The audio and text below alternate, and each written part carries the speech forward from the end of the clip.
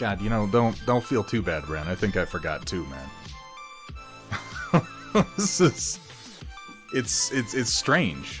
It's strange taking a break from something like this, because it's such like a flow I gotta get into, you know? So bear with me as we see if we can't feel the flow, folks. It's good to be back. Welcome in. Good to see everybody. Ren, DFW, there's Data Nerd and Kursala. Yeah, I've seen you guys recently. It's true. It's true there are live rants included with the full Thunderhead experience. They got a little bit of that. I might disappoint some people. I'm not gonna rant excessively about Obi-Wan Kenobi. I'm not gonna do it. I'll give you thoughts. If you want thoughts, I'll give you thoughts. I'll also have to ask everyone to bear with me. We might have some camera wobbles. I just got an internal capture card for my camera, and I don't feel like I have my settings all quite yet, but hopefully we won't have any more freezes. I say hopefully because we almost certainly will. What the hell? What's going on? Hold on. Hold on a second. Let me get caught up here. Unexpected, first of all. Hitting that 6-month streak. Well.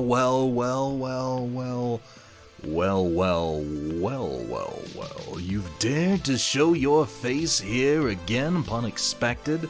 It's good to see you, man. I haven't even been like on Twitch. I haven't been really watching other streams. I was in Matt Yee's stream for like 20 minutes. This break has been really good for me as far as just like separating from social media, because that's really what I needed to do. And guys, I can't recommend it enough. It messes with your brain. And believe it or not, you do need your brain to function. Unexpected, thank you for the sub. Thank you for the support. DD Builds. What's up, man? Yeah, it's good to see. Wait, DD Builds. Do I follow you on Instagram? Remind me, people's names are different in different places sometimes. But if if I take a look at what you've made, I'm sure I'll know you. But yeah, welcome in, dude. Thank you so much for stopping in. We got a couple of follows during the break, which is always exciting. Dr. Rhino, it's not ready, man. It's not, but it's okay. The thing is, like, you think it's ready, and that probably makes you just generally feel better, which ultimately, when the trauma comes, will make it easier. I'm just gonna say, Dr. Rhino, just remember to breathe, okay? I missed you too, man. It's good to see you. Hamburg Tack hitting that 21 months, bringing the blankie party. Oh, why do we got it? Why do we got the 8-bit sweater? Why do we have to have 8-bit sweaters blankie party in there? That's such a travesty. I guess I'll keep continuing this following thing. Hamburg, it's wonderful to have you, and thank you for the support, man. Oh my. There's Roland 29. 29. Roland, you fantastic person, you. Thank you so much, dude. It's good to see you again. Yeah, it is. Yeah, Kursala has been in the office now. Kursala and Data Nerd got a look in the Thunder office. If we're following the nomenclature of just sticking the word Thunder on everything, which, like, I guess I've bought into that. I don't think I can go back on it now. So we're just gonna keep doing that. What the fuck? DD Builds, dude, 5 community gift subs. Thank you so much, man. Welcome in, I guess. Thank you for the support, my friend. Let's see who those are going to. Let's see who those are going to. I'm still working through chat here. Bear with me for just a minute. Social media is brain poison. Dude, it really is. Unexpected, it really is, man. It is. Like, I'm just gonna say, like, I am right now, as far as my overall well-being, in a much better place than I was before the June break. I am on a regular sleep schedule right now. I am taking AM and PM vitamins. I am getting daily exercise that isn't being mandated by Dr. Rhino. It is fucking incredible, and I have a long way to go. I do. And until I'm like back where I want to be, back in my prime. Wait, what am I saying? That's never gonna happen. I'm over 30. Shit. Well, anyway. It's a long road. It's a long road. That's smart, Ren. Honestly, like, I'm at a point now where I'm just like, fuck all the social media. Like, I'm trying to, like, not look at Facebook at all anymore. Because I get stuck in doom scrolling, like, real bad. I know some of you probably do it, too. And, you know, you reach a point where you're doing it, and you're like, what the fuck am I doing? Like, I'm like, I can't... Like, even if the things I'm reading are true, which a lot of them are... What is fucking happening? How are there still oh my god, Hamburg. Oh. Oh, that's why. I was like, what the fuck is this noise? Will you people stop subscribing for 5 minutes so I can get a thought out? Oh my god, I forgot how inconsiderate this stream could be sometimes. What am I doing? Hamburg, thank you so much, man.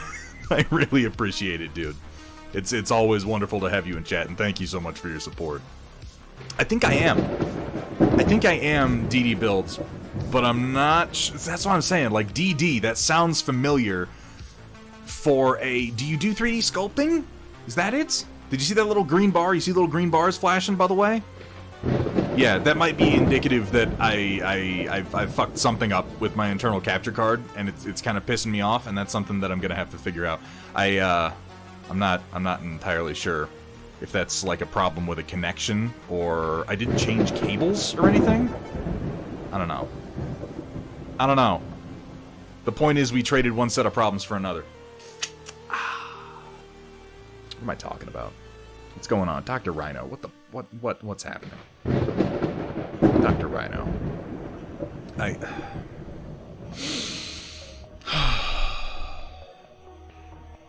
Thank you. Rhino, thank you so much for the gift subs, man.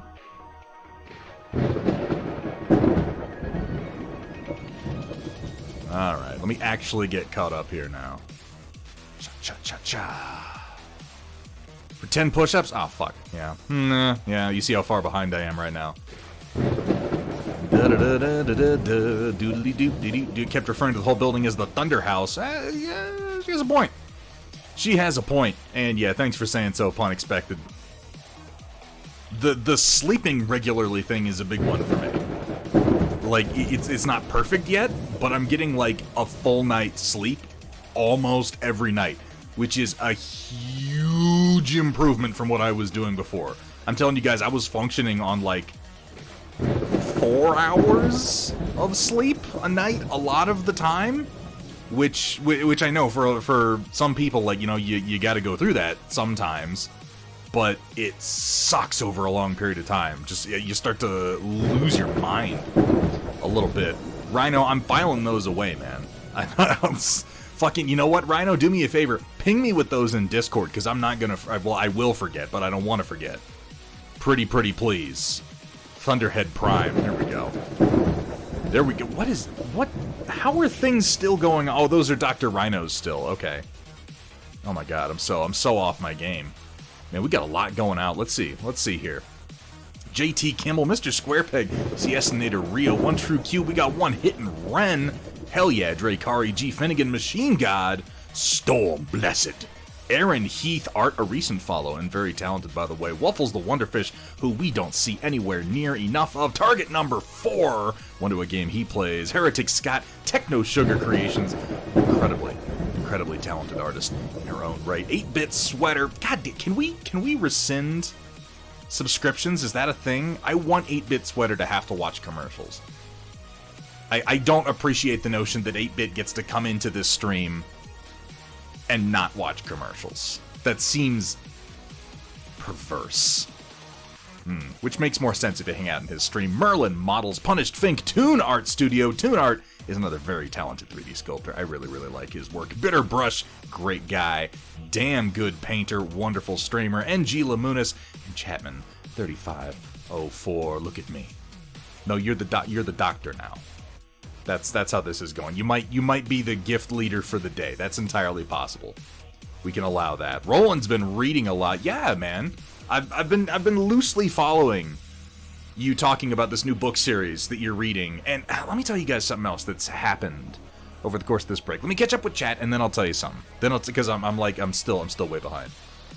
Oh, you don't do any 3D sculpts, but you'd love to learn someday. Too much on the plate as is. DD builds. I was thinking of somebody else then. But either way, welcome in, dude, and thank you. Thank you so much for the subs. And yeah, if I'm not following you yet, like, do you have, you said your name is grabbed on it. What do you do? Since I've gotten it wrong, now I feel like I want to know. DD builds, what is your passion, man? Let me know. Audio keep going good, an 80s mic for anyone else? Am I having audio problems? Please do let me know. Tell the story about Gwynny, the one where she fucking, like made your skeleton jump out of your body, because that was pretty amazing. I have to admit. See the green bars? There's the green bars. Yeah. Something's fucked up. Alright, well, you know, we'll work it out. We'll work it out. Get anything personal you wanted painted while you were off? Rocket Robin, I didn't paint a goddamn thing. I didn't paint a damn thing. And I'm really kind of glad that I didn't, because it's just been like this cleanse. I did a good amount of 3D sculpting. I did a lot of work outside. I completely ignored social media. Like, it was really just kind of like a little bit of a cleanse. I put my brushes down. I cleaned up my desk, which was nice. I did a lot of cleaning in my office. I cracked open my PC case and did the full spray out clean, which I don't do anywhere near often enough.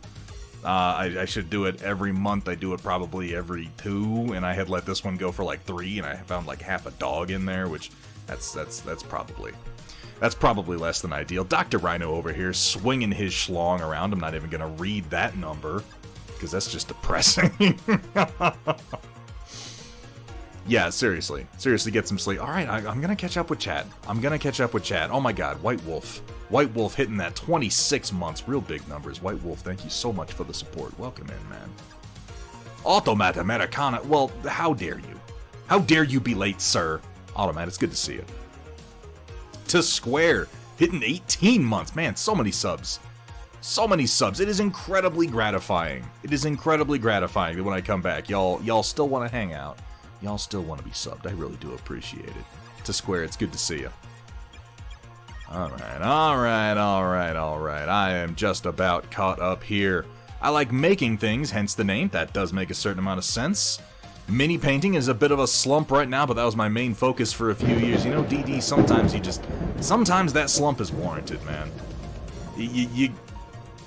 I guess there are people out there who can keep it going just all the time. And on a certain level, I'm envious of them, but it's not realistic for a lot of us, you know? Sometimes you gotta take that break. You gotta give yourself time, you gotta give yourself space, you gotta give yourself that breather. Say that I've painted 340... No! I'll say that you... I won't say that I'll say that Dr. Rhino has painted 344 models so far this year, because he's a fucking machine. He's more paintbrush now than man. Oh no, I'm hurting myself. I'm not gonna talk about Obi-Wan Kenobi. I'm not gonna do it. I'll talk about 8-Bit Sweater, though. I'll do that, because he's over there busting. What's up, 8-Bit? How you doing, dude? Somehow, Thunderhead has returned. Ooh, that was good. I should write for Disney, I feel like, maybe. Speaking of which, I'm not gonna get into it. I watched Obi-Wan Kenobi. I did, because I had to get a month of Disney anyway so I could watch fucking Doctor Strange in the Multiverse of Madness, which I also watched. You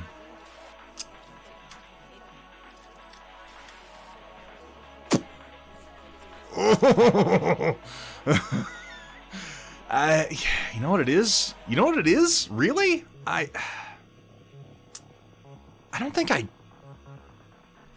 care enough to really, like I could, right now, I could go through each fucking episode and hammer each point and be like, this is why this is dumb, this is why this is dumb, this is why this doesn't make sense, this is a nitpick, this is a plot hole, this is bad writing, this is shitty character. Like, I could do all of that.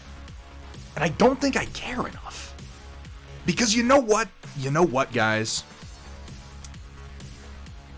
It's fine. It's fine. It watches like like just a weirdly cheap television show, and I guess that's what it is. And a lot of it doesn't make sense, and then some other things are okay, and there are parts of it that are good, and I'm like, I liked this scene the first time I saw it when they did it in Rebels, or I liked this scene the first time I saw it when they did it in Fallen Order, because that happened multiple times. And I just don't think I care. Fucking, whatever. You know, at a certain point, I start to bore even myself, so I'm not gonna go any more into it than that. I did watch Doctor Strange in the Multiverse of Madness. I have to agree generally with Ren's assessment. It was certainly a Marvel film. You know what? I will actually say that I have a very similar feeling on that to what I have on Obi-Wan Kenobi, where it's like there are individual moments that I could go in and pull out like a 30-second segment and go, this was fun. This thing that happened here, this individual event, this was fun. How it all then stitches together into a story is like, yeah? But it's fine, right? What am I gonna do? What am I gonna do? Because ultimately, I paid them the money. And you know what the secret is? It's not a secret. It's just how this is lined up now. With things like Obi-Wan Kenobi, that you have to realize is... Because I'm thinking, like, you know, because I'm the fucking edgelord that I am, I'm like, how can I give Disney no money without being a pirate? Because I don't like pirating things. I really... if I'm going to consume media, I want to pay the person who made the media for the media that I'm consuming. There's no judgment on anybody for anything that they choose to do. That's just me. And so I got to thinking, like, you know, what's logically the way that I give the least amount of money to still consume this media is do the thing where I get 1 month, watch it, and then cancel. And I realized, like, they still got me. They still got me because they got me in for that 1 month. And they're gonna do it again with something else that they release, where I'm like, well, I'm just gonna pay for the 1 month to watch the thing and then cancel. Like, they're gonna probably keep getting me. And I started to understand the thought process behind Obi-Wan and Boba Fett and these other ones that are coming out, bam, bam, bam, rapid fire. They don't have to be good, because they're not making commercial money, and they don't give a shit if you watch all the episodes or not. If you just get 1 month to watch the first episode so you can go, this fucking show is stupid and I knew it, I'm gonna go record a YouTube video. Star Wars! If you do that, they still got their money. It's just about, like, it's a buffet. You know, it's the same logic as going to, like, a Chinese buffet. Nothing there is really good. You know what I mean? Now, obviously, I'm sure that you're saying to yourself, oh, but Thunderhead, this is one buffet near my house, and it's really awesome. I'm sure it is. But the concept of the Chinese buffet, nothing there is really all that good individually, but there's a lot of it. There's as much of it as you want, and there's a huge variety of it. And, I mean, this is ultimately the future of the streaming model, at least for a time. And clearly Disney is embracing that, because they're just like, just hammering them out. Like, fuck it, this is Obi-Wan. We don't have a story. Fucking take this script for a movie and stretch it into 6 episodes and fucking... Like, oh, but our CGI looks like garbage. Like, nobody will fucking notice. It doesn't matter. Just put Darth Vader in it. It'll be fine. The makeup looks like shit. Nobody fucking cares. Do a backdoor pilot for another show. Nobody likes the character. Whatever. They'll fucking watch it. The point is, they'll look at it and they'll say, but I have access to 20 Star Wars shows. Does it matter that 15 of them are just like, fucking whatever? No. It's that you see a lot of things on the shelf. And, I guess in a weird roundabout way, that is me talking about Obi-Wan Kenobi. That is sort of my rant on it, is just its role in the larger scheme of the Disney streaming model. I would say that Moon Knight is the same thing, where it's like I watched Moon Knight and I don't remember what it was about now. Like as soon as I finished watching it, it just went right out the other ear. Like, okay, yeah. I think Oscar Isaac was in it. Other than that, I don't fucking know what happened. You're just as good doing that, Automat. You might as well. You'll get all the impressions online anyway, man. Almost finished with Clone Wars, moving into Season 6 soon. After that, we're gonna watch Mando. Then I'm gonna make her watch only anime. You gonna watch Season 7? At least watch the last 4 episodes of Season 7 of Clone Wars, because that's the shit.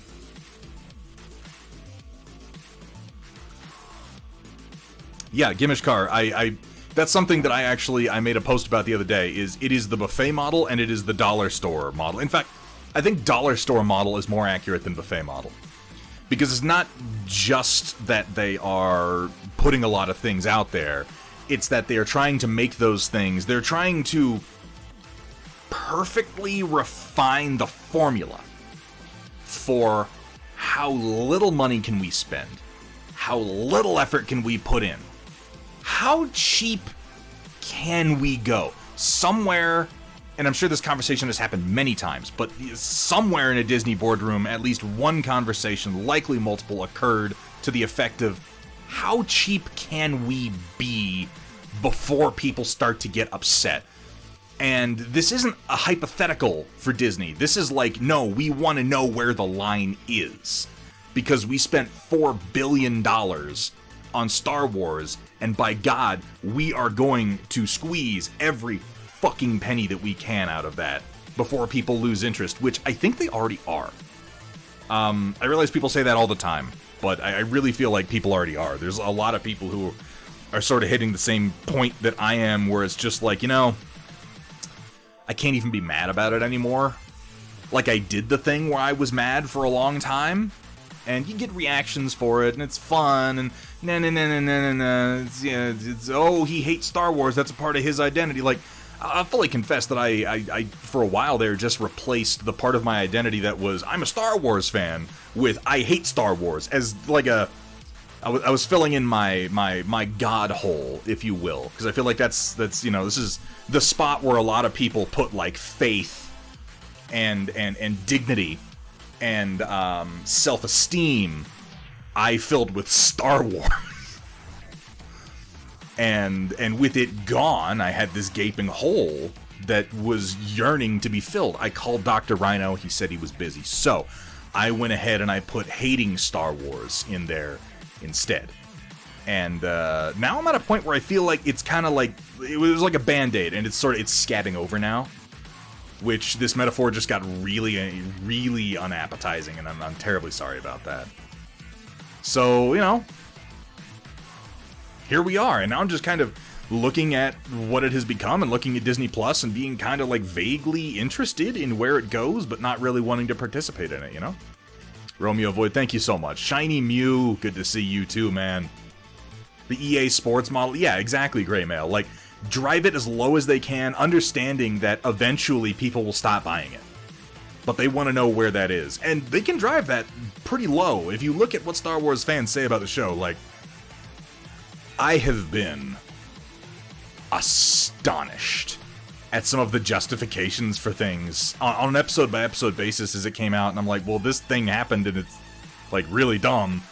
And I hear people, like, writing novels about... There was an incident in one of the episodes where somebody was shooting ship-sized blaster cannons at a person, and the person has, like, a lightsaber, and they were deflecting some of them, and other ones were hitting the ground around them, but nothing was really happening, because it was, like, really cheap special effects. Like, it's really funny if you watch it now. And there's, like, the dumbest argument you can imagine about this going on about, little ship blaster cannon should be able to launch a person 5 feet. In the book, The Revenge of Darth Vader's Voodoo Hide Helmet, it talks about how the blaster cannons yield. And then somebody else comes in with, well, but in Star Wars Starfighter, you could modulate the power of your blaster cannons up and down, and that's probably what they were doing. And I'm like,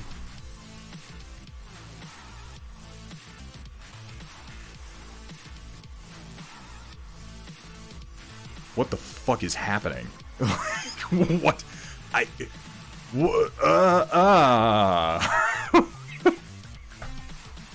might as well not even write the fucking shows at this point. Just to have things happen. Just do memes into the camera. Which is basically what they did. A lot of the show was just memes. And then have Darth Vader wander through periodically, and people will write the whole goddamn thing for you. It does not matter what's in the show, or what you thought of. It is a bizarre fandom. But you know what? All that said, and all my complaining aside, it's fine. If you like the show, God bless you. Somebody has to, and I'm glad that you're able to enjoy these things. But yeah, okay. I enjoyed Doctor Strange. I had similar feelings on it. I feel like it was overall higher quality. I don't really have very strong feelings on Doctor Strange and the Multiverse of Madness. It's fun. It's fun. Can we do spoilers? It might be too early for spoilers. I'm not going to do spoilers, because there are some spoilers for Doctor Strange that are just, like I said, little 30-second snippets of the movie, where if you pull it out, they're like really a lot of fun, and I feel like most of them spoil that, and I don't want to spoil that. Like, some characters show up, some actors playing characters you don't expect, and you're like, oh shit, that's pretty cool. I like that. And then it's like over, and you're onto something you don't give a shit about. And then Doctor Strange has a cloak made out of damned souls, and I'm like, what the fuck? Okay. Just watch it. It's fun. It's fine. It's fine. God. What did I watch that I liked? Did I watch anything over the break that I enjoyed? I watched The Northman. I enjoyed The Northman. That was quite fun. I'm watching The Boys Season 3. Anyone else out there watching The Boys with me? I assume a good number of you are. Shiny Mew, thank you very much. My lord can kick your lord's ass. Oh my god, he's gonna fire your dad. Yeah, no, it's that kind of stupid shit, pun expected. The feeling I kept getting was that I was watching a fan film. And there are even scenes in, I'll just say right now, there's a scene in Obi-Wan Kenobi where Darth Vader beats somebody up just using the Force. Like he's got Hulk hands made out of Force power, you know? And I'm like, this is literally something I saw in a Star Wars fan film in 2003? I want to say it was 2003, back when the Force.net was still going on. I'm like, this is just a fan film. Like, okay. I guess Hayden Christensen got to do a voice. That's cool. Good for you. Know what? Maybe that's the best thing to come out of that show. Hayden Christensen got fucking paid, and bless that man for the shit that he's put up with. Might watch Dougram next. Enjoy, Gimishkar. Elise, don't worry, I won't. I'm pretty strongly aligned against spoilers for almost anything. I don't even watch movie trailers for the most part anymore. I did watch the movie trailer for Black Adam. That did happen. I can't be like... That's another one. Like, I can't feel too much about it. I'm just like, it's gonna come out. That'll probably be fine. You know? I mean, it's got Pierce Brosnan as Dr. Fate, which I'm like, yeah, sure. It's got Hawkman in it, like... I thought I saw Atom Smasher, so he got like the, what is that, like Justice Society of America? Sure, I'll watch that. I have nothing left. I have no fire to burn against it. Yeah, I was pretty sure that was Atom Smasher, because he embiggens pretty exclusively. Sunday's my birthday. Oh my god, Dr. Rhino. I want to rant about how great of a game we're going to design and why people aren't ready for it. You know, Dr. Rhino, for you, I will put together some thoughts on that.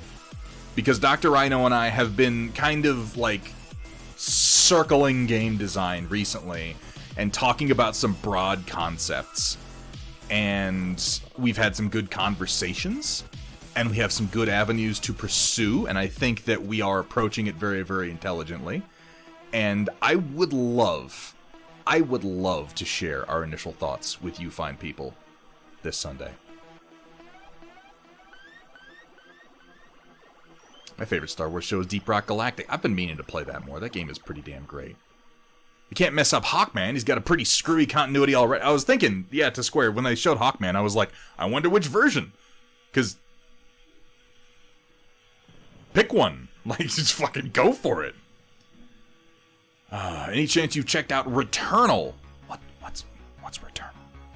I don't know what that is. Oh, Kursala, I owe you a document. Yes. I was typing some thoughts, and I got distracted, and I didn't send it to you. But yeah, I'll get you that. Yeah, Kursala and I also sat down and enjoyed a freshly designed tabletop mech-based war game of Kursala and Data Nerd's own design, and it played really well for being as fresh, as incredibly. I'm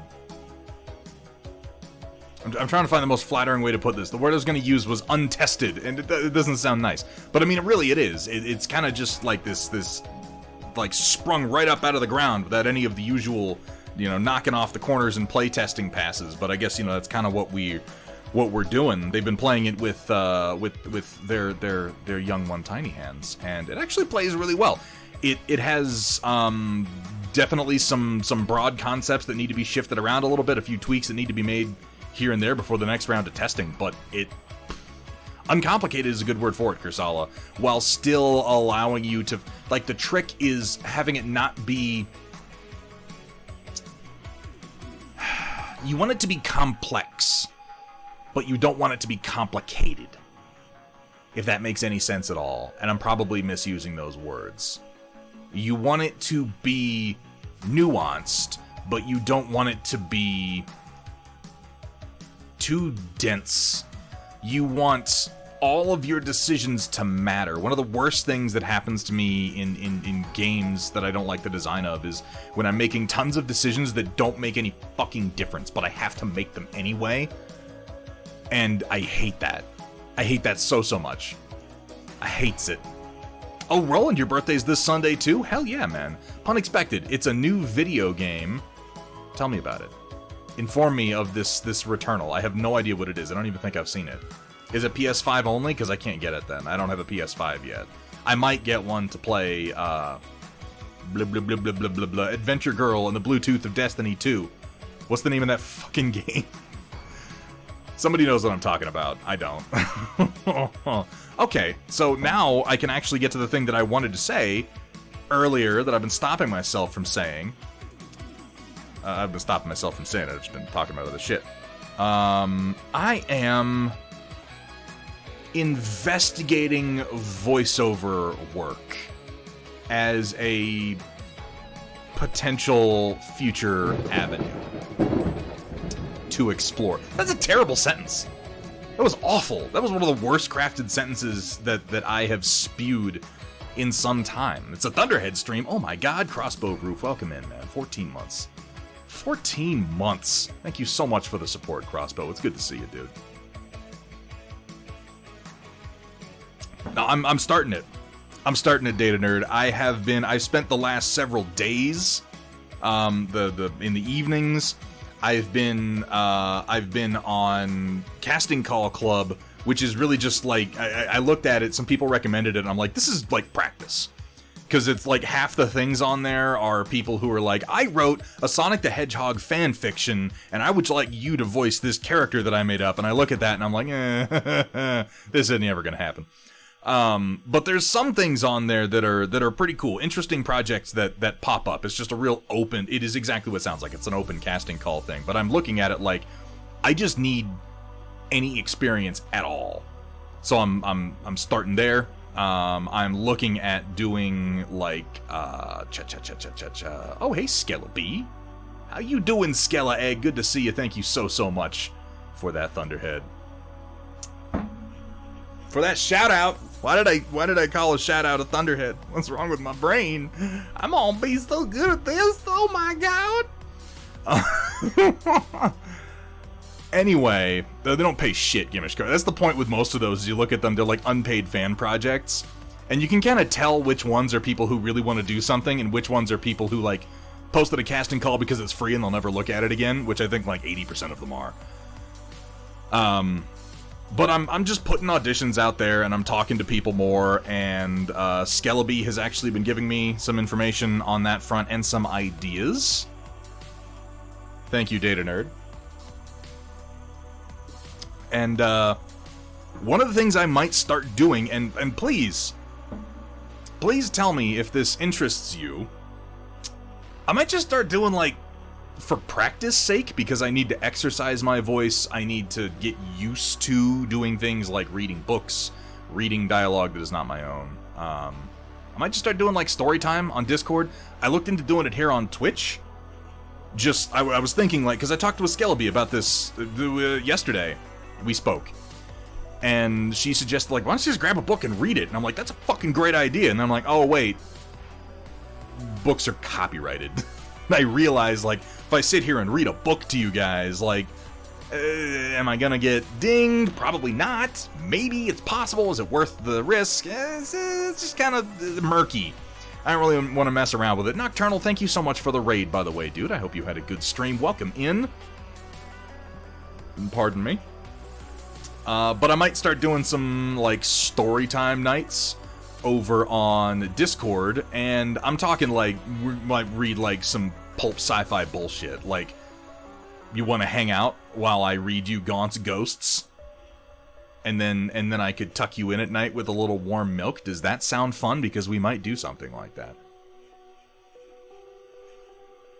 You can do it, Rockin' Robin, but you, as far as I know, you have to either read something that is... And like, if people have more information on this than I do, please do let me know, because this is something I only started investigating last night, and I thought I might do it tonight, but then I was like, I clearly don't understand the nuances of it yet, and I wanted to give it some more time. But the... like, things that are in the public domain, that's fine. Things that you have permission from the author to read, that's fine. But, like, if I'm sitting here reading, like, Black Library shit, I don't know. I don't know. Like, maybe if I don't keep a VOD of it, but either way, I think I'm going to start doing some more... The point of all this, if I can stop getting lost in the weeds, the point of all this is that I'm going to start doing some projects here on the stream that are more focused on me just exercising my voice and getting more experience with more narrative-driven and character stuff. So if that interests you, we'll be doing more of it right here, and we'll be doing more of it over on the Discord, which isn't over there. I'm pointing at my wall. But I think also down there might be a button from your perspective that you could click on that would take you over there. A chapter of The Hobbit yeah, like that that's kind of what I'm thinking. A VTuber read the first 3 Horus Heresy books on Twitch. Well, see, that's what I'm thinking, Ren. It's one of those things where it's like, is anyone likely to give a shit? No, I'm not sitting here with like 1,000 viewers or anything like that. Then maybe they might. I don't know. We'll figure it out. We'll figure it out. The point is, we's gonna do it. JunglePlague, good to see you, man. Well, I'm sorry. I've been catching up. I've been catching up with people. JunglePlague. I've promised JunglePlague some 3D sculpting because JunglePlague has very kindly provided me with the art for a Battletech Panther that they have designed, based around my concept for the D-Scene Battletech mechs. And I told JunglePlague earlier, we're going to be working on it tonight. I apologize, JunglePlague, we might not. But that is my next mech project. I actually started it before the stream. I started working on the feet, but the Panther is in progress right now, and I'm planning on rolling that forward right into Project Dark Fox's D-Scene designs, because we have about 3 of them right now to work through. So we should have some new mechs for you here in the immediate future. Read the Warhammer books is considered educational. There you go, Skillop. I'm going to read you the 5th edition Space Marine Codex. Yeah, I could see that being something. Yeah.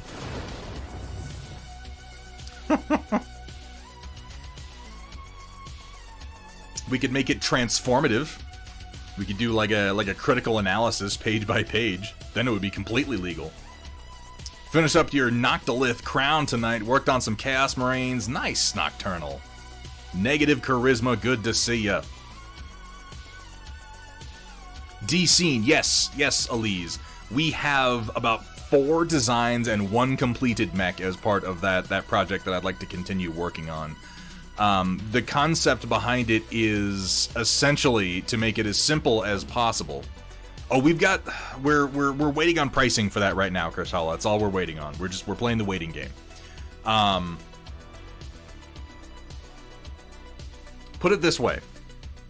In the 80s, the American artists for Battletech were, how to put this kindly, less experienced than their Japanese counterparts. And as a direct result of that, there are a number of Japanese designs borrowed for the original run of Battletech that are fantastic. And then their American design counterparts, which are unfortunate, I think is the most diplomatic way I can put it. So the idea is to take the American designed battle mech art from the 1980s and filter it backwards through the imaginary lens of specifically the talented Japanese mecha artist Kunio Okawara, who did Fang of the Sun Dougram and Mobile Suit Gundam, and come up with what those designs might have looked like through that 80s anime lens. And JunglePlague, you don't mind me sharing your business. I hope. I do hope. Hang on. Oh, we're gonna do a Zaku, Dr. Rhino. I've got a Dougram that I need to paint. What I need from you, Dr. Rhino, is to watch Fang of the Sun Dougram and then paint a Dougram with me. Though a Zaku is certainly in a close second for me. Hang on, let me get this pulled up.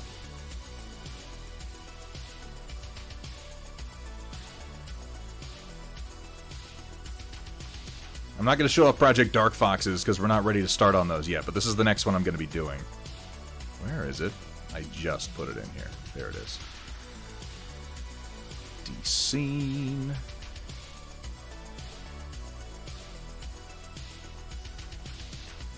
This is our primary concept that we're going to be working with, along with a few other small sketches from JunglePlague. And by the way, JunglePlague, thank you so much for sending these my way to work on. I've been kind of staring at them over the last few hours and contemplating my starting point. I started to modify the legs of my Dougram and figure out the scaling on this guy, because he's going to be notably smaller than the other mechs that we have. If you go to my Thingiverse, you can see some similarly designed mechs, because I made sculpts of nearly all of the mechs from Fang of the Sun Dougram, which then later got ported over into Battletech, specifically my Thunderbolt, my Wolverine, Shadowhawk, Griffin, Battlemaster, and I had another one in there.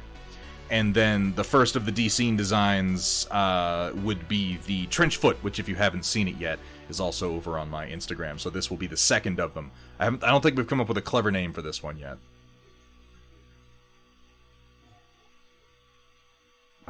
It's very cool, though. It's really an excellent design. I love the whole style of it. Just I love the kind of the blockier aesthetic. I love the way that these artists at the time used essentially skirting to cover up for difficult mechanical details. I am absolutely nocturnal, so please feel free to submit to that. But, like, you see, the hip joints have always been a difficult mechanical detail. They went ahead and used, like, flexible skirting and this sort of socket joint system to cover that up and make it easier to animate, easier to move. I really like that. Same thing with the ankles. It's an overall aesthetic that really appeals to me, more than a lot of the more modern American Battletech mecha designs, which are very... Like, the new CGL ones are really good. They're better than the MechWarrior Online ones, but there's still this tendency these days to just make them stomping rectangles with the occasional servo motor. And I feel like there's a lot more personality in these designs, and I really like how you've done, like, little panther ears, which we have an alternative design for this that uses antenna. I like how there's like the little claws on the backs of the hands. Like everything about this is... damn it, Kursala, I told you to stop making up animals. Anyway, we're going to be working on that here.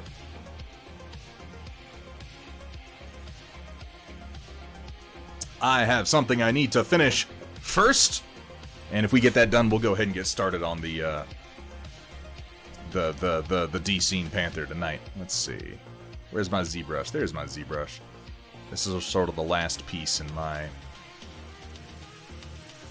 Crystal Badlands terrain set that I've been kind of working on as a bit of a palette cleanser. I've been working on, and I'll just show you, why the hell not? I've been working on this Magma Complex terrain set here with Dr. Rhino. We have a few other pieces for it, but I've been building out like the pipelines and how everything fits together and everything. And I wanted to do these Crystal Badlands pieces to go with it, so I went ahead and got started on those. And I've got 1, 2, 3, 4, 5, 6, 7 pieces of this done. I have all of these ones so far test printed. I want to work on number 8 right now, and then I'll have all the big pieces done.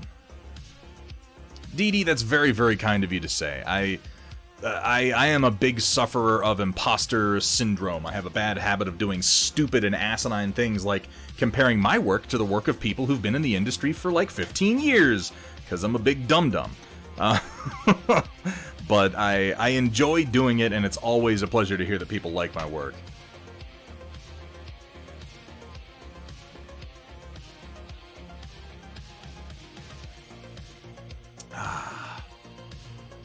Tend to prefer stomping main battle tanks than and you know what, Automat, like, I've started to kind of, particularly since I've been on the stream and I've talked to a lot of people who are also fans of Battletech, I've come to appreciate that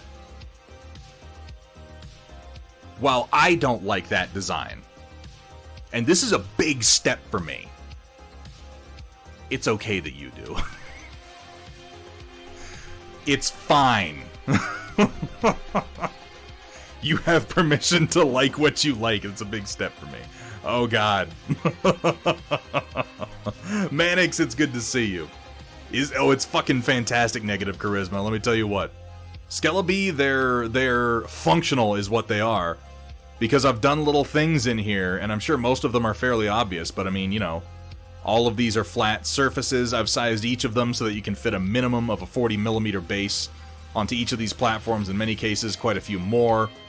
Everything is standardized to 1-inch intervals, so if you start going up tiers here, it's 1, 2, 3, 4 inches all the way to the top. Like, it's designed to make gameplay easy. It's designed so that it's like, oh, I got knocked off this cliff. How far did I fall? Well, 1, 2, 3, you fell 4 inches. Okay, there you go. I like my terrain to conform to these easy dimensions.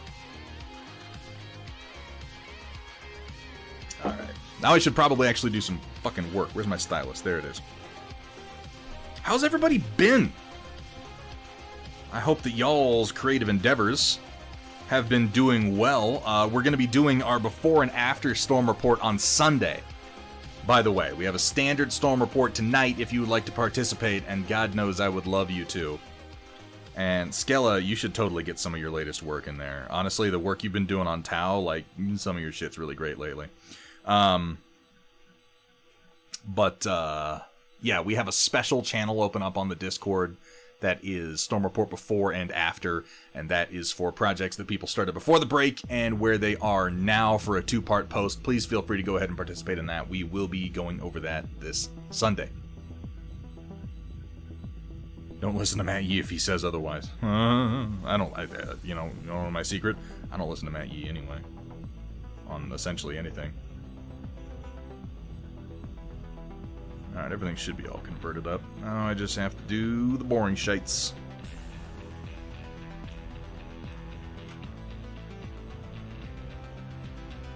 Make all that mesh disappear.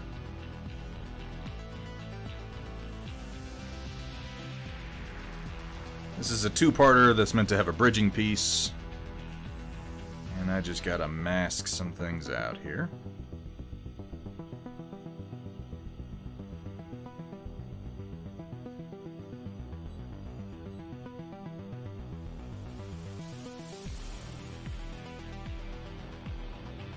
Yeah, I can't say if doing voiceover work is something that I'm like, I really want to do. It just seems interesting, and I would like to try it before I make any kind of a decision on how I feel about it, which I realize sounds really, really obvious, but I'm pursuing it at this point.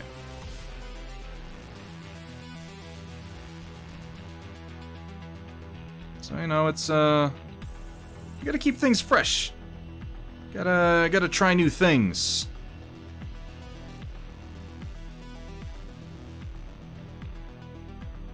By the way, I hope the drive back was just fine, Kursala and Data Nerd. I don't know that I asked. God, I'm so rude.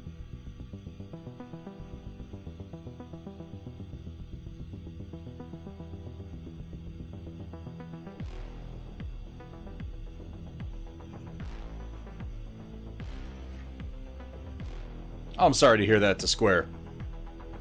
Yeah, I understand how that can go, man. Take care of yourself. Shit was boring out of mix. That makes sense. That makes sense. I saw that, Ren. I did. And thank you for saying so, DD. Yeah, it's, we'll see where it goes. We'll see where it goes. I'm putting literally no eggs in that basket, but it just seems fun to me. Well, the thing is, like, I used to act on stage. Fucking, like, a lifetime ago. When I was in high school, and for a little while afterwards, I was involved in a local community theater, which it wasn't exactly Broadway, but I really enjoyed it, and I haven't done it for a long time.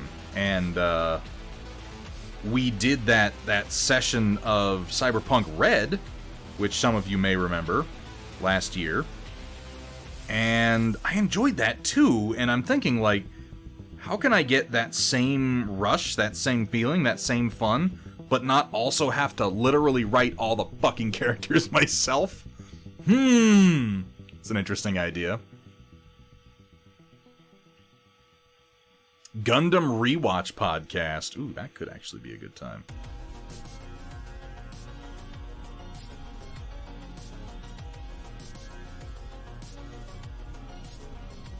I have this problem when it comes to content creation, and it's something that I'm slowly getting better at, but it's like, I actually did some recording over the break, but I didn't produce a video for one reason, and it's the same realization I keep coming up against, which is, I fucking hate video production. I like actually editing video, like producing it, drives me fucking crazy. I have like almost no interest in it, and that is like, should I just shut the hell up and knuckle down and get it done anyway and be a somewhat capable adult human being who has any work ethic at all? I mean, probably. But it makes it very difficult to maintain the momentum. So projects where I can just dump my work on other people and go, here, you fucking edit this. Like, that's great.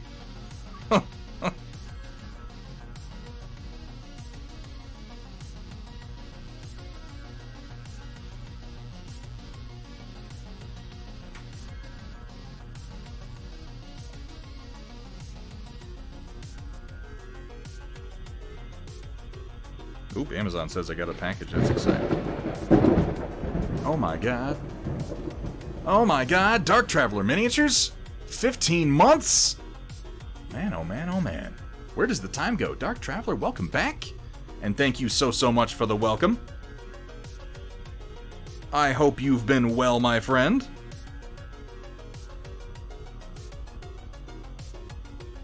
And thank you so much for the sub. Thank you, honestly, you guys. You guys with your subs today. Way to make a guy feel welcome. Thank you all so much for your support. Thank you for bearing with me as I take my little content break. And I do hope that you will stick around for all of the exciting things to come in the near future.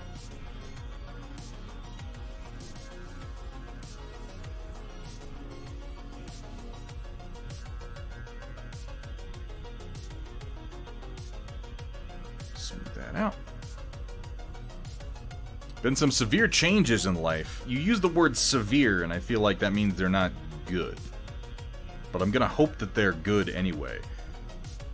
I guess that's more of a connotation, isn't it? Like, severe, the connotation is bad, but it's not explicitly bad, so I'm gonna hope you're like, it was severely great. I confess I have my doubts.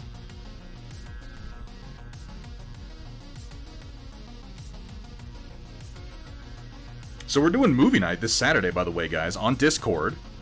We are going to conclude a few epic sagas of film watching that we have been doing on our Discord movie nights. Specifically, we're going to be watching Mythica 5, The God Slayer, also known as Matt Mercer just flipping the fuck out for like an hour and a half, which is great.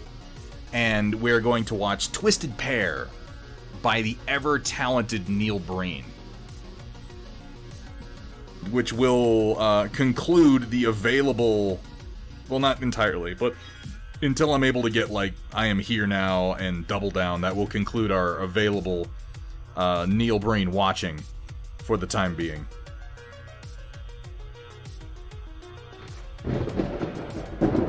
Vergata Rung, gotta get some of that Breen. Hell yeah, Vergata Rung, good to see you, man. Skelebi, I consider myself very lucky to have people like you as a resource, just for things like the conversation yesterday when I'm like, I want to start a thing, I don't know where to put my foot first for the first step. Can you just point me in the right direction? And you have been very, very helpful in that sense. I would ask Chaotic Harmony, but that would just get me, like, banned from MechWarrior Online.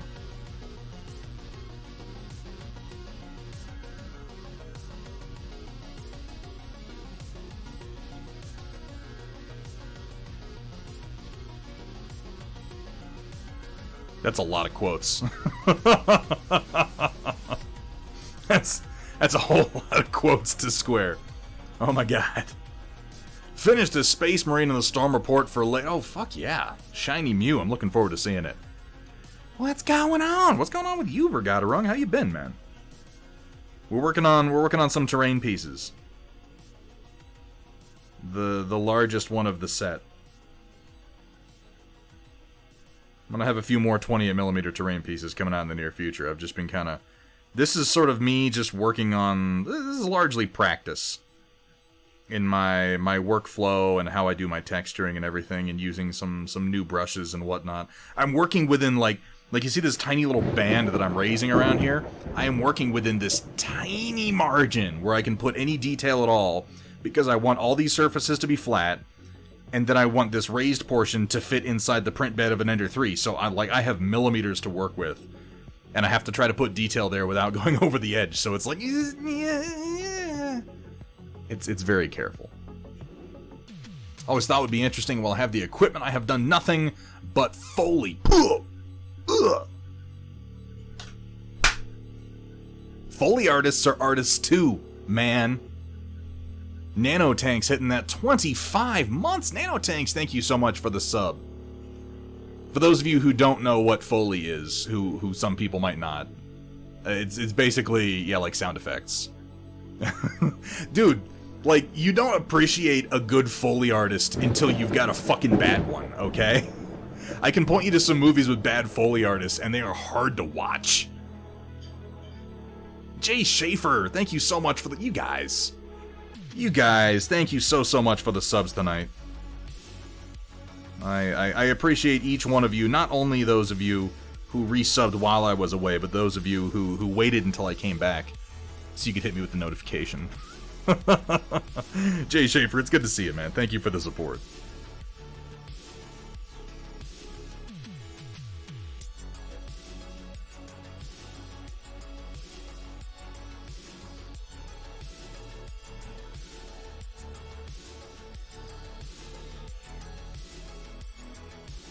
Alright, now to do a little extra.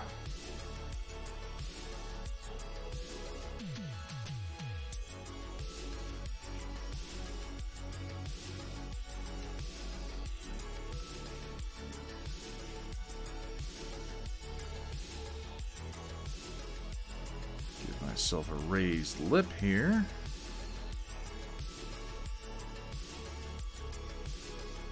Yeah. Yeah, Vergaderung. Those missile effects, man, they look really good in person.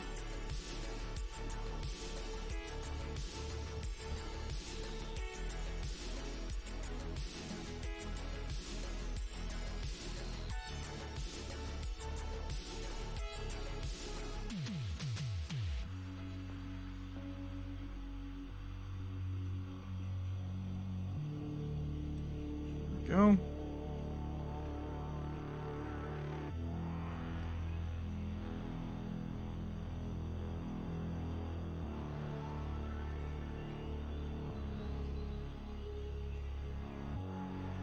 Really, a few of those minis, like, because I'll generally get prints or files for a lot of Kursala's designs too, but some of those I hadn't seen in person yet, and I really liked. That one that you had Project Dark Fox do the concept art for, man, I really like that one. I should remember the name of it offhand, but I don't. I'd have to look.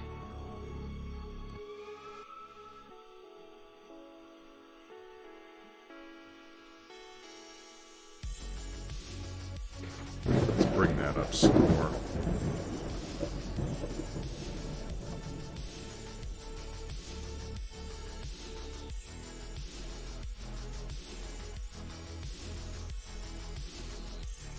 Man, oh man, Stoneless B.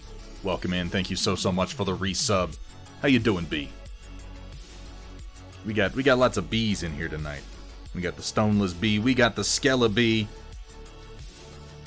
Eric the Half a B. Ooh, that's a dated reference. What am I saying? All my references are dated.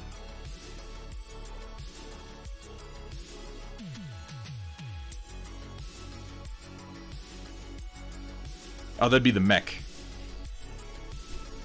Jay Schaefer, this is ZBrush, which is an incredibly powerful piece of software.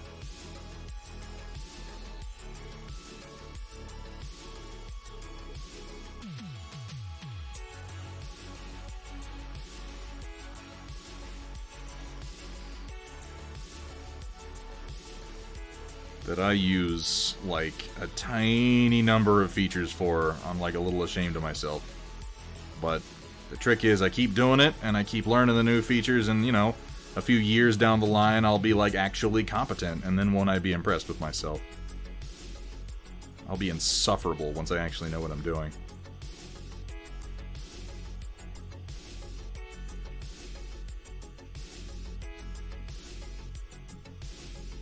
The Makaira, yes, thank you.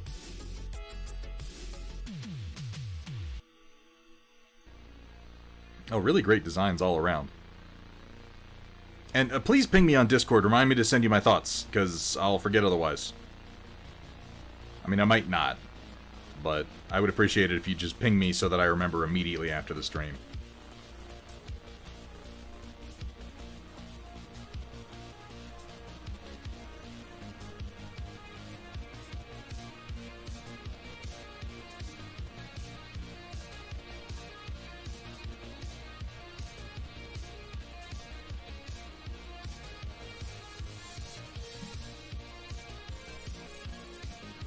Well, in fairness, Negative Charisma, if I truly were, you probably wouldn't be here. That's always a good sign.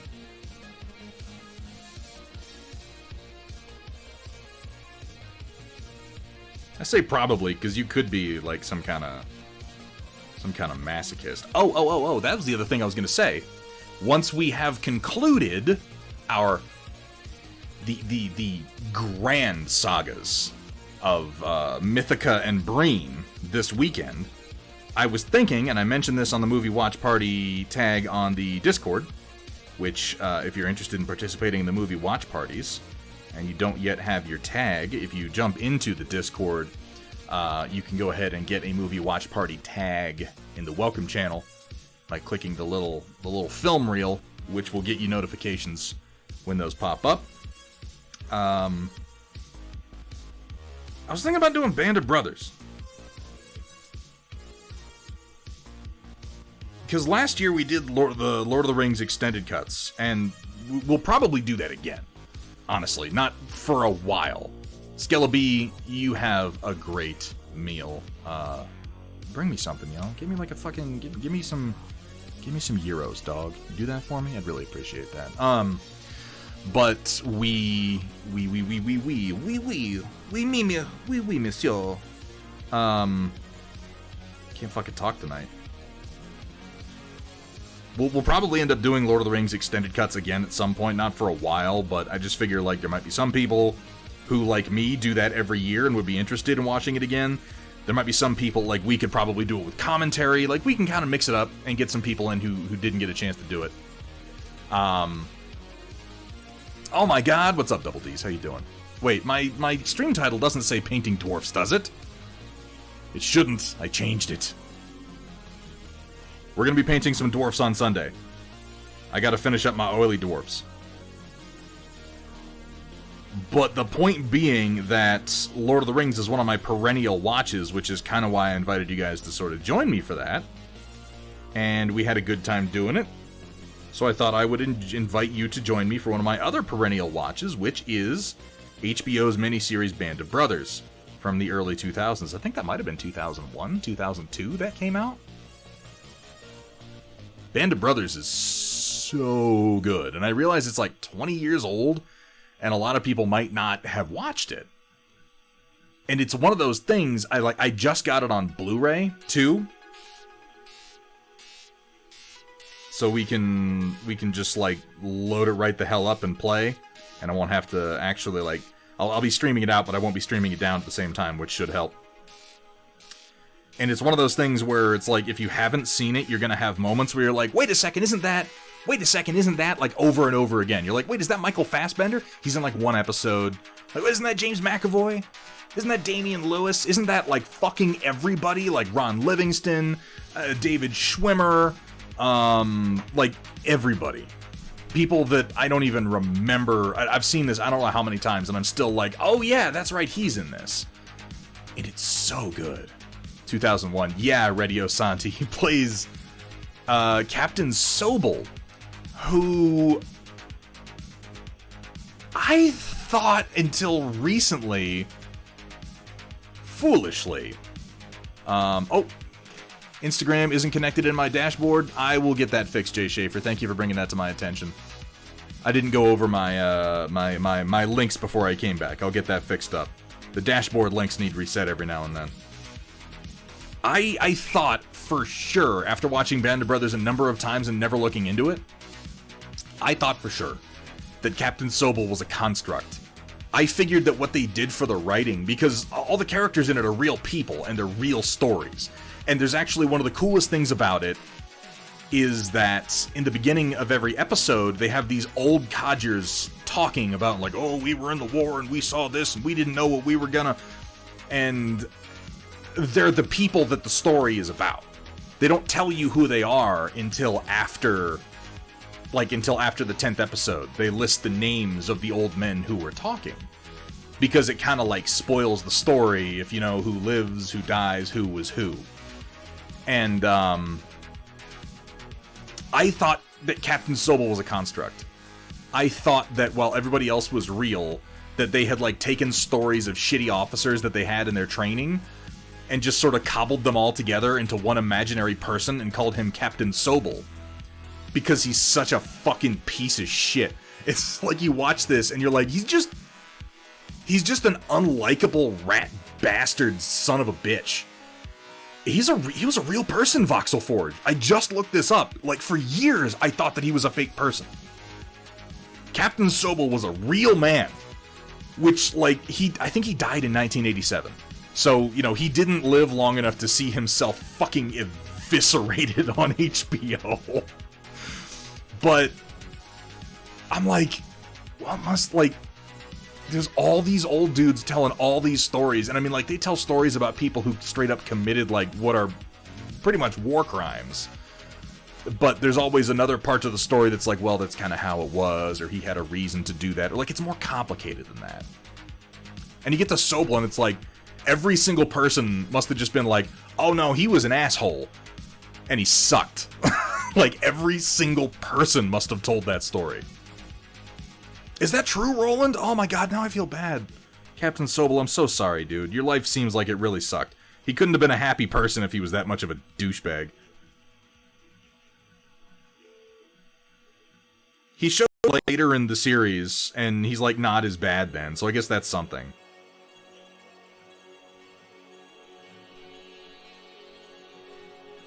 But he's their training officer for Easy Company of the what are they, the 506th Regiment of the 101st Airborne? Oh my god, everybody knows more about Captain Sobel than I do. He did? Oh god, okay. I'm not gonna say mean things about Captain Sobel, because apparently he had a real hard life after the war. I mean, all those guys did, the ones who survived. But the ultimate point of it, Generation Kill. Generation Kill was a good show too, Automat. I haven't watched that one in a while, but I should. It never quite became one of my perennial watches like Band of Brothers. The Pacific also never quite made it into my list of perennial watches because the Pacific is equally good, but it was just a very different war, and like, it might sound sick to say it's not as much fun as the European theater, but it isn't at all. The Pacific theater was just... Oh god, it was terrible. And depressing.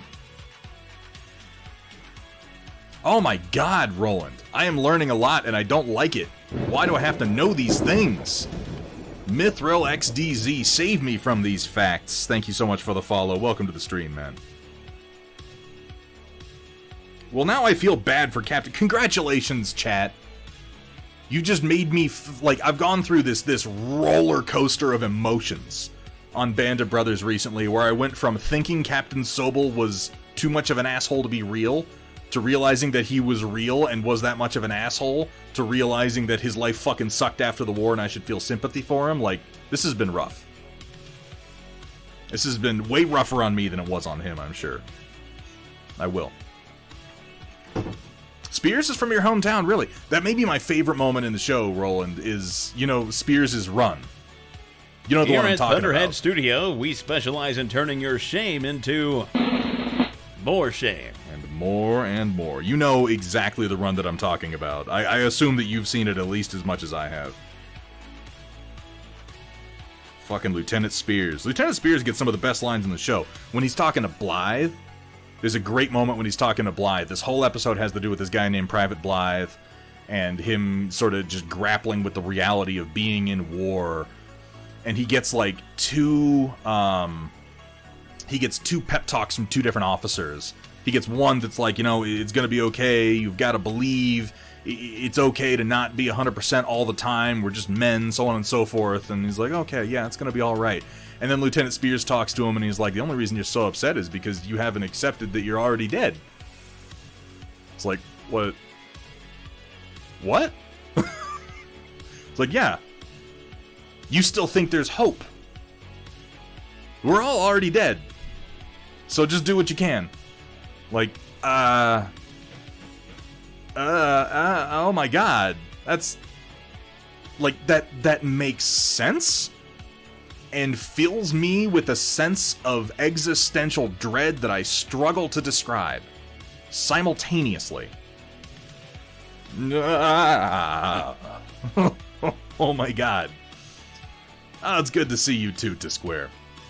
Chem teacher was 82nd Airborne on D-Day. That's some shit. That's some shit, Crossbow.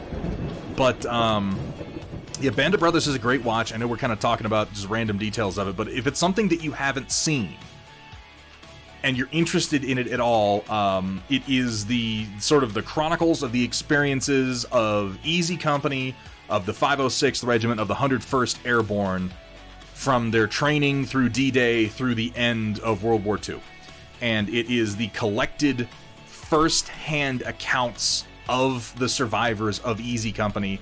It's based largely on a book that was written, who I should know what the book is and who wrote it, which was, of course, of those gathered accounts, and then also some more interviews and accounts that were done after the fact.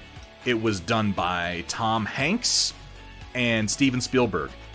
And it is so good. Stephen Ambrose, thank you. Yeah, I figured the name of it was probably Band of Brothers, but I couldn't remember who wrote it. Thank you, Roland. It's so good. I'm not gonna... Sumitha, thank you so much, man. Thank you so much for the 26 months. Thank you for the support. Wonderful to see you in chat, my friend. I want to stress it's not an easy watch. So, like, if you're one of those people who's, like, squeamish about realistic depictions of violence or just outright tragedy in some cases, like, if it really affects you, if you watch other... Like, if you couldn't handle Saving Private Ryan, which I wouldn't even judge you for, that movie's really, really rough but entirely fictional, like, you're gonna struggle with Band of Brothers. But it's all, like... It's one of the closest things we have to a real account of things that happened on the ground during that war, and it's so good. As far as being a dramatization rather than a documentary. And it is one of those where you're gonna recognize like every actor in it. You're gonna be like, oh my god, he's like 17 years old. What's he doing in this?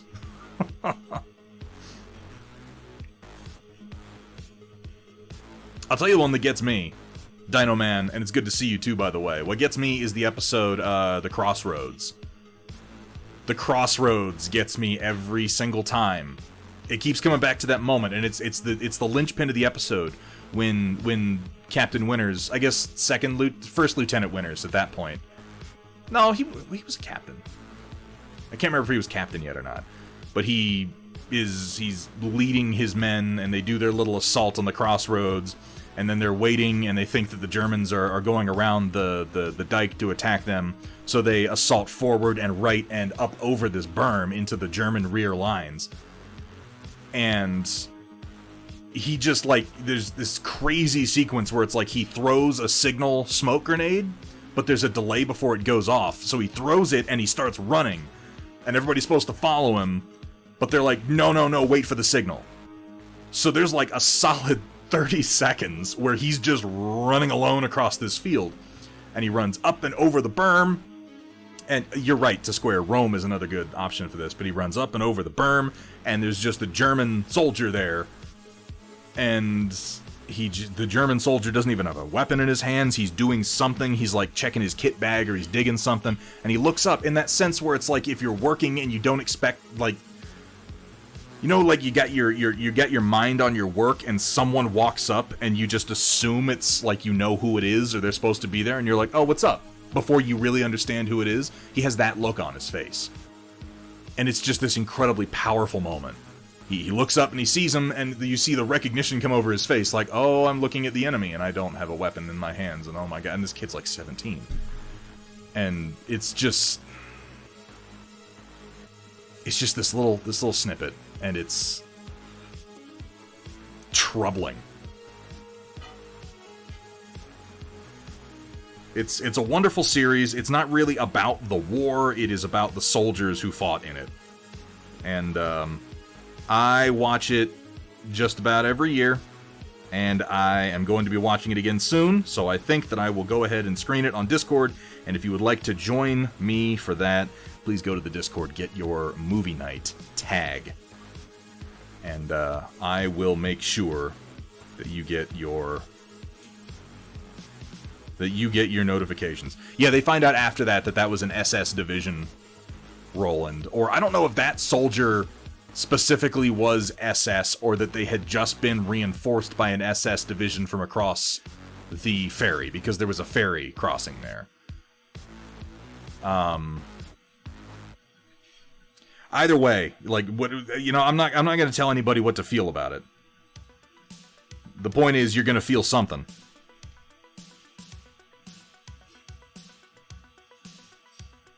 It will give you the feels. It also is one of the most perfect illustrations I can give of when I talk about, like, the kind of tactical and strategic combat that I enjoy in fiction. And this is non-fictional combat, which is why it plays so well. But, like, when there are engagements going on, you have this strong sense of geography. You have this strong sense of where people are, who people are, what they're doing, why they're doing it, what they're trying to accomplish. And it's fantastic.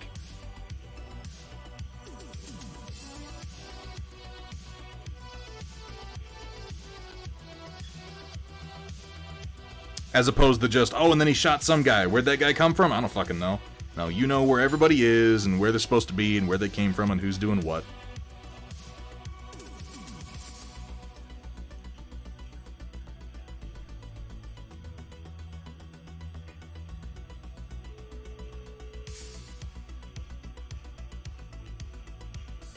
Alright, let's do a little detailing.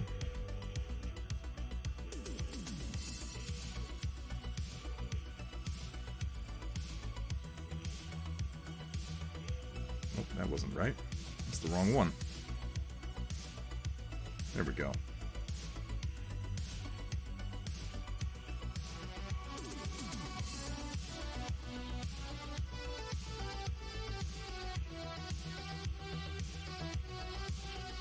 Oh, we'd love to have you, Dino Man. Film professor was a B-2 pilot in the war, wrote a film similar to Band of Brothers from the perspective of the pilots. He was the script, and we had an assignment where we pitched the movie, then we found out he used our pitches to pitch the movie to Paramount. That son of a bitch! Oh. You got had, Happy Heretic. Did they make it? Is that a thing that exists?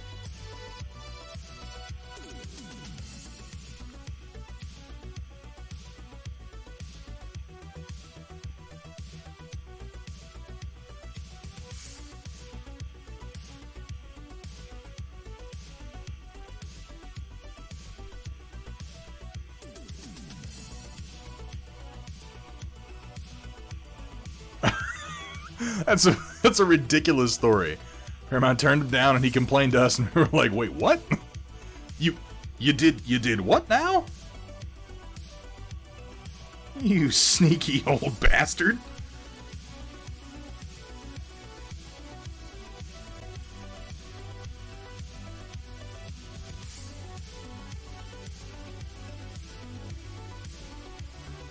Went to Paramount and Paramount said, into the garbage chute, Flyboy. And you were like, no, that's the wrong. That's like a whole franchise.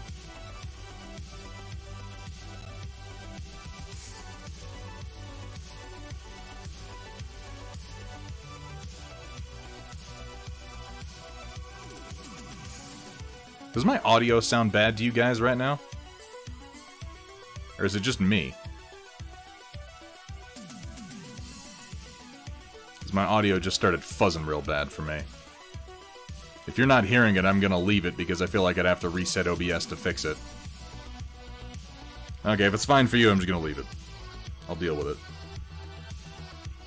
It's my interface that does this to me sometimes.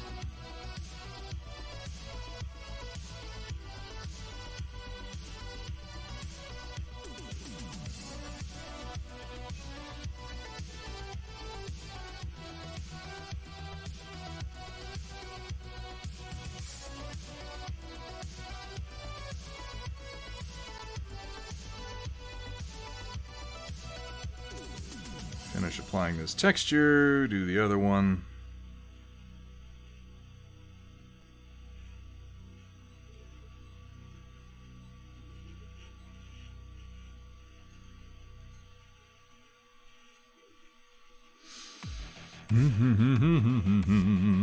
New series coming out this year called Masters of the Air on Apple TV. It's about American bomber crews in World War II. They're kind of getting me on Apple TV with their, like, documentary series stuff lately. Dragon Printer. Their Prehistoric World is like really good. And not documentary, but Tom Hanks did Greyhound for Apple TV, and Greyhound is like a lot of fun to watch. It's very Saving Private Ryan-esque in that it's sort of real events that are dramatized and then sort of like different events from different times and people that are all brought together into one story to tell a really, really dramatic story. More like this is something that could have happened rather than this is something that did happen. And Greyhound was a lot of fun to watch. I really enjoyed that. But then, you know, if someone's like, Tom Hanks did something to do with World War II, I'm gonna watch it.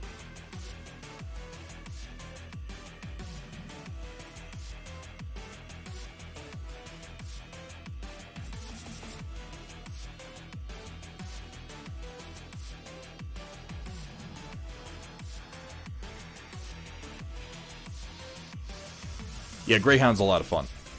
Of course, I'll really enjoy listening to military commanders just, like, shouting very precise orders at one another because I'm a weirdo. It's like the same reason I enjoy watching Star Trek The Next Generation, you know? It's like competence porn. Like, I get off on watching people be really, really good at their job and working together. I'm like, oh, yeah. Oh, solve that problem professionally. Ooh.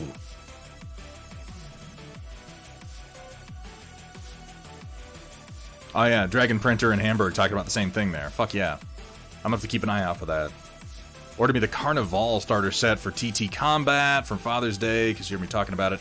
Currently sitting in the USPS distribution center in Orlando and is scheduled to be delivered next week, because USPS ain't gonna explain shit yet. Tell me about it. I ordered like $250 worth of models for Maelstrom's Edge from Spiral Arm Studios.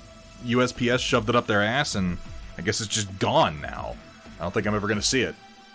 Like, it made it here, and then it fucking disappeared into the system.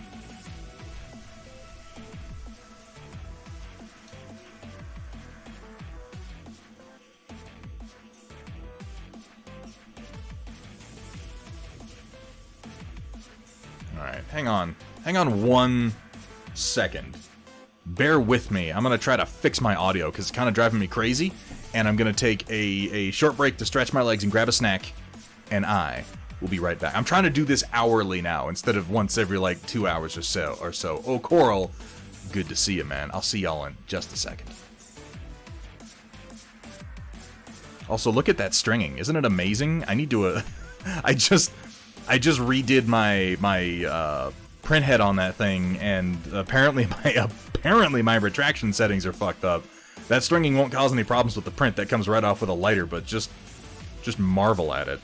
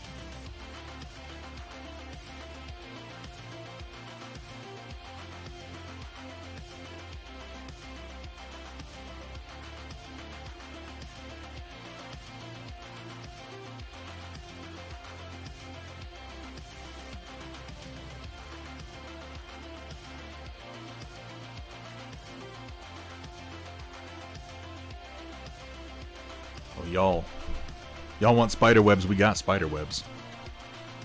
Here's the question is, can you hear me? Let me scroll down and see if... Okay, my mic does have input. Good.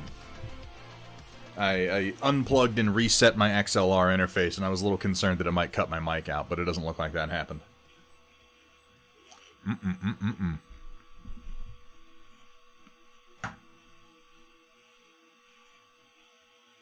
No siree. What's so bad about the Badlands? Well, in this case, Shock 21, is that I've definitely based my designs on the red zones from Command & Conquer 3. Which, even though I'm thinking that in my head, I'm like, if these were Tiberium crystals, you also couldn't then fight on them. Because if you touched them, you would die horribly. But, whatever. White Wolf, that is something that I just noticed as we started up today. That is something that I have acquired since putting in an internal capture card, which makes me a little bit concerned and tells me that I'm going to have to readdress... I'm going to try just... I think the first thing I'll try is swapping my PCI port. Like, cleaning it out, swapping it to another port, and seeing if it continues. The old man. That bitter old son of a bitch. He doesn't even like Obi-Wan Kenobi. Oh, I got a whole bowl. I just went and got myself a whole bowl of, salted, dry, roasted peanuts. That's the business right there. That'll keep me going for a while. Oh, I was snacking on some of those cherries that you guys brought me.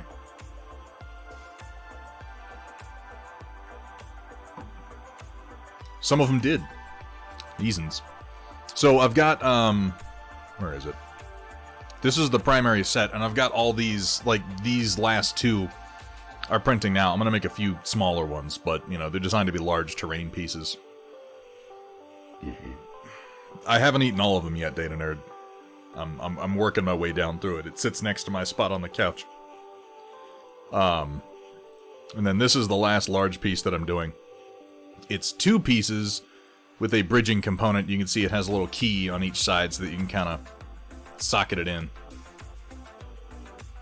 And see it's flat on the bottom, so it'll print real nice. And that way you've got a little, you know, one piece that is a little bit larger and has a bridge going across the top. I've spaced this so that you can balance models on it pretty easily. As a matter of fact, I do Double D minis. Which I am hoping to release around the same time.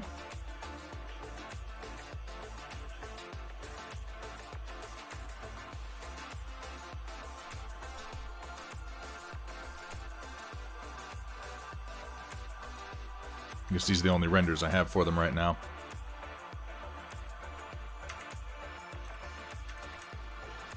I thought I did more renders than this. Oh well. But yes, there is this set of bases that will go along with this particular terrain set.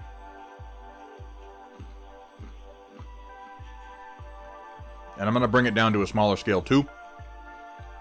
To have some smaller crystal clusters. And, what was I going to say? Yeah, smaller crystal clusters that you can use as, like, scatter terrain, too. Because I know that, you know, you need larger terrain pieces, you need blocking terrain, you need scatter, you need area. So on and so forth. Can you make these bases usable for Conquest Nocturnal? Why had I not thought of these for Conquest? I absolutely can. That wouldn't even be hard. You know what I did? This base set was me, and this isn't even the updated set. This base set was me learning how to make my own insert mesh and alpha brushes. So I got to a point where I can actually replicate these bases. After I made the initial sculpts, I just drag the details onto surfaces at this point. So I could absolutely do that. That is a good idea, and I will take that under advisement.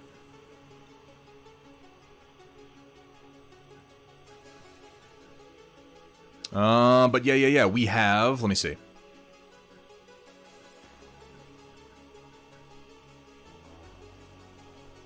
I made them in the 30, 32, and 60. I need to make some more sizes of them, but it won't take me long. Use them for some Legion bases. Oh, you know what, Double D, keep an eye on, excuse me. Keep an eye on the Instagram. I'll make sure that that gets pinged up there when they're available.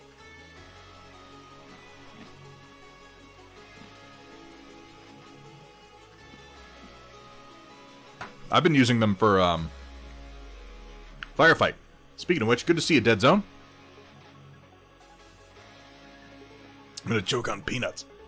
Be fun for Necrons too. Yeah, I could see that. When I looked, I found a number of bases that have crystals on them, but I specifically wanted them to look like crystals that had kind of burst up through the ground, sort of violently. Because logically, if they were just growing at a normal rate, then the crystals would be sticking up and the dirt would be settled around them. But the premise of specifically Command & Conquer, obviously, and this terrain set, is that these are an unnatural crystal growth that has sort of punched its way out of the ground at a much accelerated speed. Well, shit, Nocturnal. We'll get you hooked up.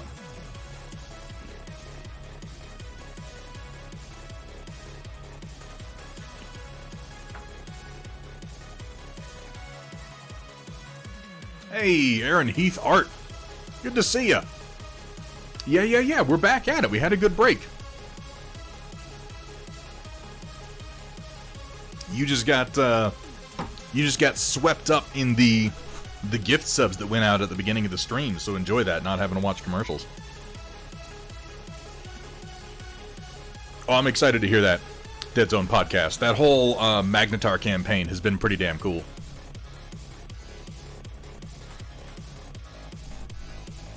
Oh, let me get my sculpting tablet down again.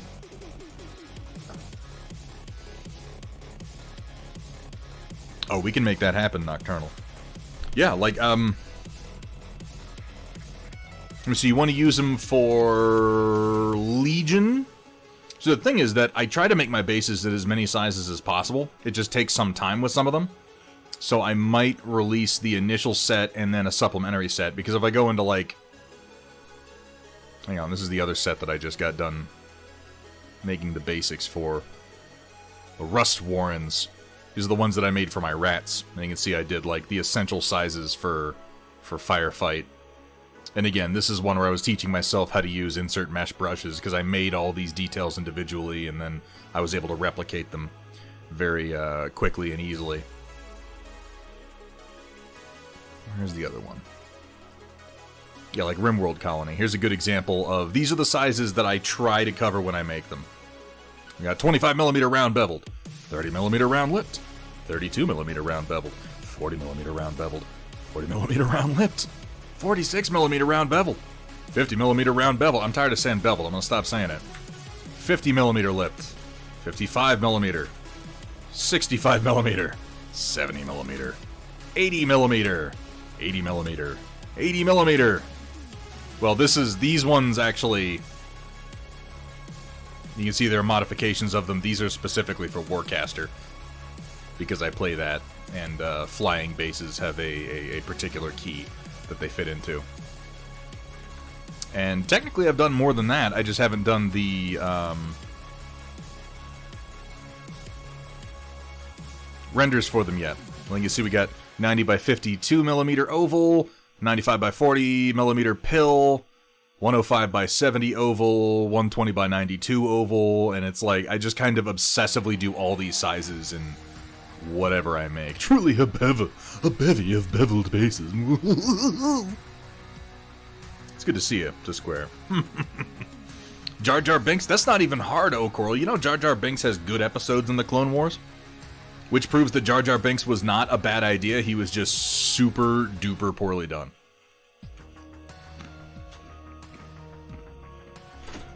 I did that because you said it, White Wolf. I looked up the infinity sizes and rolled that into my standard base sizes.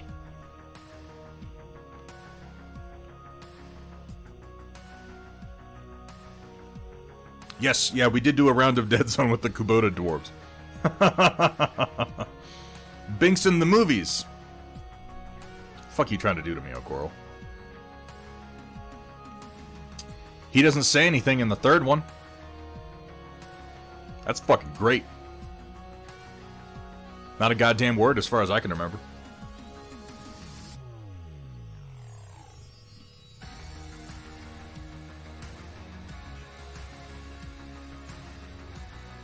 Oh, I agree, Sumitha. The Clone Wars was like a treatise on how the prequels didn't have to suck, but did anyway. Well, I blocked it out, and that's good. That's a good thing. That's a compliment to him. Alright, let me do this other one.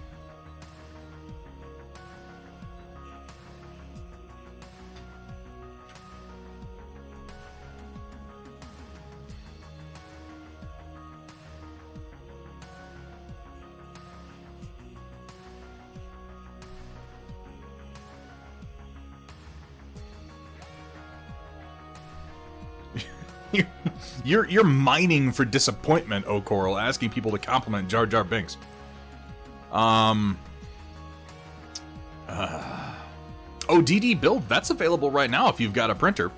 If you don't have a printer, it should be available soon in physical print form. That is the Arteas Cargo Yard set, and that has released. I assume you're talking about the Balastro, the big spider with the crane arm on it. Yeah, we released that. And yeah, Alex is Steel Warriors over there moving into the new facility now, and he's going to be ramping up production for all the physical copies. I find Jar Jar Binks at this point, and this is like I'll just admit to you guys, like, I'm beaten. I'm utterly defeated. I am. I just am. Because I'm at a point now where I'm like, I don't find Jar Jar Binks as offensive as, like, Admiral Holdo. I guess he's fine. I don't find Jar Jar Binks as offensive as, like, the entirety of Canto Bight. You know? He's fine. He stepped in the poopy. I think an anteater horse farted in his face, and he went, P-Yusa. I'm pretty sure that was the line. Like, I can't even be upset about it anymore. The part of me that used to be upset about Jar Jar Binks is just dead. Let the past die. Kill it if you have to. Fuck.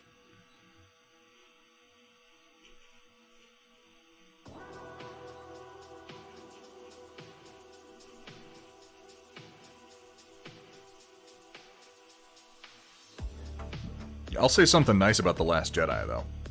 I will. It might not have been good. It might have been a massive miscalculation on Rian Johnson's part, but you know what? It was something new. It wasn't something good, but it was something new. It was a man with a vision who was trying to do something different, and we'll never get that again in Star Wars. Those visions that we are allowed to have will be carefully curated. And by we, I mean you, because I'm probably not going to bother anymore. I got The Boys Season 3 to watch, y'all. I got the Orville to keep up with. You know, Dino Man, there are parts of The Last Jedi that I unironically enjoyed from the first time that I watch it, and that I will defend. Parts. Yeah, DD Builds. It's the Arteas Cargo Yard set. It's probably poorly named. I'll try to come up with better names in the future.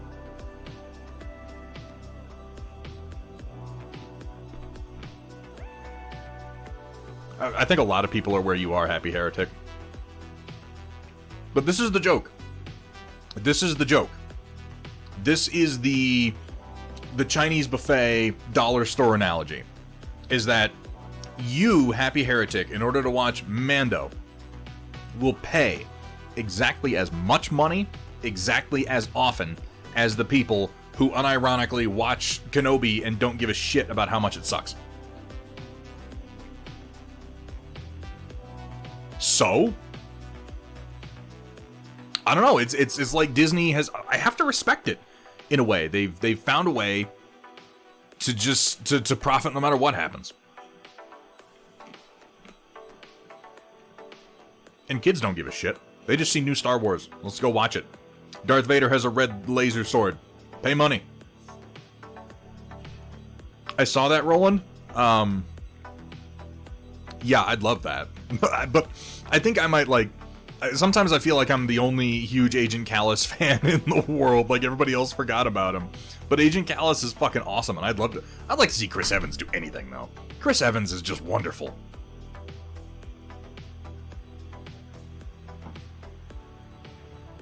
Oh, I did want to... Did anyone else notice and this isn't really a spoiler, it's like super, super mild spoilers, but also not really spoilers at all. Like, not for anything interesting. For Doctor Strange: The Multiverse of Madness. This is just... So I'm watching The Boys, and I can't help but notice, as one is intended to notice, that Vought Industries is just Disney. That's what they're supposed to be. They're just Disney. They do all the shit that Disney does. All the way down to the, like, I laughed out loud at Brave Maeve's, like, LGBT theme park with the LGB turkey legs, the systemically oppressed tacos, and the fucking, what was it, BLM BLTs. I was like, oh my god.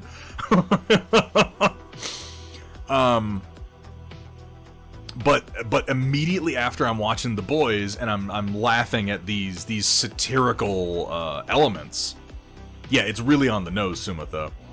I'm watching Doctor Strange in the Multiverse of Madness, and there is a character in the movie who has two moms. And I'm like, cool. And then I thought about it in the context of the scene, and it's like, it's a flashback scene, and this character has two moms, they're in one shot, and then something happens to them and they're gone out of the movie. And I realized that from an editing perspective, you could just clip that scene right out of the movie, and literally nothing changes. Now I ask you, chat, why do you suppose that is?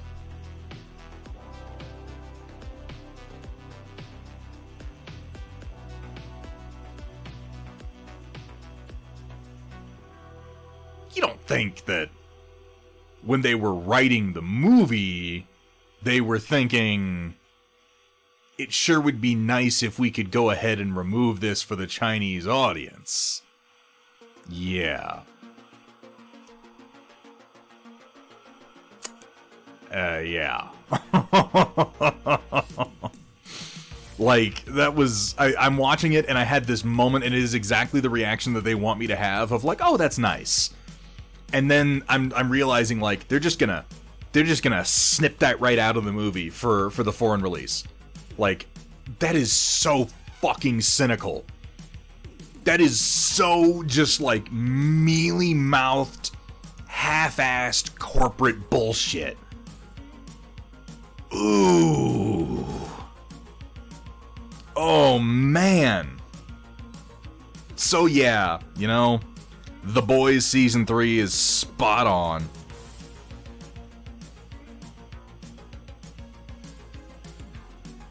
It's spot on in other ways, too, but I wouldn't, I do try very hard not to get particularly or political at all on this stream, so I won't go into some of the other things that they critique right now. But if you're watching it, you know what I mean.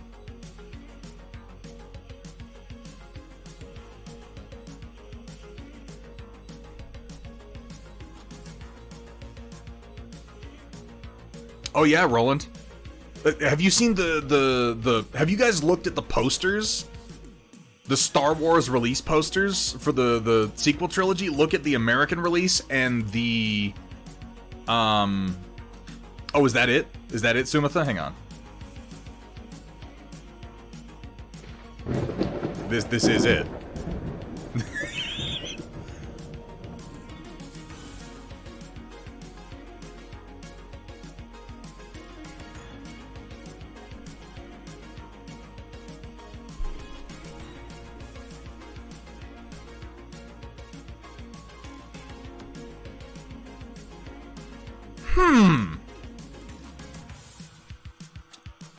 What's different here? Fucking goddamn. Oh my god, Wombat Combat, good to see you, man. Welcome in. Amistig, thank you so much for the sub. And I'm really, guys, I want to emphasize, I'm not trying to rub this in anybody's face here. I'm not trying to be like, politics. This is purely just, the core of what I'm saying here is just, Disney is a soulless, like, love and art grinding machine. I feel like they're the closest thing that we have to, you know, I hesitate to call them evil, because I don't think that what they're doing is evil. It's just the purest expression of amorality that I've ever seen in my life. That's a good question, Drakari. Why does China hate Chewie? Where did Chewie go? What the fuck?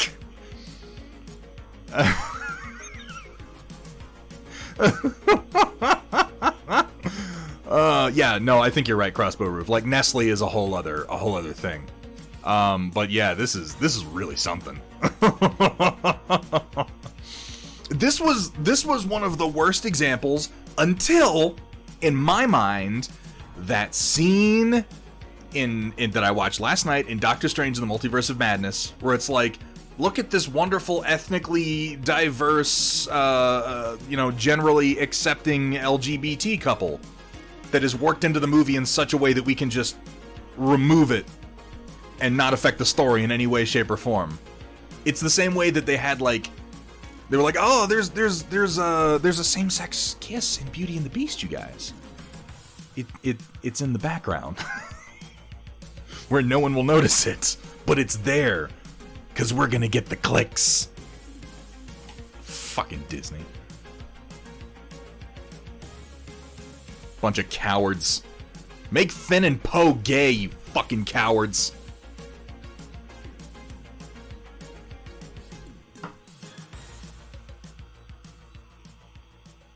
No, you're absolutely right, Datron. That's why I try to avoid using that word for Disney. Disney cannot be defined as evil. They're something arguably worse. Because they make their jaded cynicism so palatable. They're insidious.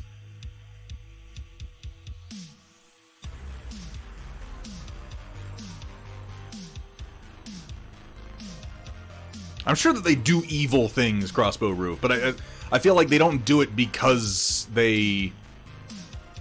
Like, I think that really comes down to motives. I don't think their motives are evil. Their motives are very, very easy to define. It's money. It's just all the money. Every money. Every single money. They want it.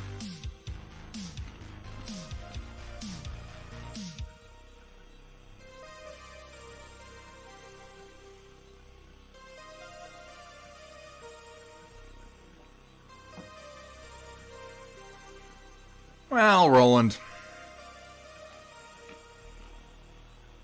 At least pre-pandemic, I can say that my cousin worked for them. They employ a lot of artists. They employ a lot of actors who are perfectly good people.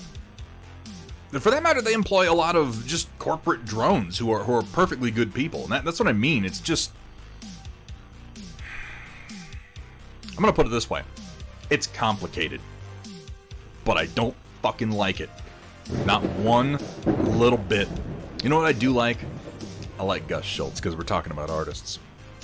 We're talking about artists, we're talking about what artists do. We're talking about the fact that artists deserve to be recognized, deserve to be compensated for their efforts. And Gus Schultz, now there's an artist. Gus, thank you so much. Thank you for the resub, and it's fantastic to have you here. And speaking of artists, let's talk for a moment about an artist and a streamer who's very near and dear to my heart, who you may find relevant given recent events in chat. He's a great guy. He has a fantastic stream. He has a really, really welcoming community. He's a very, very talented painter. He has a great voice. He has some of my favorite emotes. That artist is Matt Yee. He's not in the chat right now, mind you. I'm fucking kidding. God damn it. I'm going to talk about 8-Bit Sweater. Oh my god. 8-Bit.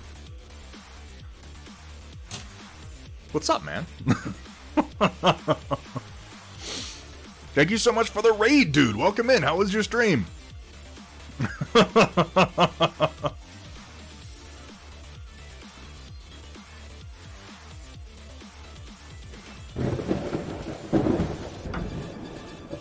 Hey, thank you for the follow, Runic. Runic Raccoon. Even more dangerous than a regular raccoon. Because they have the power of the gods. Thank you so much for the follow. Welcome to the stream. I was gone forever. It was less than a month, 8-Bit. You know what? This is your problem. You're out there, you're slurping up all that GW fucking corporate instant gratification social media trash. You're chowing down on the beef and cheds so fast. Your attention span is just, it's like this now, man. It's out of control. Absolutely out of control. You know what's not out of control? Actually, no, it's not nice to say that people are in control. That was an awkward transition. I'm just gonna push this button real quick. Hello there. Riot Sister, how you doing? It's good to see you. Thank you so much for the resub. I have no idea who you are. New stream, who this?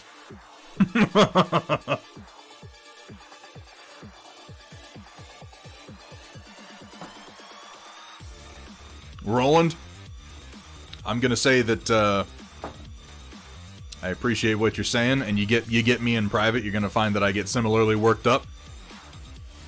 But I'm gonna try to dial it back a little bit for my anti-corporate rant right now, just because this isn't necessarily the right place for it. God damn it, Voxel Forge! Why you gotta be like that? But so much Games Workshop, they gave me a collar, has a tag that says breedable custom.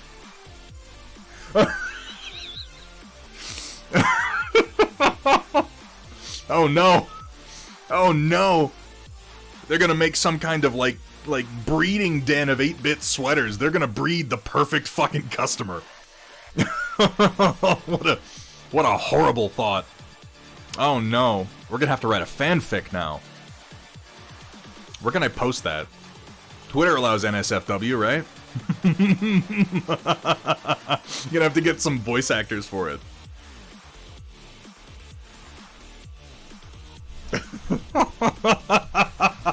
Breedable customer. Do you get a stud fee? Does your stud fee come in the form of like box set pre-orders? I imagine that's what it would have to be. Riot Sister, how you doing? I'm so sorry that you came in for this of all things. Yeah. Oh my god. 8-Bit, it is good to be back, dude. Thank you so much for the warm welcome.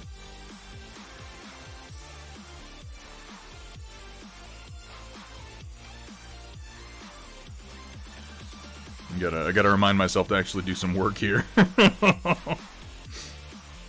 And thank you for the raid. Thank you for bringing your people in.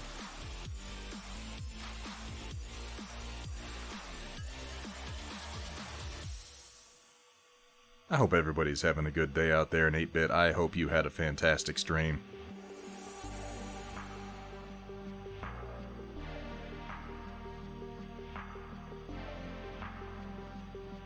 You know, in between moments that I'm like, everything popular is dumb.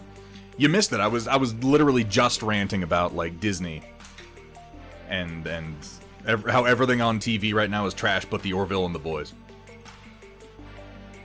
Oh, thank you, Hamburg Tack and to Square taking care of me.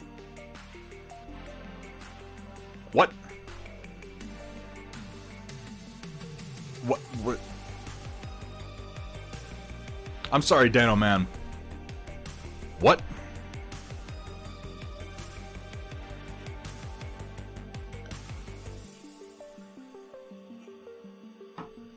I mean, that could be a good day or a bad day, honestly.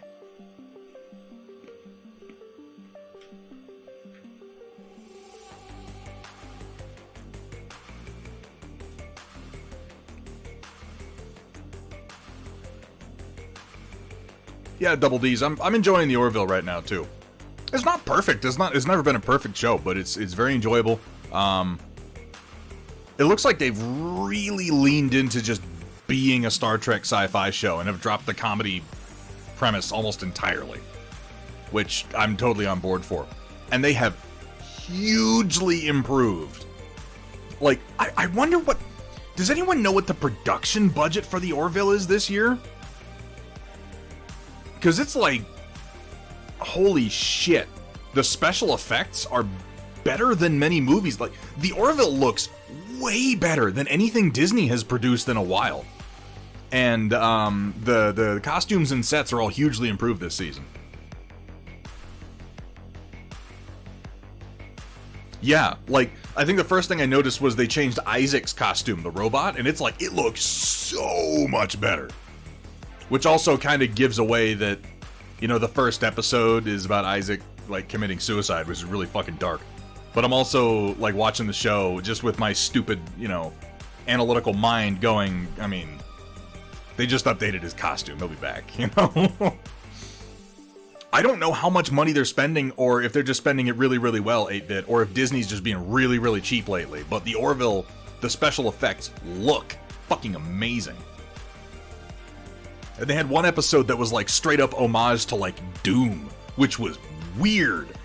Did anybody else get that from the second episode of the Orville? You're watching it and you're like, isn't this like the plot of Doom 3? Like, what the fuck is going on?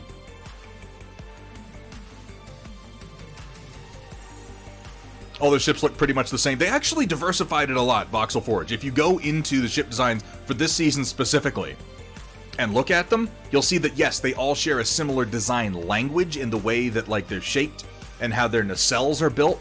But, like, specifically, they've added a few new designs of cruiser, including a Union Heavy Cruiser that's actually really cool looking. I know, Roland. I'm not going to watch it yet. Speaking of Anson Mount, he got his fucking brains blowed out in that movie. That was crazy.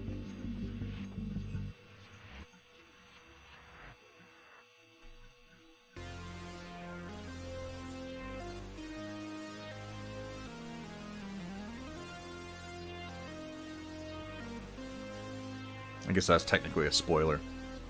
I won't say anything more about it.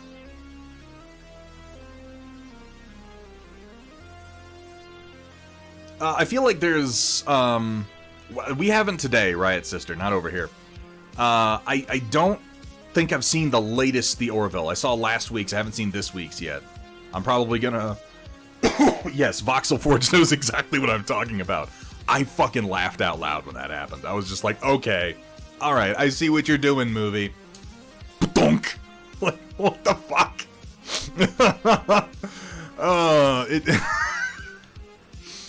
That was wonderful. Oh my god. Yeah, Double D's. They kind of gave it away with that. Honestly, what they should have done is had him wearing the old costume for that episode, and then as part of his refurb, had him get the new costume. Like that. If I had been in the production room, I would have suggested that, but clearly Seth MacFarlane can't afford me, so.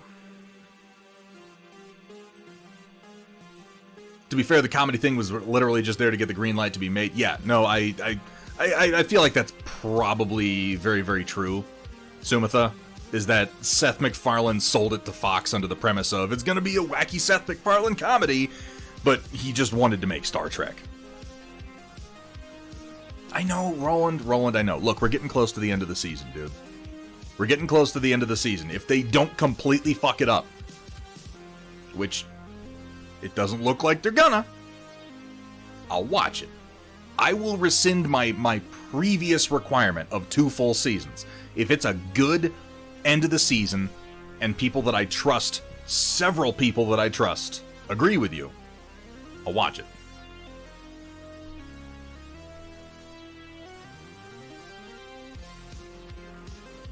Right? And like holodeck programs with big naked ridge-headed aliens. And who doesn't want that? Come on. They're for Pizza Papa. Oh my god. Yeah, I was laughing my ass off at Bruce Campbell. That was the perfect role for him. Pizza Papa gets paid. That was wonderful. Season 3 might be the last season. I hope not, Double D's. Like, I would watch more seasons of what they're doing right now for the Orville. I absolutely would. I've seen the memes, Voxel Forge, with, like, Anson Mount's hair keeps getting taller and taller. I gather that he's sort of embraced... Like, nobody has anything bad to say about Anson Mount. And that's really exciting. Like, I hope that the show does well. I hope that the writers have finally figured out how to make a Star Trek show that isn't fucking offensive. And I hope that it continues to be successful, you know? Because I would very much like to join in the Anson Mount memes with everybody. He seems very likable. I've always thought that Captain Christopher Pike is a perfectly reasonable avenue to explore for kind of like legacy Star Trek characters. No, Dino Matt, that much is true. I gather that they recorded a good amount of his voice work, at least for Season 3, but yeah, Norm Macdonald has unfortunately passed, so we won't get any more of Yaphet.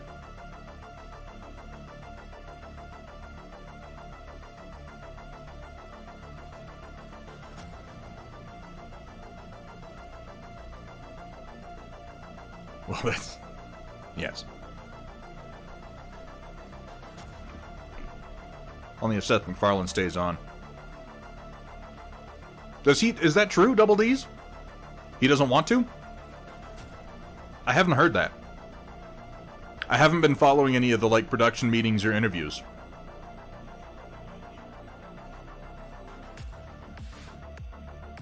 Yeah, I'm not going to disagree with you, Aaron Heath, but I'm going to say that I'm not going to get into that one. Suffice to say, I too loathe Disney.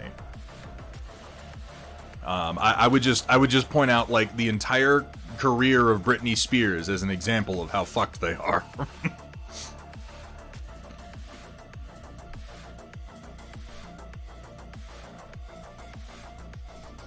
Make some sausage and eggs? Fuck yeah, get me a sandwich.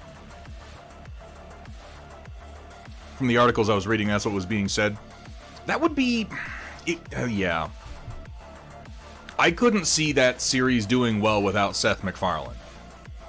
He is definitely the beating heart of the show, both as a character and in the writing department. And if he leaves, like, I don't think I would want to see anything more. So, you know, that just kind of is what it is.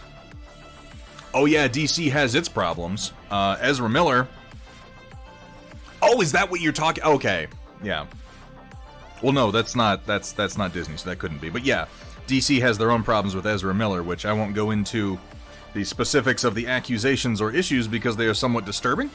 But if you feel like looking them up yourself, they are not hard to find. What Ezra Miller has been going through, all I can say about that is Warner Brothers can't seem to catch a break. Holy crap.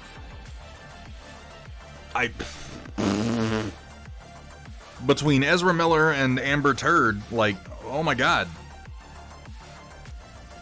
They should really just... Like, the right answer at this point is scrap the Flash movie, but I don't think they can. Like, financially, how would that even work? They've dumped so much money into that.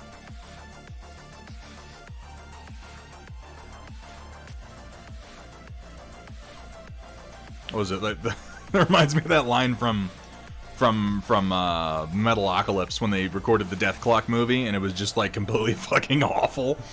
The producer's like, normally something like this, you know, I would just eat it, and that would be the end of the story. But, you know, we've poured so much money into this thing, it's getting released one way or the other. So, it's a shit sandwich. We're all gonna take a bite. Like, I think that's probably where Warner Brothers is right now. The Flash movie is like, is a shit sandwich, and we all gotta take a bite, smile, and say it tastes good.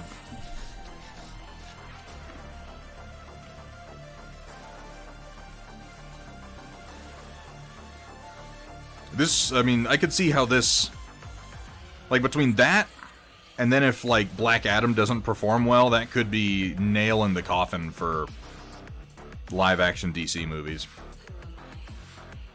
It has never gone well for Warner Brothers, and it sucks that it hasn't. They made some real shitty choices in the beginning. I don't think Zack Snyder ever should have been involved, but yet again, they're not consulting me, believe it or not. But you may find that shocking. You may find that shocking. that major corporate entities and media conglomerates do not consult small-time Twitch streamers when it comes to decisions in the hundreds of millions of dollars. Dude, Nocturnal, their animated stuff, and even their live-action TV stuff is... I would say their animated stuff is great, and their live-action TV stuff is fine.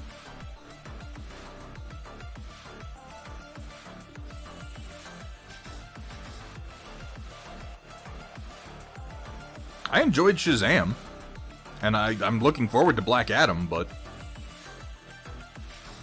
I can't say I give a shit about... Like, I never gave a shit about the Aquaman movie. I liked Patrick Wilson in it, but, you know, everybody likes Patrick Wilson in everything that he does. He has charisma, and that works for him.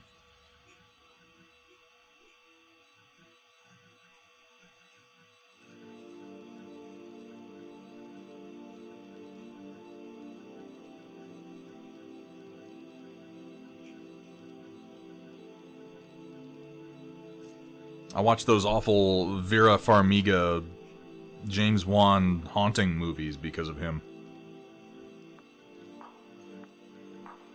Mila Farmiglia, or whatever the fuck. Superhero movies in general are going down in quality. Yeah. Like I said, I just watched the new... You know what, JunglePlague? Fuck yeah. Also, Mafik, it is good to see you, my friend. I'm sorry I'm not, like, I apologize. I was like, we're gonna do the Panther, JunglePlague, and then I'm like, not doing that tonight. I got on this project. I got distracted. I'm sorry, but I'm gonna get that done. Like, I'm gonna be hammering away on that this weekend and next week, so you'll see some progress on that here real soon. I'm just looking at my dick. Yeah. Just staring right at it. Yeah, I should probably come up with a better camera angle from when I'm working on my tablet, because, yeah, I'm just like, over here, you know? At least you guys can see what I'm doing up on the screen.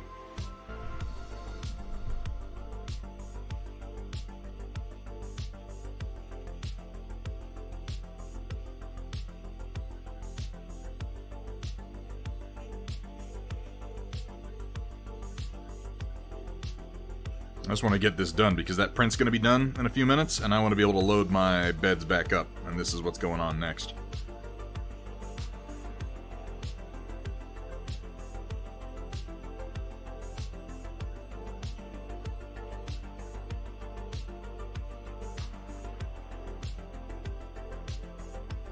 Yeah, that's coming up next for Gotta Run. I'm going to grab the momentum I have right now because I feel like working on BattleTech. And, I'm also starting a new Hextech set, and I'm going to be doing some of the work on that on stream.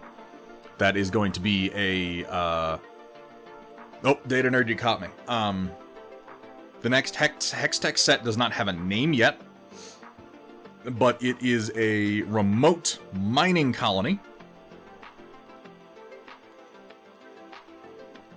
It is going to feature, everything from... We have Riot Sister, yeah, that is... something to do with my new internal capture card. I've got to do some troubleshooting on that. That's new. At least we're not freezing. We traded freezing for the flickering. Now I got to fix the flickering. Way to go, me. It is a set that is going to be a remote mining colony. It is going to feature a number of sort of like prefabricated housing shelters, a sort of medium density like colonial settlement, and then it is going to have mining rigs. I'm planning to have a few pieces that incorporate both hard surface and organic sculpting. So some mountains that have mining rigs built into them. There's going to be drills. There are going to be processing plants. There are probably going to be like smelters and foundries, and then there are going to be 2 types of train is the plan right now. There's going to be a small, or rather just 1 hex width, like average freight train. And then there is going to be a dual track heavy train that probably won't turn.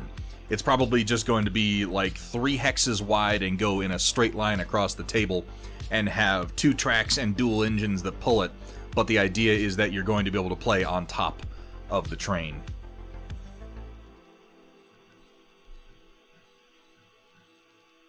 since it is designed to carry things larger than battle mechs. I do not, Runic Raccoon. No, I make this shit up as I go.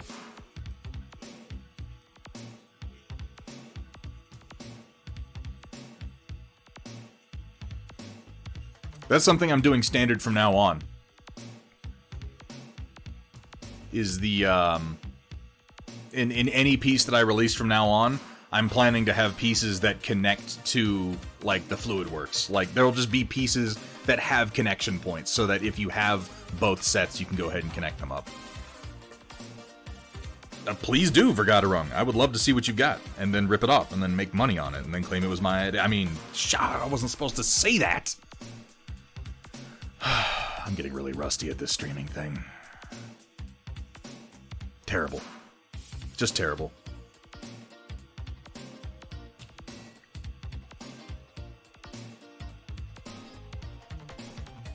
You'll also catch me probably on here. I'm going to be probably doing a lot of 3D sculpting streams in the near future. I'm going through Trinity City version 2 and doing the ruined versions of those structures. So you're probably going to catch a lot of streams where I'm doing that in the near future.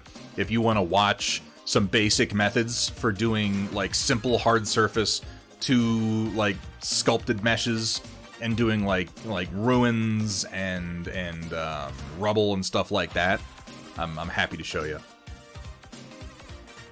That's part of the thinking, Automat, is, yeah, like a train job type thing, you know? Hey, Journeyman Pain Hour, good to see you. And thank you for saying so, Nocturnal, I do appreciate it.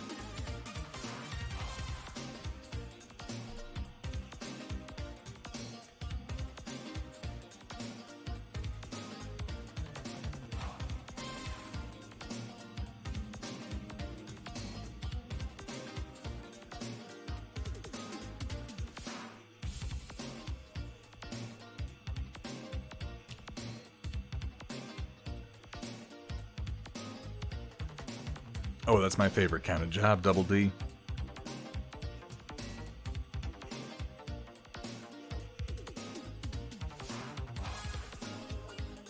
This piece, like, completely fills up the print bed, so I'm just trying to make a rim that's a few millimeters wide, and it's always a little awkward. It is much easier on the smaller pieces. I have so much more room to work with.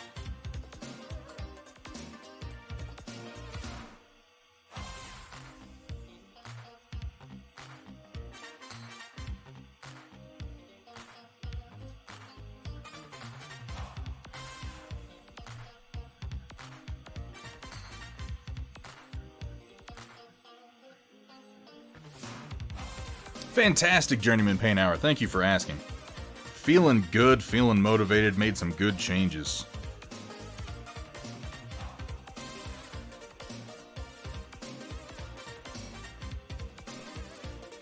You know, I always like to be honest with you guys. I always like to be just as upfront and straight with y'all in chat as I can be. And I'll tell you, I did have a moment before going on, just today, where I was just kind of like, oh, I haven't streamed in a while, like, I don't really want to, like, I'm not really feeling it, like, I get on, I start going, gone. Gone, just like that. Y'all make it such a damn pleasure. Yeah, this is a Huion Canvas Pro. Thank you, PDF. Also good to see ya. I got this one. This was technically a repack by Amazon. I got it for like $150. It was totally worth it.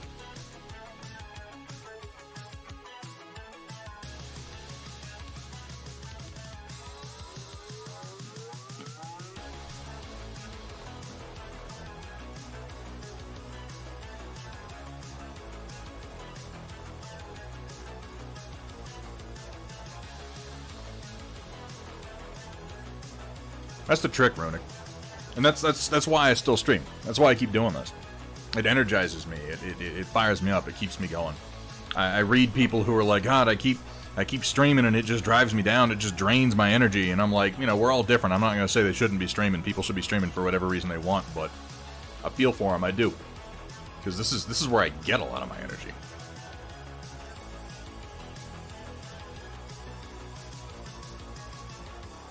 Oh, fuck yeah, Nocturnal. That's awesome, man.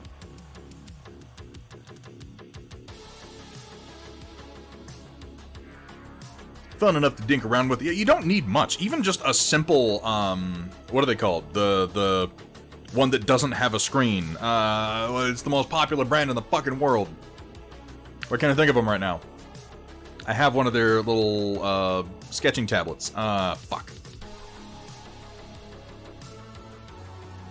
Wacom, thank you. Yeah, I was about to say JunglePlague. It's one of those where it's like, you know, like how everything is a Band-Aid, even though they're Band-Aid brand adhesive bandages? Yeah, Wacom. People say it's a Wacom. Like, get one of them Huion Wacoms, even though that doesn't make any fucking sense.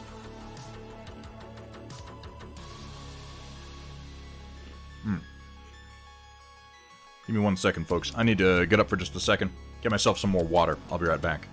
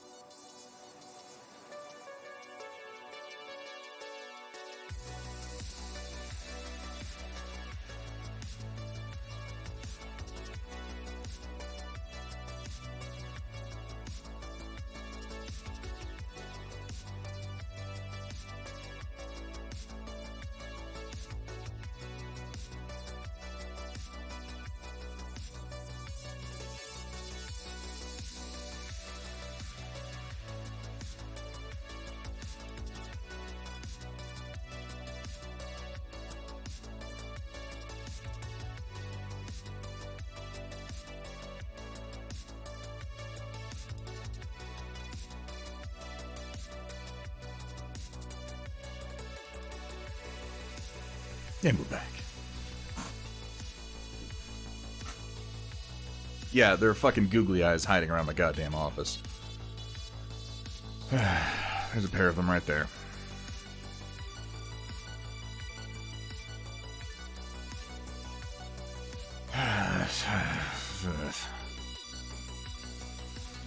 Yeah, I collected up all the ones that were in here before and put them out on the fridge.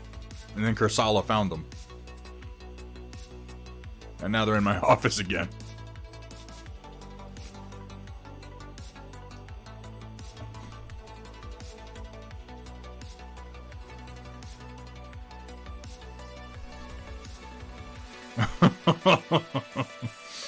That way it can just be looking at you. Like, following you the whole stream, right? She's really something, Riot Sister. You know, I... Hold on a second.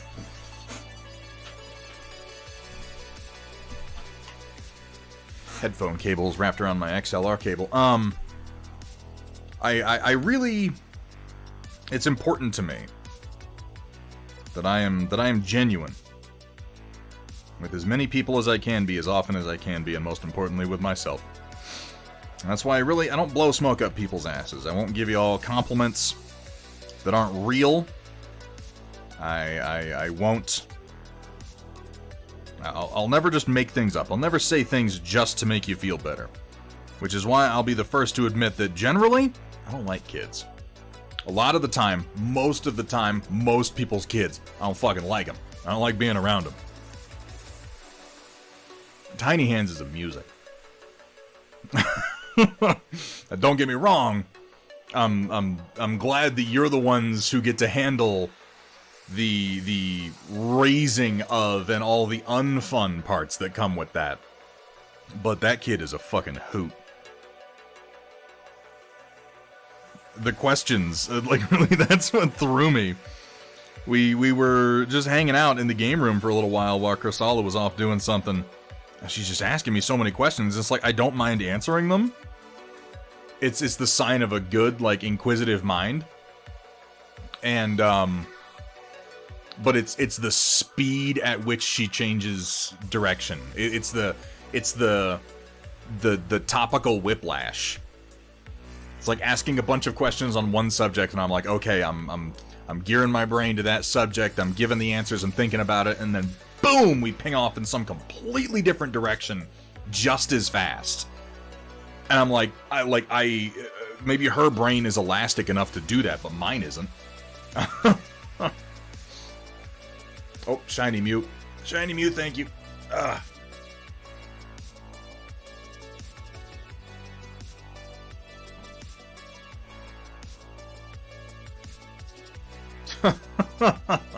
Great minds and all that, Runic Raccoon. Getting the question, how does one edge highlight? Well, the most important tip that I can give Shiny Mew is you use the edge of the brush.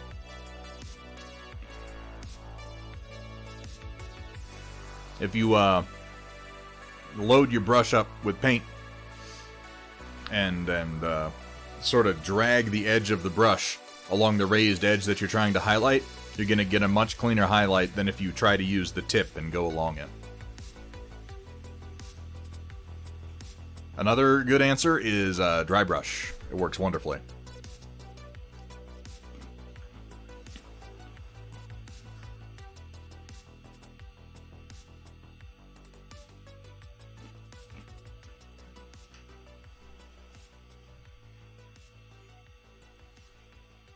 Oh no. There'll be no kids unsupervised in the hobby room. That's a no-go. I barely allow other adults in my hobby room unsupervised.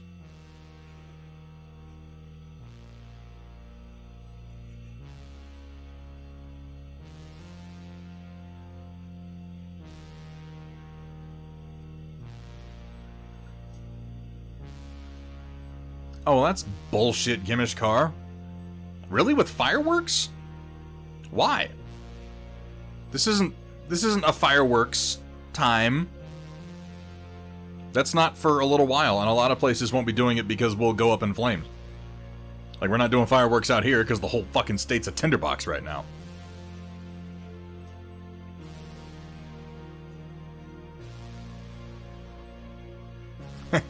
What's up, Trotsky? It's good to see you.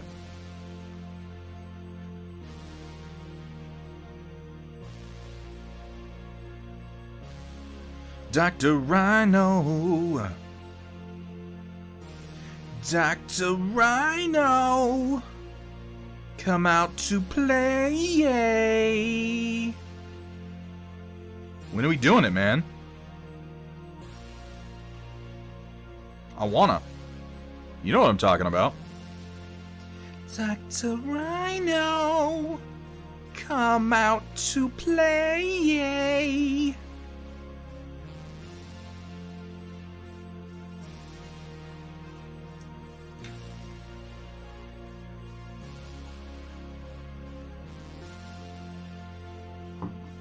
You know, maybe I'm just a big fucking, like, fuddy-duddy, party pooper, Captain Buzzkill. I just don't do fireworks anymore. I don't know, they just don't really do anything for me. And I've got too many friends with that precise issue, Raccoon.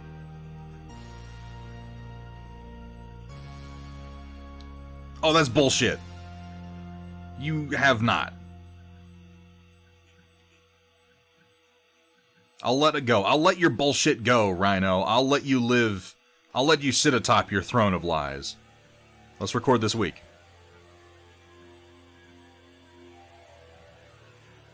I need to sit down and watch the Warriors again. You know what? I'll do both. I've watched Streets of Fire recently, but I'll watch it again.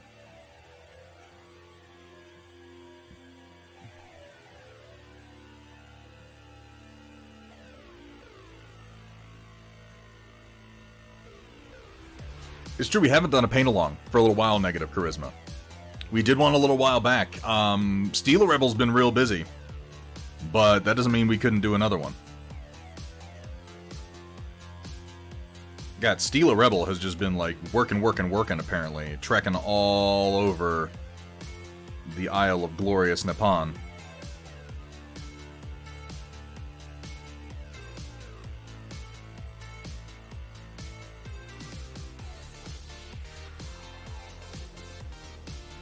Oh, yeah. No, Negative Charisma. We'll do one, man. With stuff like that, I always, like... It's always good to let me know that you're interested, because it's hard for me to know, without doing, like, polls. And sometimes I feel like, am I the only person who wants to do this? But, we had fun with the last one, and I think that we could do, another one. With some publicly available files. Shit. I could even release one of my own for that purpose.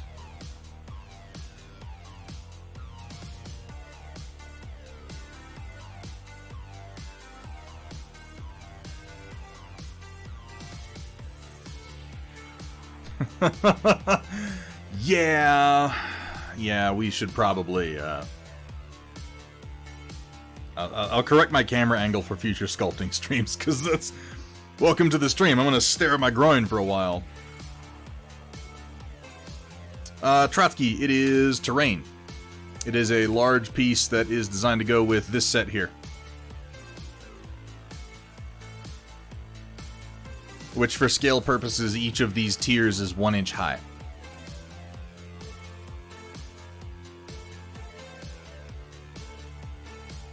There you go, yeah. No, that works. Fortress of Solitude, Command & Conquer 3, Red Zone, whatever works for you.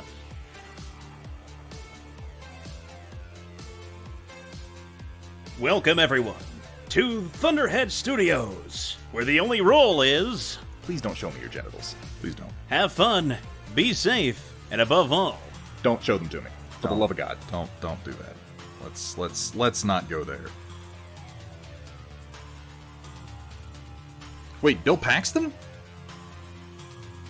In Streets of Fire? Are you thinking of Rick Moranis?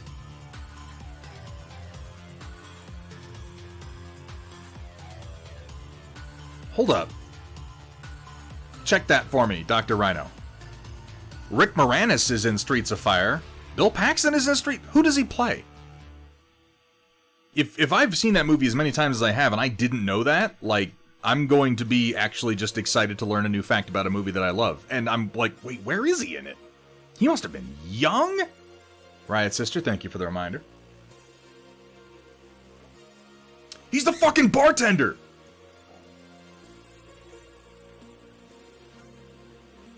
Oh my god.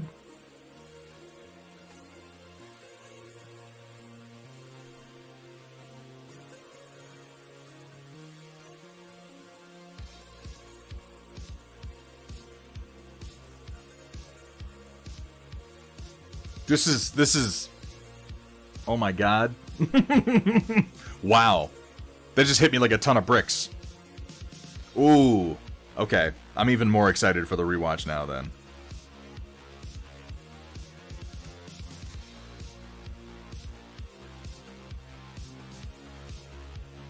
I just assumed that you would be like, oh my god, Rick Moranis is in it, and he is, and he's not even funny.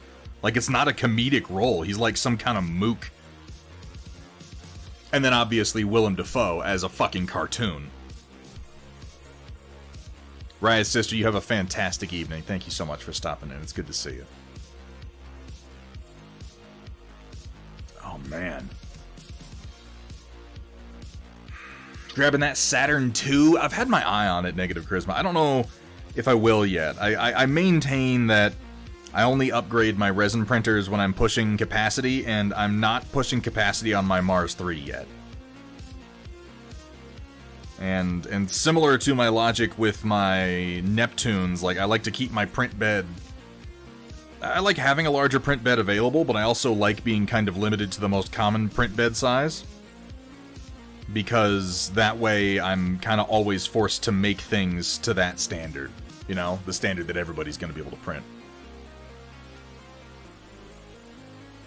I'll be very curious to see what you have to say about it, certainly. Pull my trigger, baby. You and me, Rhino. We're going nowhere slowly.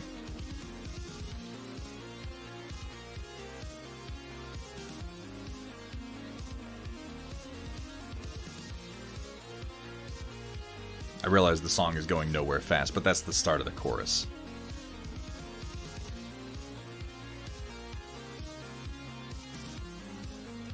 You and me, we're going nowhere slowly, and we gotta get away from the past. There's nothing wrong with going nowhere, baby, but we should be going nowhere fast.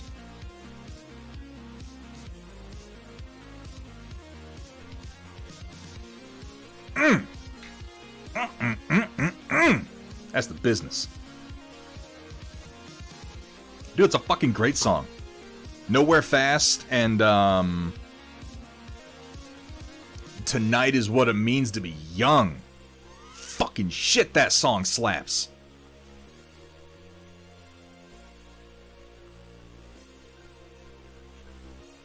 Revless, you have a fantastic evening. Go get you some purified water, my man.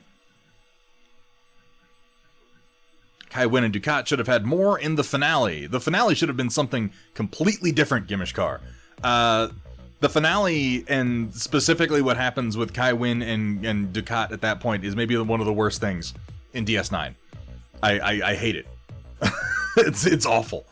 At that point, I'm more into Damar than I am into Ducat. Damar has become an interesting character by that point. What you got? What you got, Roland? No promises.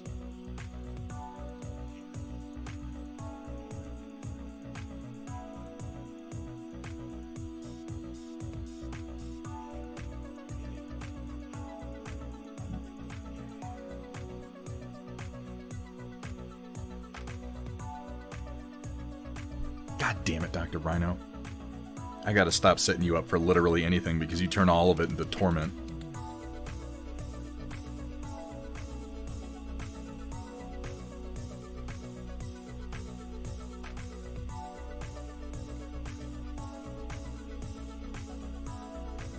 Slide that shit into my DMs, baby. An official Thunder Fleet for 1 billion suns. I mean, I'm not opposed to it. What the thing for me, Roland, is I need a... Like, I've thought about it. I've thought about it as far as...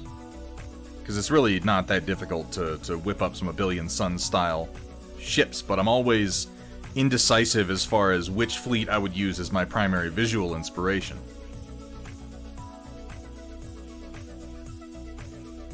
Yeah, negative charisma. I'm using, like, alphas. I'm using my own insert mesh brushes. It's like I'm actually using ZBrush now. It's amazing. I'm using fucking, like, you see my poly groups I got going on? Like, I'm all over this shit.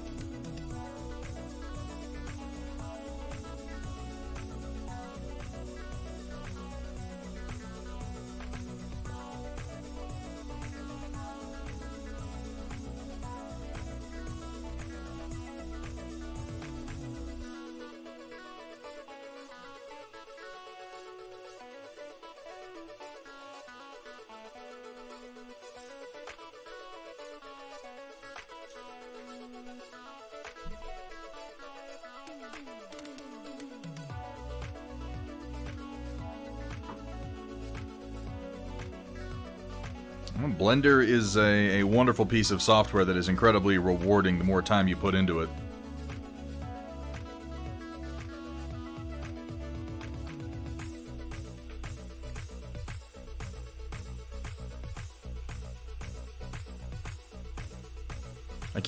See, like, with this section here, I have to keep reminding myself that the specific details and the fine texturing really doesn't matter.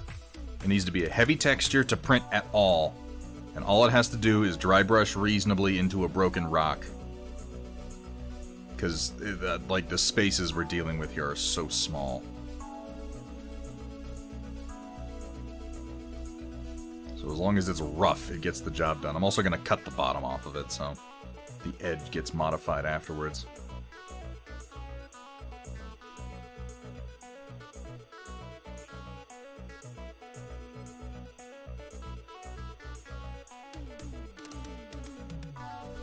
I wish I could make it a little bit more flared and a little less bulbous. But, yeah, I am filling the print bed with this thing as it is.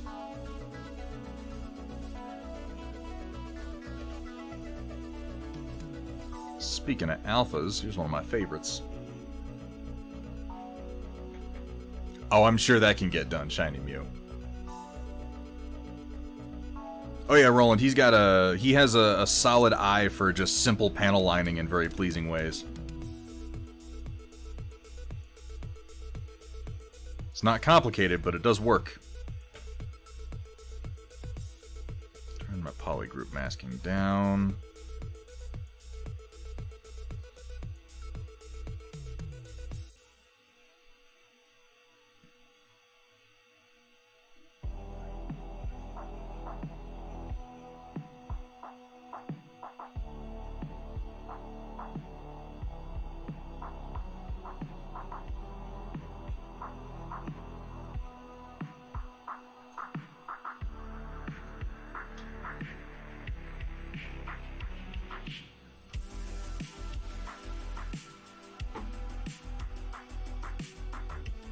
It's all just in how you construct it. Negative. Go in with a good plan.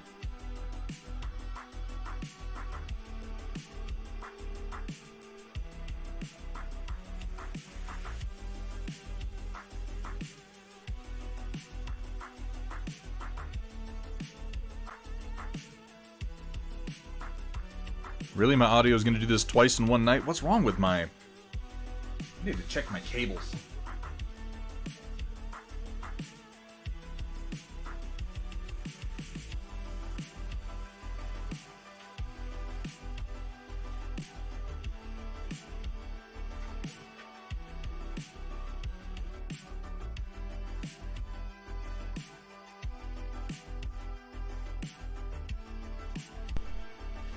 There we go.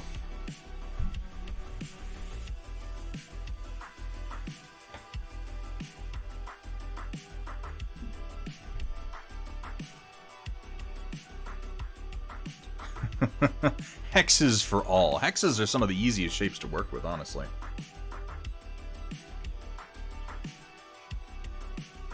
Sketching is definitely the right first step, negative charisma. I'll approach it differently, but having a good sketch to work from is going to help immensely.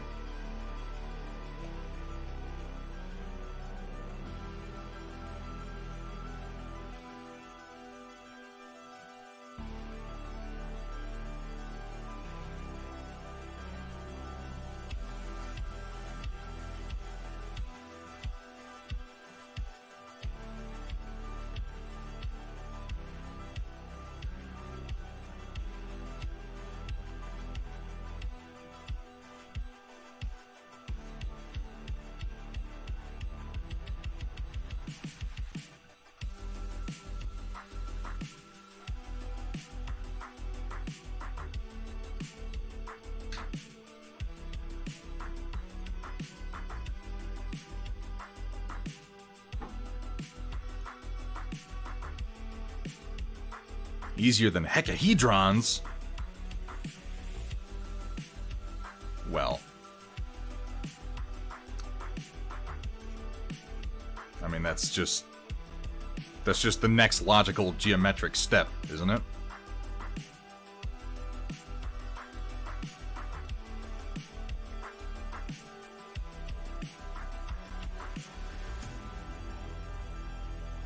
I finally found myself a plugin for Fusion 360 that lets me generate polyhedrons easily, by the way. Which, if you're using Fusion or any other piece of software that doesn't have that native, I strongly recommend it.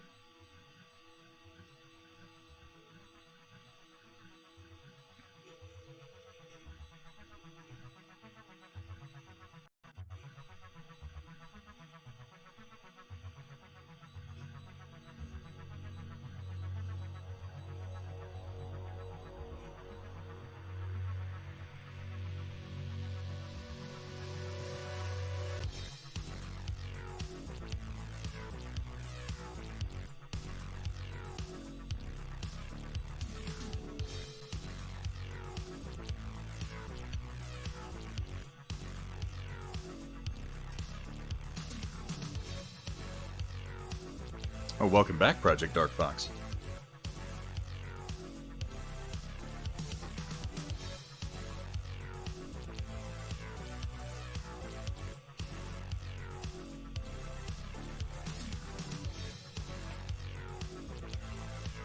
Fuck.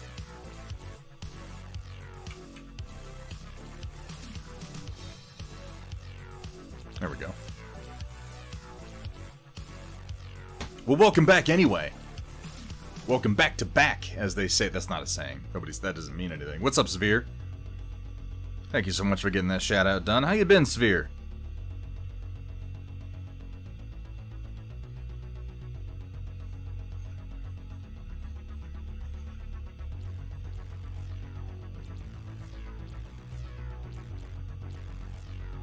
Let's pick out some other patterns, why don't we?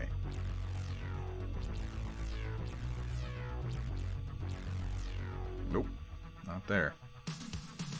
Give that a directional mask.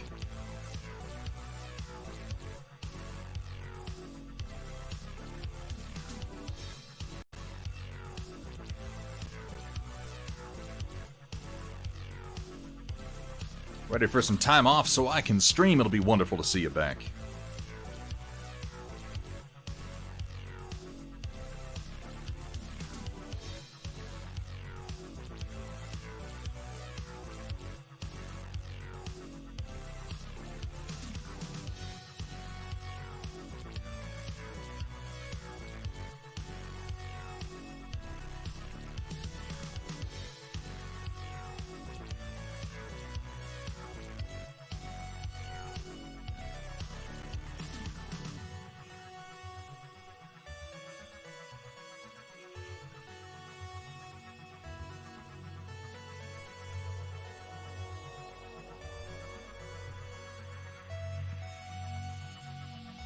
Need to try mini painting stream again, but I need a better camera besides my shitty phone before I do. I think, you know, not necessarily.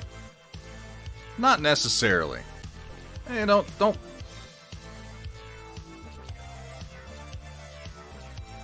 It's 3 times in one night my audio has gone out in the middle of a stream, and it's never done that before. I'm starting to think that I did something wrong with my my video capture card that is somehow influencing my other PCI ports. I'll have to do some investigation. I'm gonna ignore it for now.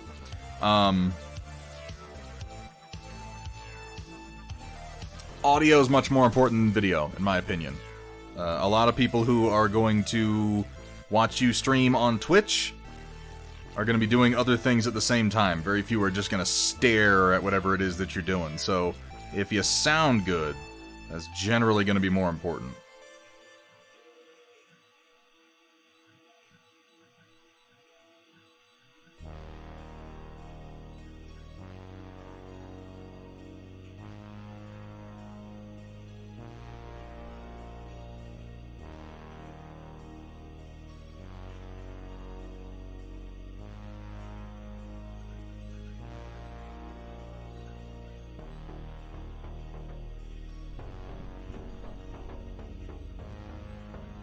Oh, yeah. Or a C310 like an absolute maniac.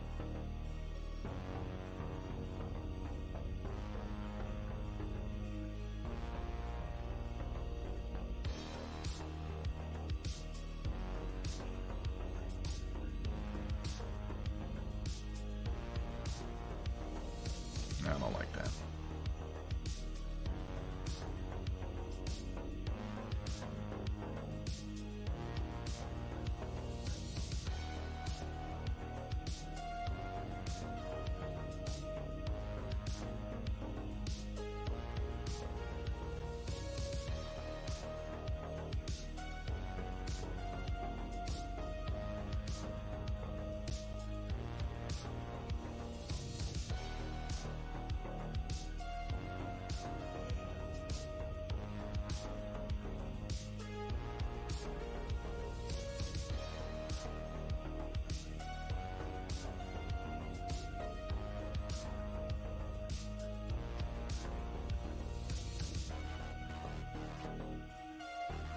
The C310 is barely even a camera.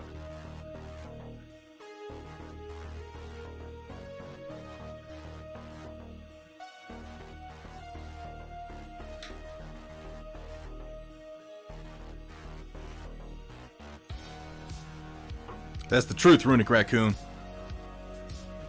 Unless you know it's something you want to do, it's really best put off.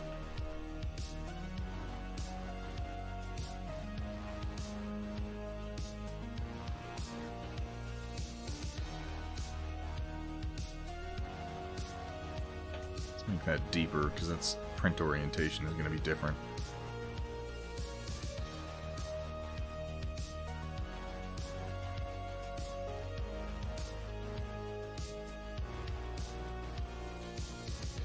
That should show up nicely.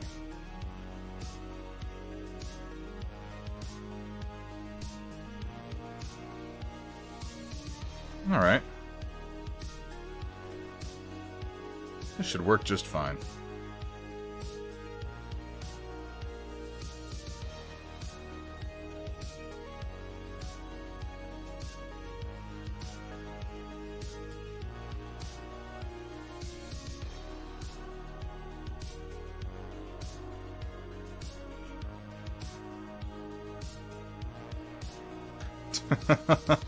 You know, I fall in love with the kit too, Raccoon.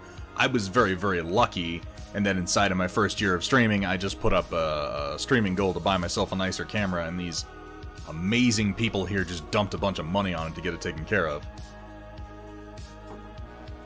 Audio's gone. Test, test. It's still showing up for me. Okay, you can hear me.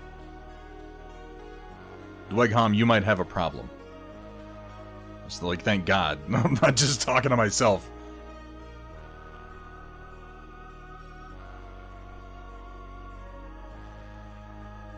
I have a Canon DSLR for main now, but face cam is down. Oh no. I'm hoping that with the pandemic mostly concluded at this point, there's going to be a whole lot of C920s going up on the market, but at the same time, a lot of people have moved to work from home. So, maybe not. And, I mean, it's kind of a good thing if that stays more permanent. Let's go ahead and get this processed.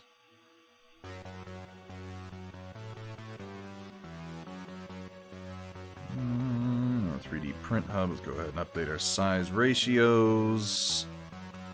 Head on down to the decimation master. We're gonna drop you down to, I think 150k is probably enough.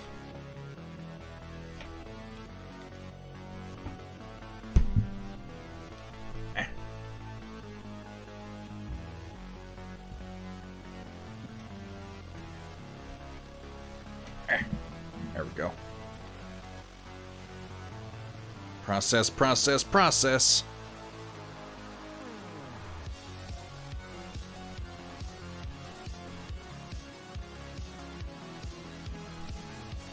I never knew there was a mute key on my keyboard there. We learn something new every day, Dwecom.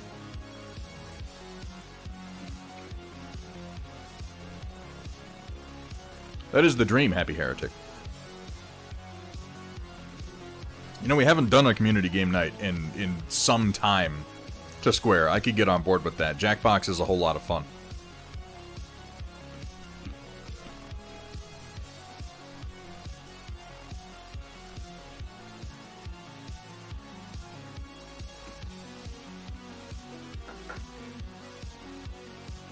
Well, you know, Severe, that would explain no viewers at literally any point.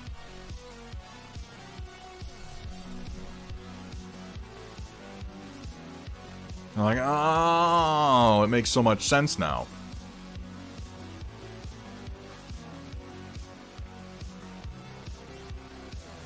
Alright, that's down to 150k. Let's bring this one down.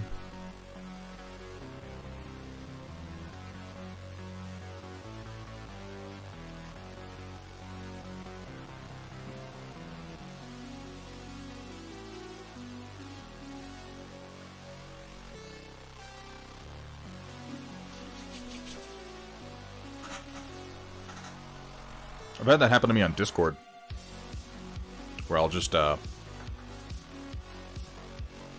be chatting with some people, or doing something, and I'll launch into what I feel is a particularly insightful and erudite commentary on something that is obviously very important to many people, and I'll talk about it for a great deal of time, and I'll think that people are just politely being quiet for me to finish my point. And then I realize I've been muted for the last 20 minutes. Yeah, that's happened an unfortunate number of times. No problem at all. JunglePlague, dude, thanks for coming out. And I'll ping you when we're working on the Panther, man.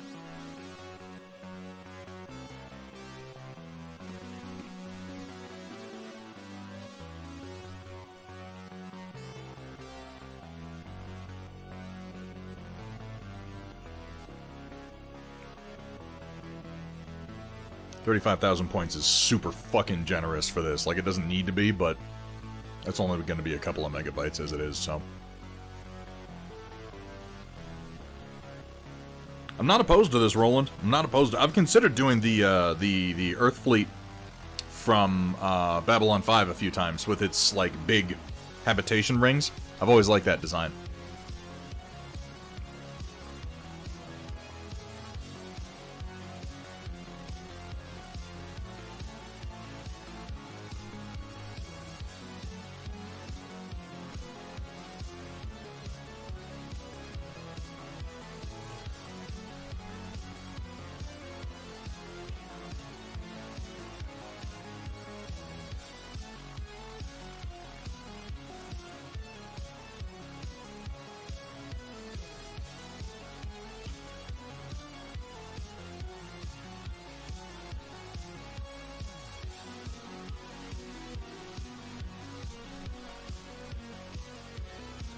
Level these bad boys out.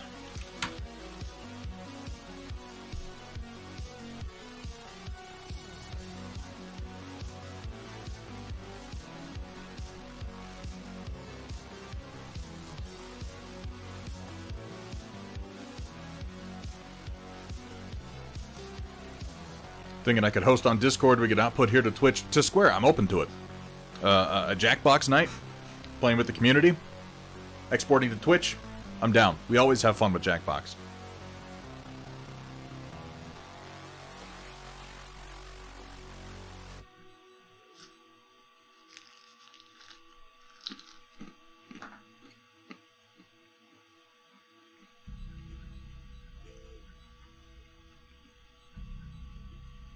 I could get into some Satisfactory and Vergata Rung. I've been getting my fucking shit rocked in the Cycle Frontier since release. I'm just like, ugh. Yeah, I know, Gimishkar. It's, I appreciate you letting me know, but it is a known issue that is due to a recent change that I need to troubleshoot. I enjoy Factorio, but Satisfactory is just like 3D Factorio, and it adds in a lot of fun.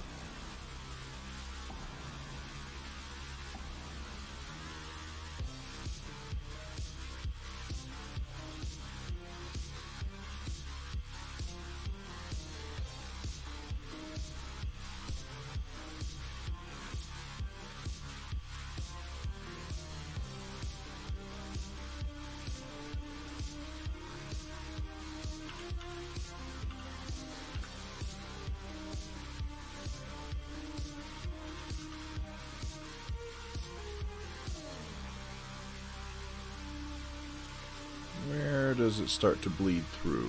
165, goddamn.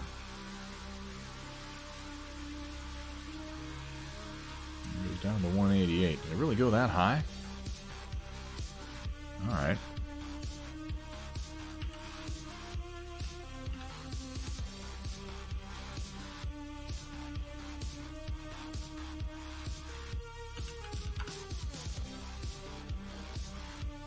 That's not bleeding in. Okay, that is. So let's go 175. Now it does not appear to be. I'm just trying to shorten these as much as I can without bleeding into my internal spaces.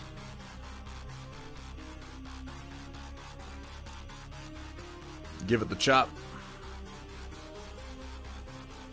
There.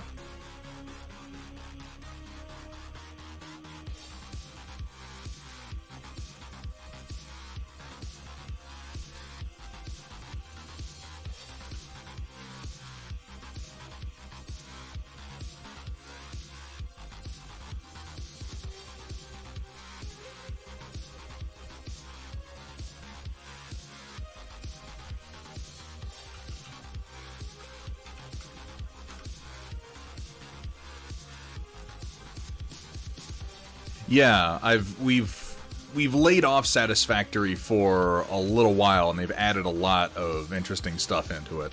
I was also looking at the subreddit the other day. I don't know if you've seen this one, Vergata Rung. Somebody posted to the subreddit, and they're like, I didn't know you could climb these. And they showed themselves walking up to some of those, like, sticks and vines that grow on the wall. And then there's, like, a climbing animation in his hands, and he's climbing up a cliff. And I'm like... What? Excuse me? Apparently this has been in since, like, update 3? I had no fucking idea.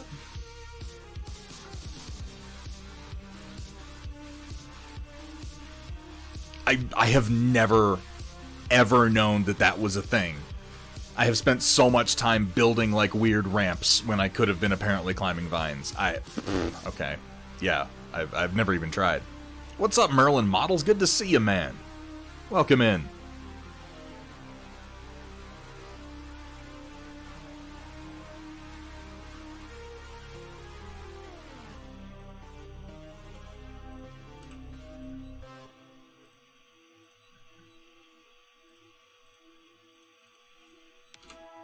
So that is B.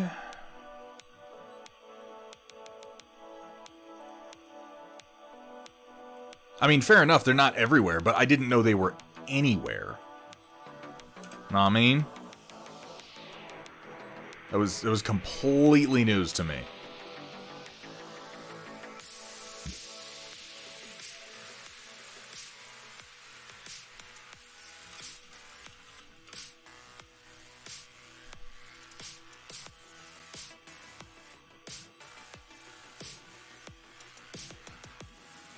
Alright, let me check some slicing times here while I got a minute. That's nice for Gatarung, because I will admit that something I absolutely get sick of in Satisfactory is only being able to hold on to one or two things at a time, and having to go through entire fucking upgrade trees just to be able to hold on to 4 tools.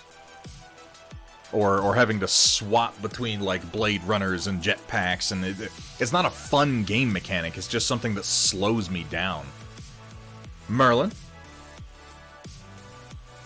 How have you been, man? Welcome in.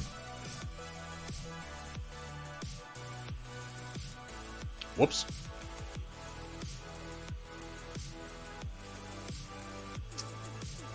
Apparently, I did not resize them properly.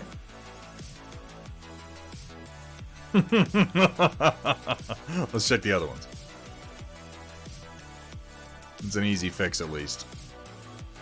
Yeah, I did it to all of them.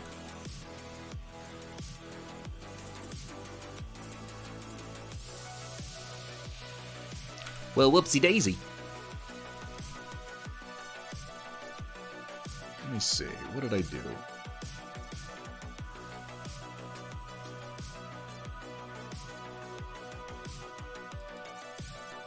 That should be right.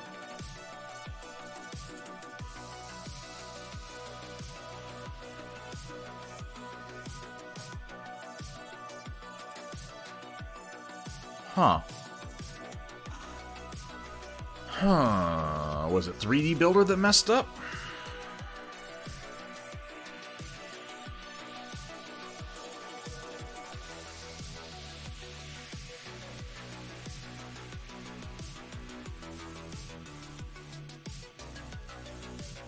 I mean, yeah, it made it much larger than it should be. Alright, well, I can readjust pretty easily. That explains, actually, why I was able to chop as much off of that. I was thinking that was strange, and I guess that should have been a red flag. Huh. Oh well, let's resave it.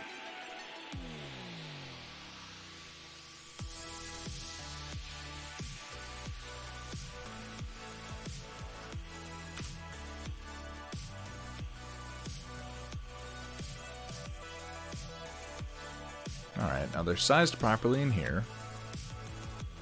Yes, yes, yes. So then let's go ahead and do a full export.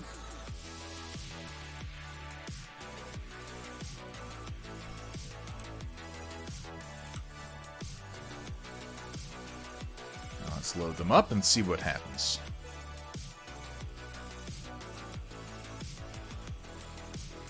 Well, this already seems like the correct size.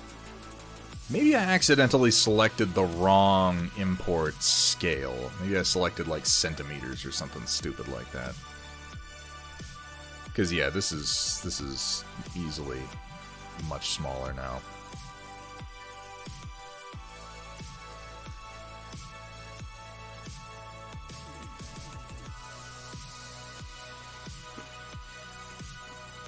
I saw that there was a new Evil Dead game coming out. I haven't looked at it, like, at all. Selected kilometers, that would, yeah. That would cause some issues. Oh my god. Oh my god. What's up, Toon Art? Welcome in, welcome in. I was just talking about this guy a little while ago.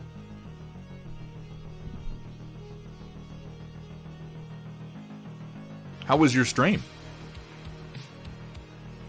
Knowing Toon Art, he was probably over there doing 3D design, the absolute madman. There you go. That worked out, didn't it? What are you up to? And I hope that your stream went well.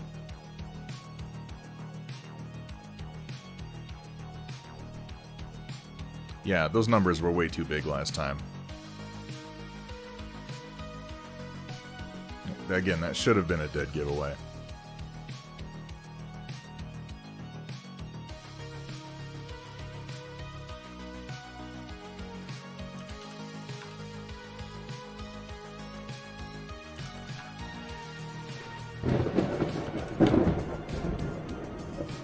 FPS Patrick, thank you so much for the follow. Welcome. Welcome to the stream. Welcome to the Storm Chasers. Painting some Black Legion But now I have tacos, so I pass the torch into my... Oh my. Oh my. Enjoy your tacos, Tunard, and thank you so much for the raid. Thank you for bringing your people over.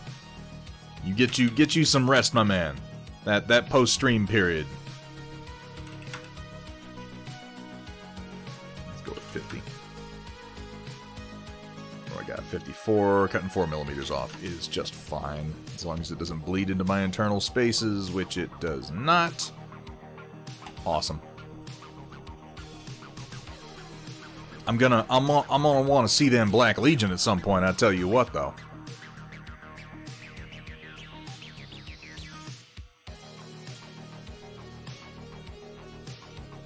One of these is grouped, and I want to do a merge. So let's get rid of these. Let's ungroup. Where did that split off? Ah, that's why. Okay. I can just delete that then.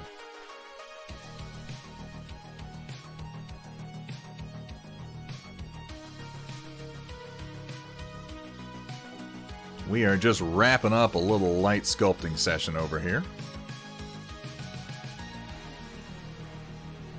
It is just the one for our regular storm report tonight, Dwegham, but you do get 2 entries for the Sunday before and after Project Storm Report if you are interested.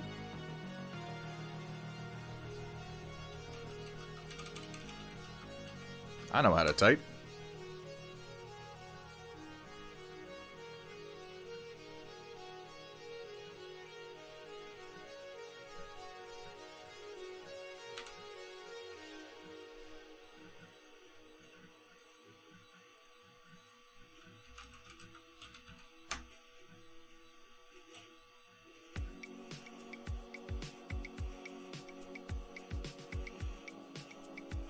I look forward to it, Dark Traveler. What's this big project?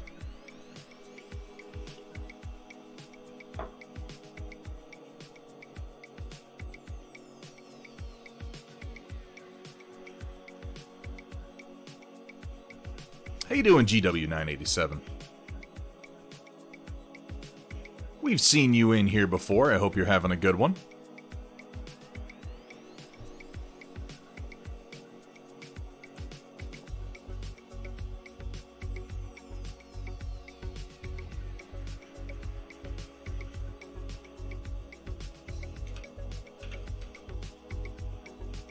Okay.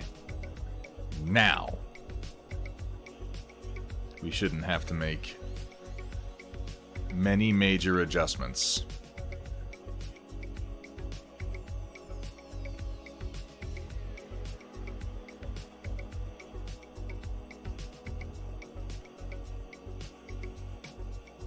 It's a little powerful for the print plate.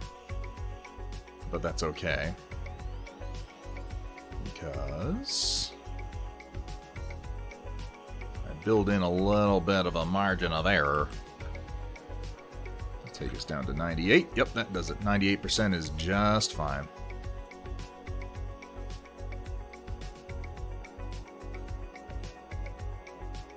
It is a 220 by 220. Yeah, the standard for your Ender 3s, your Neptune 2s, and the like, Runic.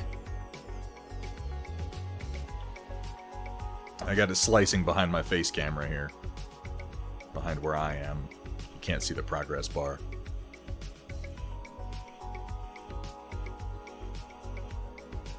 I size pretty much everything I make to a 220 by 220 bed just because most consumer models are this size.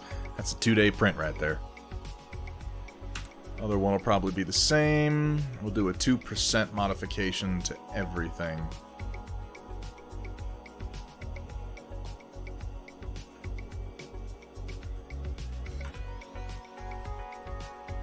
Still a little powerful on this. Let's give it a little... That's better. And let's see what you're gonna run. My Thunderhead. My Merlin.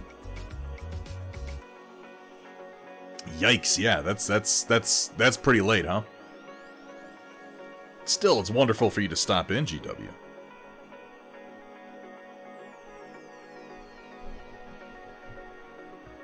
Taking inspiration from 1940s and 50s military paint jobs. Classic. 1 day, 16 hours.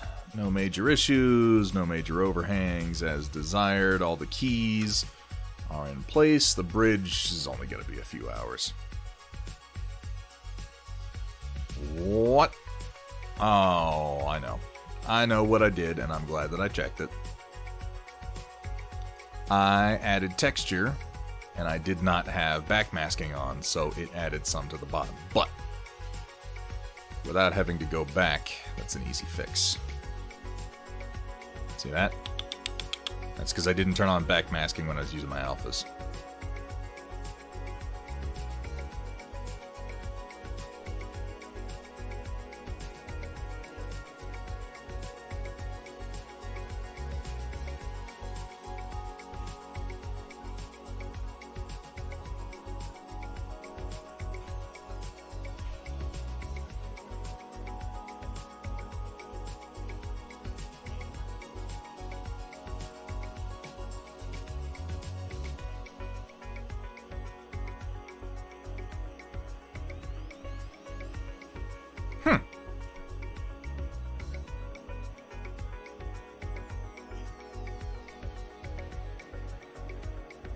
Yeah, that should do it.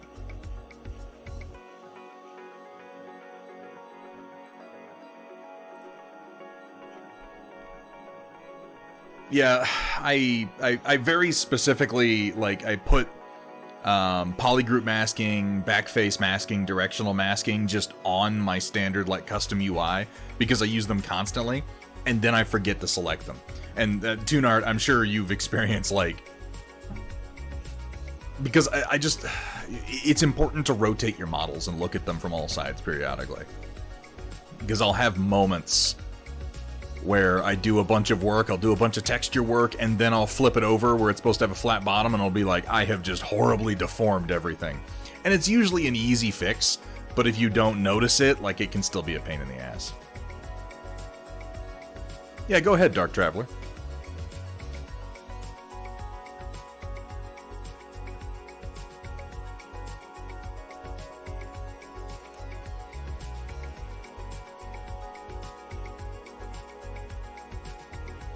There we go. None of those overhangs are insurmountable by design. Let's see how long you want for this. 7 hours, not bad. Let's have a look at this here. Oh yeah.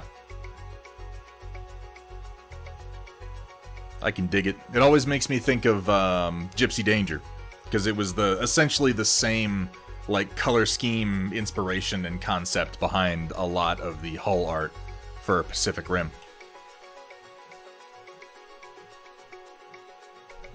Alright. We got that whole piece done, even with me, like, lollygagging and grab-assing most of the time. So, that will be the next print going on the plate. This has all been saved up. That is fantastic. Here's this. All right, folks, give me just a second. I'm going to get up. I'm going to stretch my legs. I'm going to come back. We're going to launch on into the Storm Report and see what y'all have been posting. I'll see you in just a second.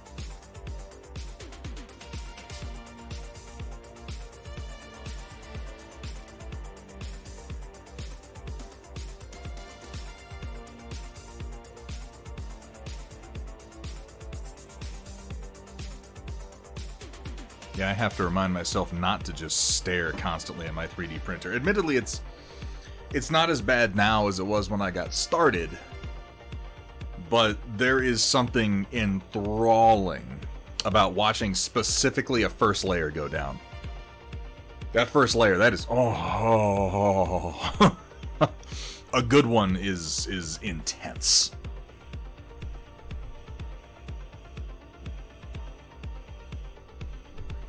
Yeah, exactly for Gadarong. I'm watching it to make sure that there are no problems, and then somehow I'm just still watching it half an hour to an hour later. I could have stopped some time ago, but I just don't.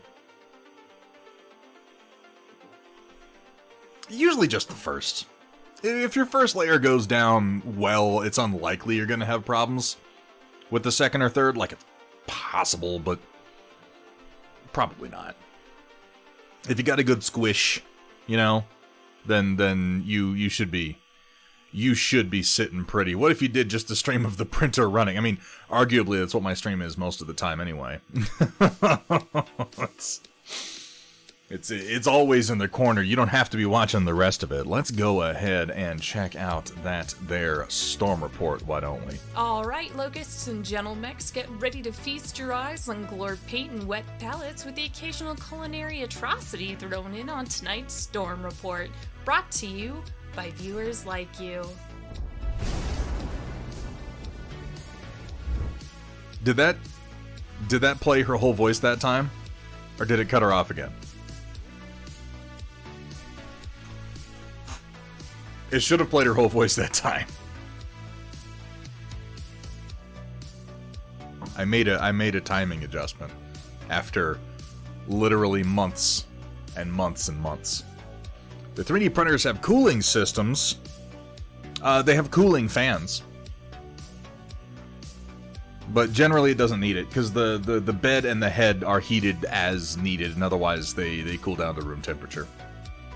The only cooling systems that they need are fans to maintain their ideal temperature. So you have a heating element and a fan working against one another to stabilize at a specific temp, essentially. Fantastic. Oh my god, you hear that, folks? We're making progress. That's insane. Speaking of which, let's go ahead and have a look at what we have up here from Mafik. Somewhere in the science sector, the Dead Bones have an operation to raid one of the Clan Wolf's bases. Thor pilot. So you're Marcian's old friend that owns a company? Xeris. More likely. Commando pilot. Must be cool to be a manager, right? Oh, that's pretty awesome. Look at this little commando. Oh my god, that's a huge Thor. This is like a fucking mini-me commando down here. You're the little fella, little guy sitting in his little head there. Rocking the shotgun config with your SRM 6 and 4 over here. Oh, very cool. So we're doing Battletech now, is it, Mafik? I know you're into mecha and cross-universal designs, but it's neat to see some Battletech moving in there. It's true, there's the power supply fan, and there's the main board fan. So you have a couple of cooling systems, but they're all just simple fans. Did see some high flow systems that have water cooled heads. Yeah, you'd have to need something real hot to need water cooling. Let me shift this over so that we're getting the full experience here. Look at this little guy. Commandos are already kind of adorable, but something about this one is particularly so.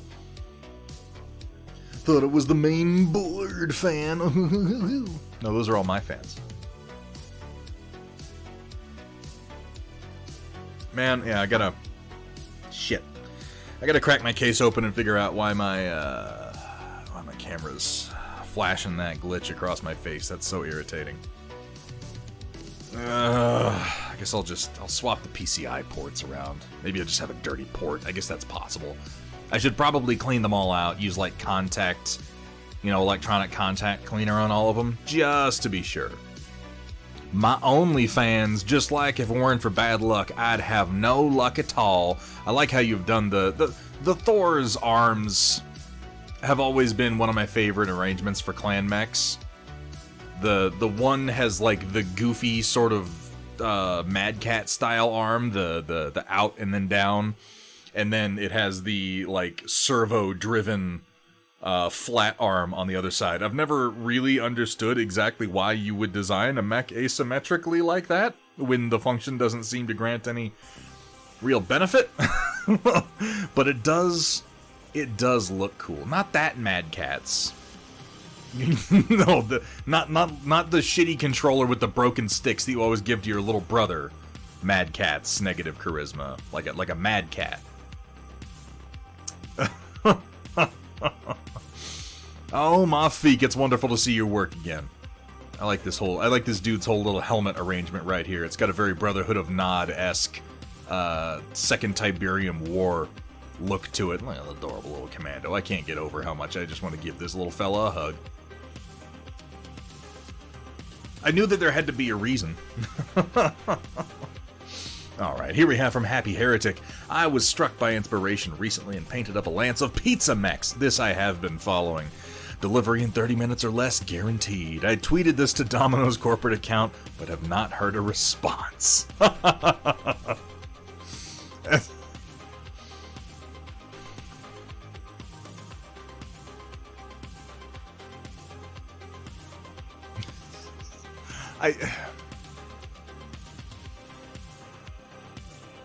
For when you just gotta get a pizza the action? No? Yeah, the Domino's delivery box bases. I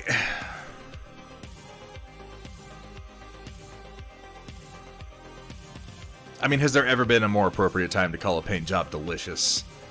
I propose not. I have to give credit where due here. You got the right combination of colors for the pizza sauce and cheese. This is the kind of paint job where it would be really, really easy to go, like, 2 red. Oh, they're all gonna be free then to square, because it's a fucking, like, a 6-hour game, even with 1 lance. It's really easy with the sauce to go 2 red, and with the cheese to go 2 yellow. But these are actually very believably pizza-colored mechs, which is a sentence I never in my life thought I'd be saying, and yet somehow the choices in my life have led me here.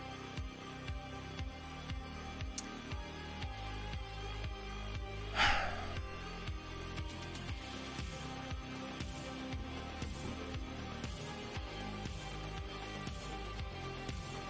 wonder what I'm having for dinner.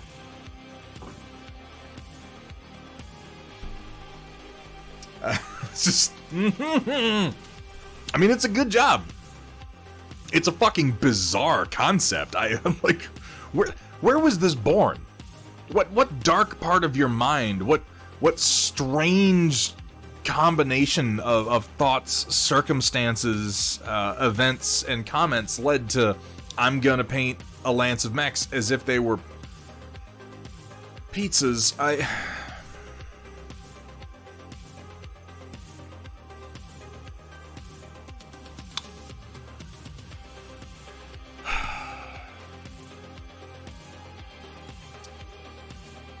In fairness, I tend to agree the king crab does look the most delicious, but then I'm a pepperoni guy. The Highlander seems to have olives on them, and I cannot abide, like, olives are fine, exclusively olives? What the fuck is wrong with this guy? Like what is this pilot even thinking? At least our, oh shit, what is this mech? It's not an exterminator, it's oh wait, that is an exterminator? I was thinking it was just making me think of the exterminator because of the shape of the torso. Okay, well, I'm a big dum-dum then. But at least the exterminator appears to be rocking like kind of a, you know, a supreme configuration. The exterminator supreme, if you will. The pepperoni king crab. Okay, let's keep going. But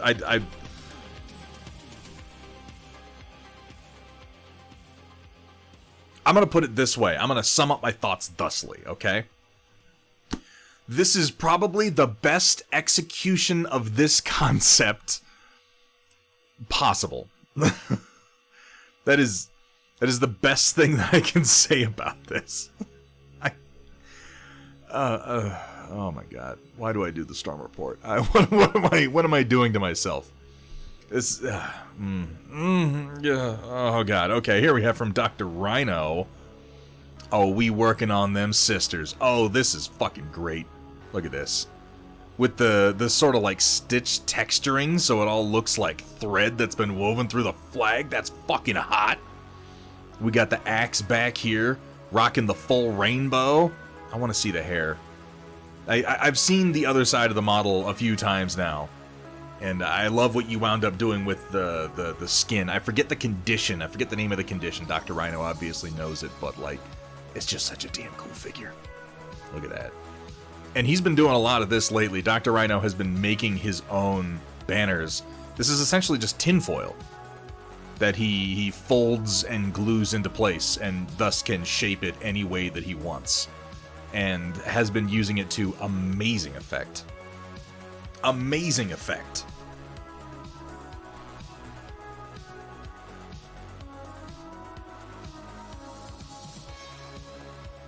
No worries, Automat. It's good to have you here anyway, man. Remember the Spot game for... I remember that game. They came out with like an actual cartridge for Sega Genesis, didn't they? That was, yeah, that weird period when they were trying to make like corporate tie-in advertisement video games. There were some other ones. I think the Spot was the only one that I actually played, though. We're gonna need some more angles on this, Dr. Rhino. This figure overall is incredibly badass, but we're definitely focused right here on your guitar work. Kablam! Nice work on the basing, too. I like all the little bits and spots of rust. The hair is looking fantastic, but more than anything, the work done on the banner so that it really genuinely reads as like a textured stitch. Fucking nice. Yeah, the tinfoil flags are a really neat trick, and we're going to have to take a look at Dr. Rhino's Chaos Knight that he did recently. Because it has a whole bunch of banners hanging from one shoulder, and they're all done that way. It's incredibly effective. Here we have from Dark Traveler, Ulrak the Drowner, 95% done. Ooh, you got some good colors on here. I really like the use of the reddish tones for the wood, going over to the yellowish tones for the bone. Really helps to kind of separate these different pieces. We got the blue and the green, and then we got both of these contrasting well with our red browns that we have going down the ore, and this coiling all the way up. Another effective use of this kind of like sea blue for the lower part of our drowner friend here. I feel like the only thing I want on this model, and I love the green here, I feel like the only thing I really want here is this stark white up top is maybe just a little too stark white. Like a little color in some of the, and I'm talking like very, very little, but a little bit of color in some of the recesses on the lower parts of this, even if you were just working some of this same color kind of glazed into it, I think would go a long way. It's just, it's a little barren in what is and should be like a really nice focal point for the model, but this is all really well done. Nice. Very, very nicely done, Dark Traveler. Though you did say 95%, and that could account for 5% pretty easily. Pepsi Man. Oh my god, I had forgotten about Pepsi Man. Oof. Mine was a Nintendo house too, Datron Voltari, but I had a friend whose house was a Sega house, and we'd go over there and play like Earthworm Jim and shit like that. Here we have from Sphere. Ooh, ooh, ooh, ooh, ooh. I like the texturing work done on the, between the spedongles, between the phalanges, the fingledingles. That's right, that's the phrase. We agreed on fingledingles. We voted. It's official. Now, we've seen some of this Tyrannid scheme you've been working on coming together before. I hate to level the same compliments over and over, but I continue to love your overall color choices. I like the fact that you have kind of desaturated the pink for the webbing between said fingledingles. So it looks a little more like flesh with light shining through it. I think you could actually push that a little bit further. with the flesh being mostly red, push this into like a soft pale pink color right in the middle, just to give it that look of light shining through thinly stretched flesh. Like, it looks great as it is, and what you've done is effective, but it's one of those things where, like, just push it just a little bit further and you're gonna hit that critical mass where it really pops, you know? And one of the things I've seen people doing with some of these models that I really like is if you push that to a real pale color, you can come back in and glaze like a purple and a red, or maybe even a blue, in like a vein pattern over the webbing. And then it looks like a lot like, you know, skin with blood vessels and everything, and you kind of get the feeling that light is shining through because it's so thin. That's what they're called, Shock. Don't fucking come at me for that. I didn't name them. But yeah, the overall color scheme on this works out real well. The paint job looks fantastic. Like, this is one of the...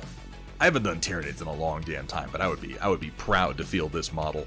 You push the wings a little bit further, and it's just gonna be like a slap in the face every time you see it. I love it.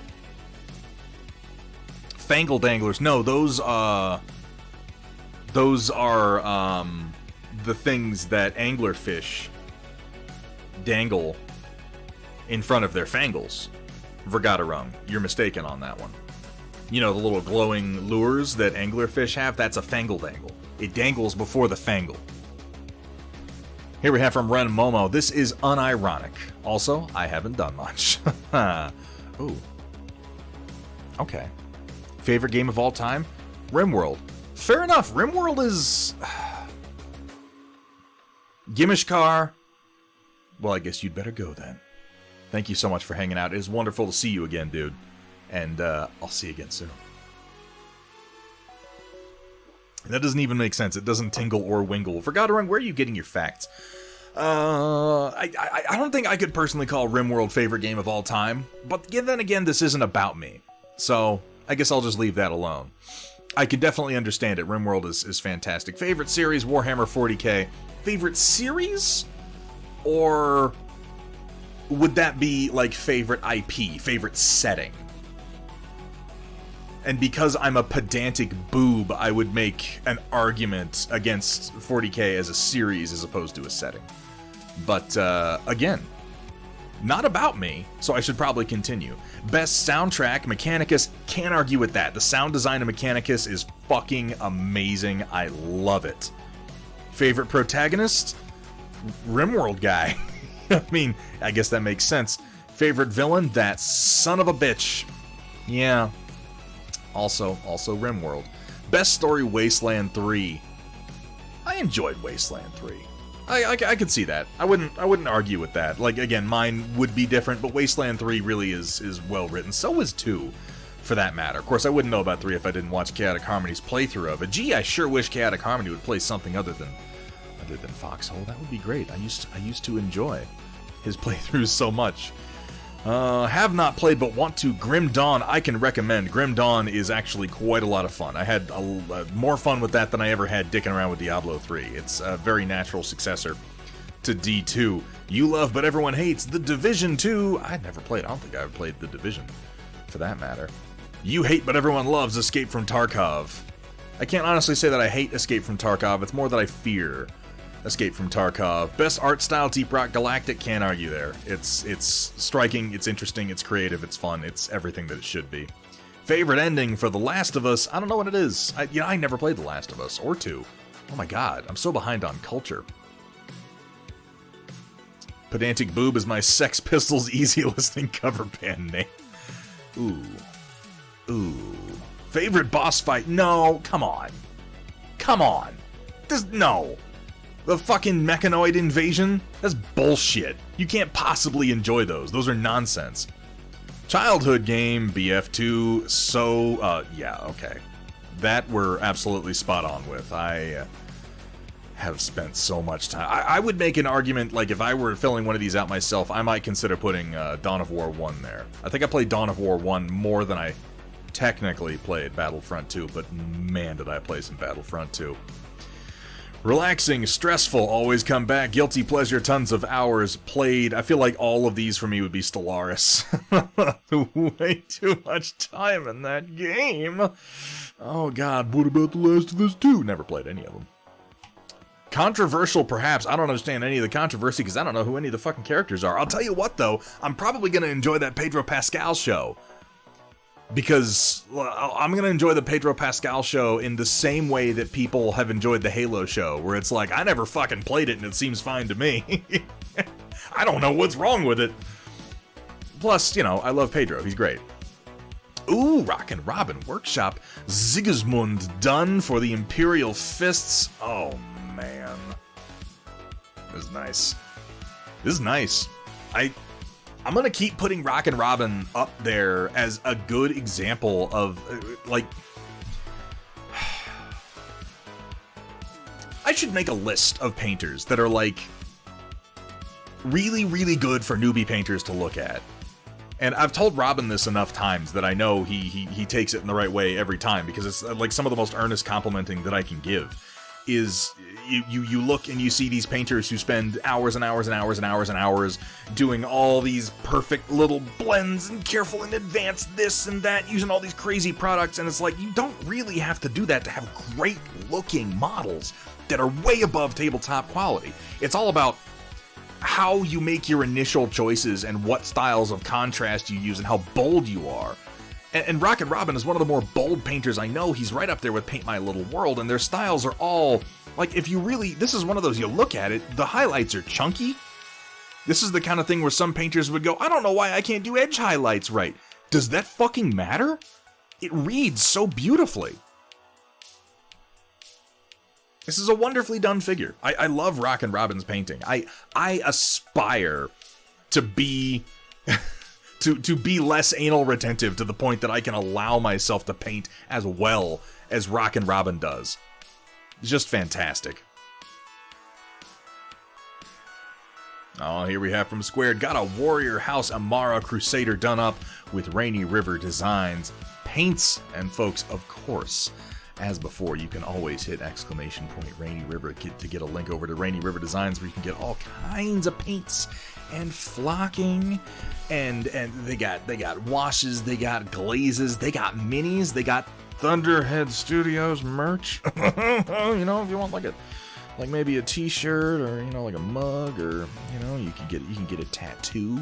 They might, you know, you can head on over there and they'll give you a brand if that's the kind of thing you're into. Maybe a piercing. I don't know. I can't really speak as to what they have available for their more personal services, but the t-shirts are nice. I can attest to that much, at the very least. Yeah, the face came out wonderfully. Rockin' Rob, dude, you... I wish I could say that I don't wish I could say. It's just like, you know, it's... I know Robin. We hung out in Texas a good number of times, and for the whole time that I've known him, I have been impressed by his painting. It's...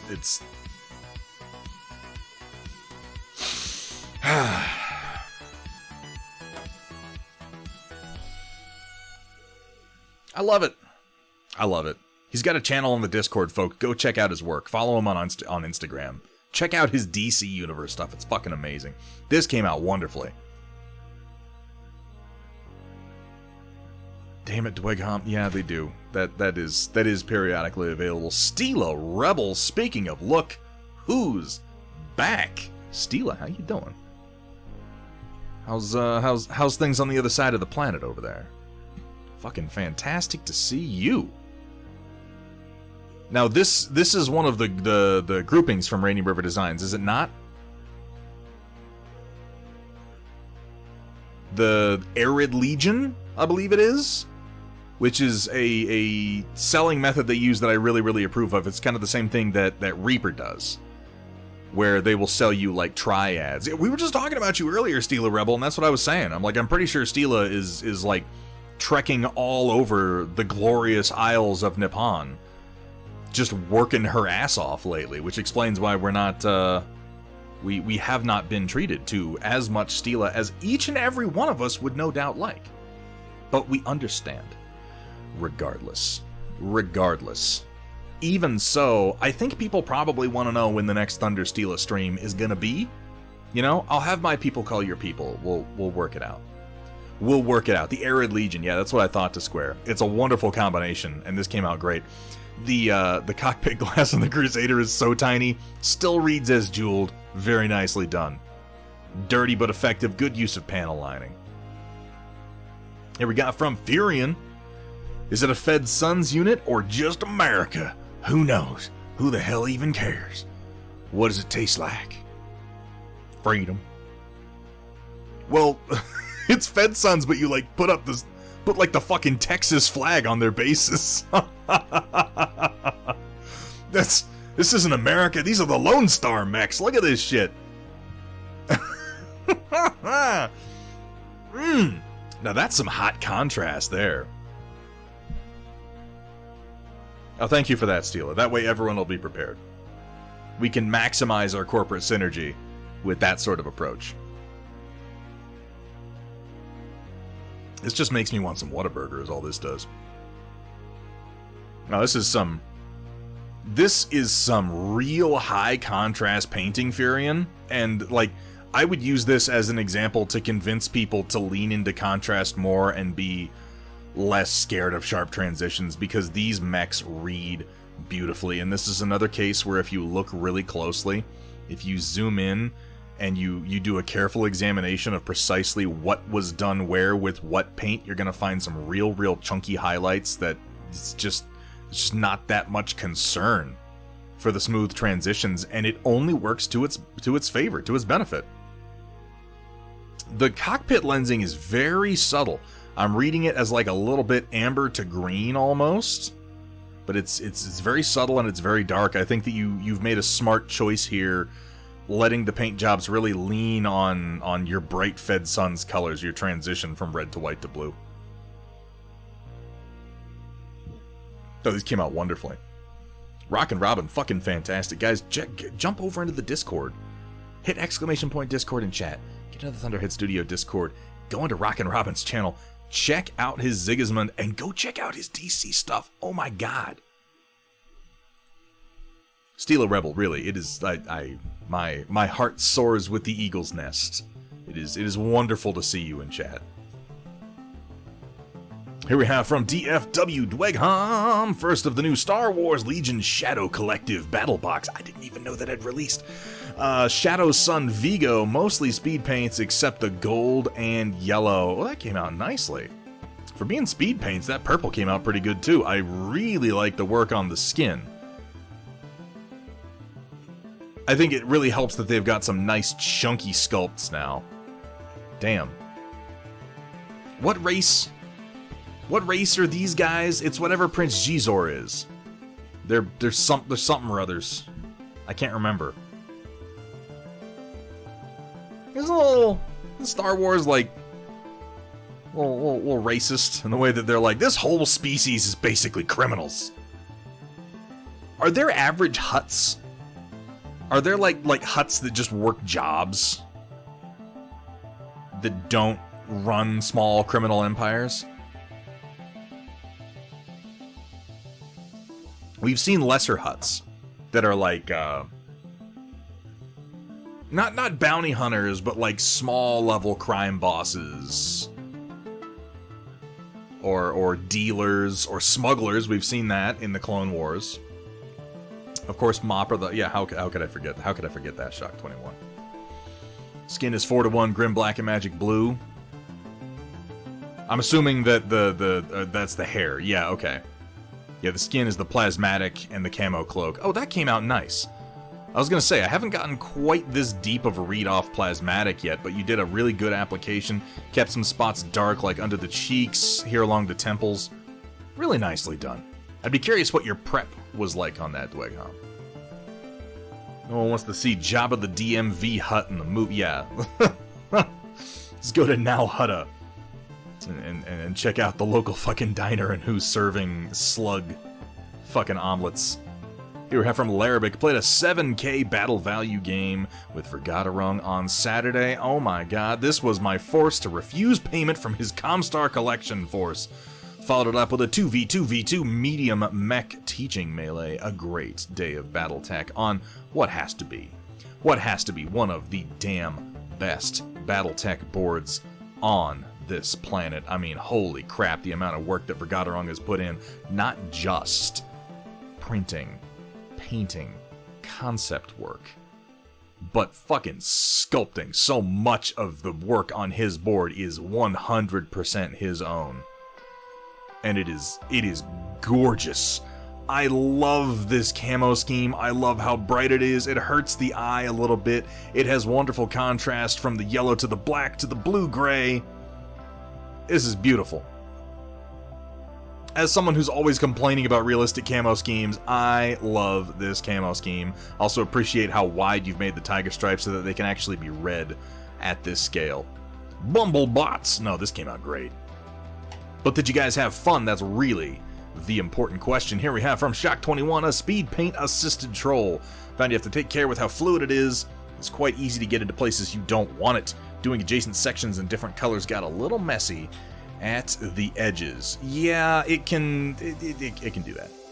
It can do that a little bit, particularly if you're doing the organics, but at the same time, it blending into itself a little bit can't possibly hurt. That's your orc skin, and the yellow is surprisingly effective, I've found. For something that probably took you like 20 minutes, that's a pretty solid paint scheme for your average D&D figure, I gotta say. Bumblebots, battle bees? Yeah, we'll work on that one. It's in there somewhere, I'm sure. Oh, this came out nice.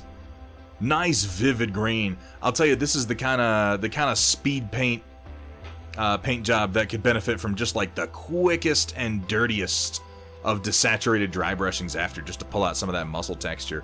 I like how you've got some kind of some complementary like browns down there in the recesses. Very nice Shock. Here we have from the POV 42. After nearly 6 months of work, I am pretty much done with this fleet of spaceships. Well, okay, technically still I have 4 ships unpainted, but they're all the 3rd or 5th copy of a class I'm unlikely to ever need that many of. Oh, so you're just covering your bases. Plus, I had the light box out, so screw it. I know the feeling when you're taking pictures, you might as well do as many as you can. Beauty shots slightly early. Had a lot of fun with this project, and I'm happy that the ships are all distinct while looking unified at the same time, which is a careful balance, to be fair. Once again, huge thanks to Rainy River Designs for all the paints I used for this project, and on to the next. Oh yeah. Here we have our capital vessels. I like these 2 carriers in particular. I like the asymmetric launch deck. That's really fucking cool. Here we have our cruisers and our escort ships. We've seen a lot of good results here from Rainy River Designs paints.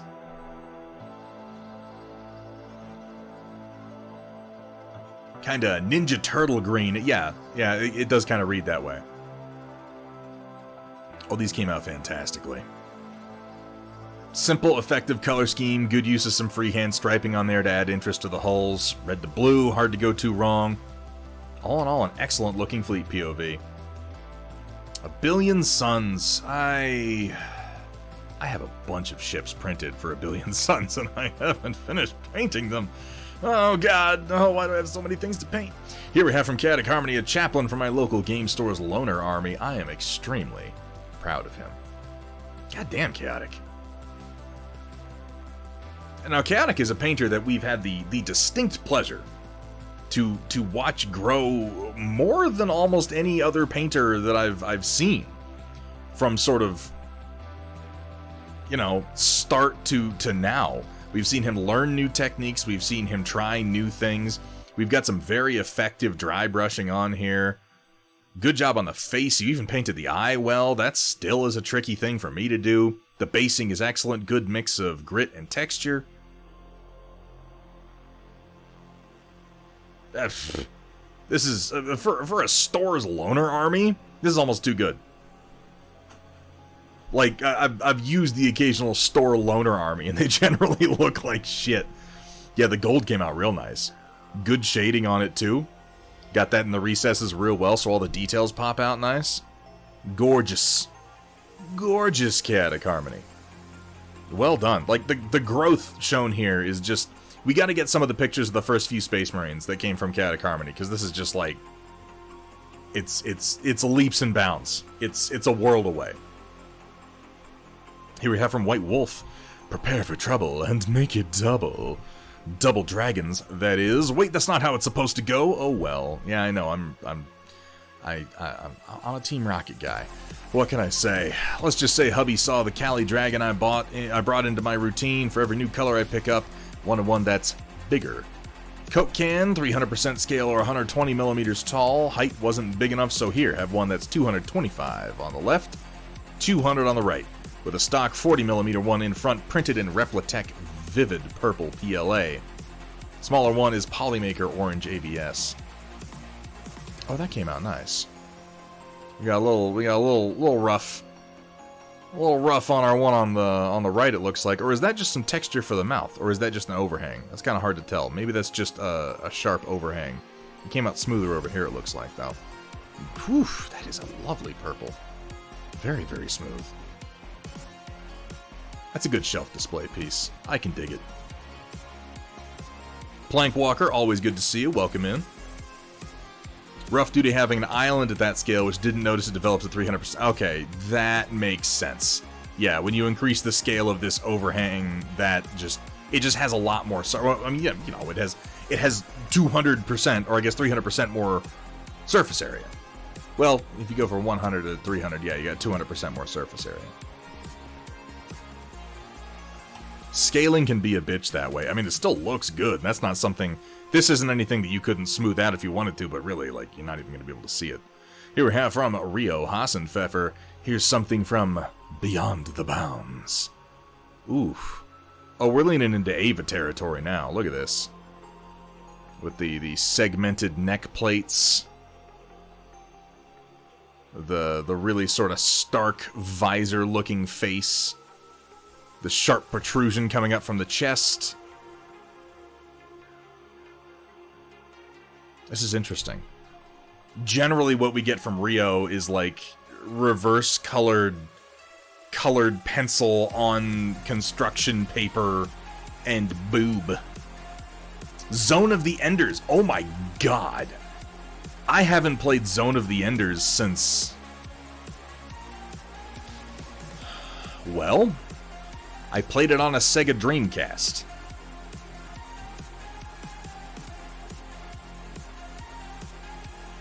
So yeah, that long ago.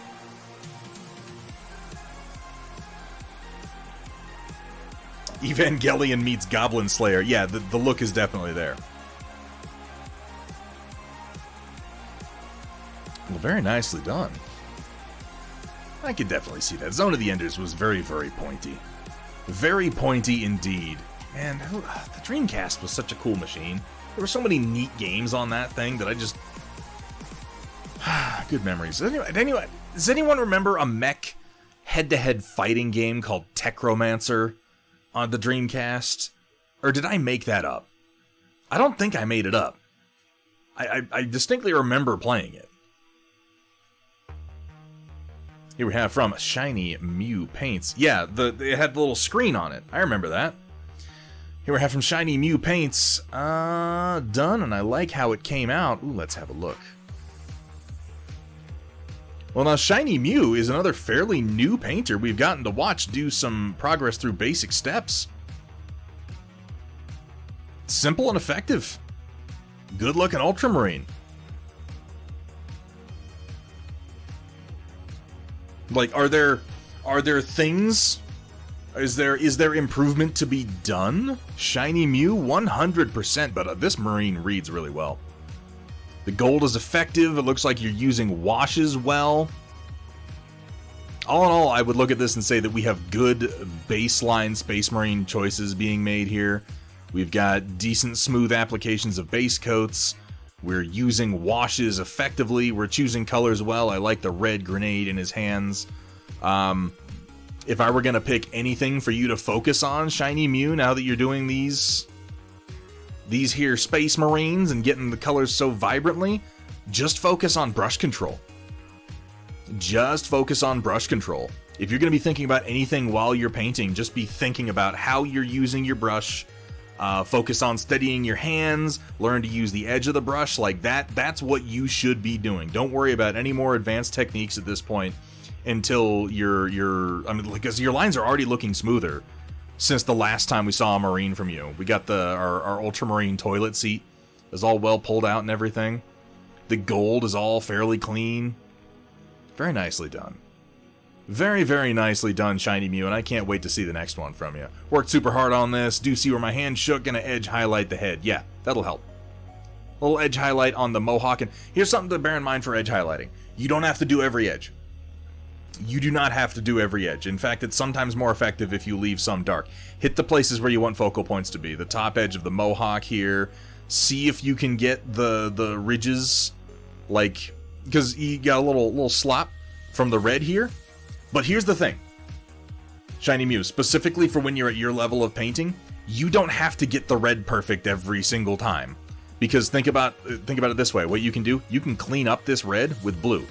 It is way easier with this eye red to come in and paint the cheek blue than it is to just get red in there perfect the first time. So if you come down here with your dark blue and get it there and then try a little bit of an edge highlight underneath this, your eye is just going to go pow and pop right out. It's going to look great.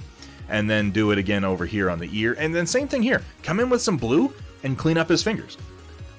It is, like, I'm telling you, like, you wonder sometimes how people get their paint jobs so clean, how people do straight lines, how people... Tech Romancer. Yeah, that's what I said, isn't it? What did I say?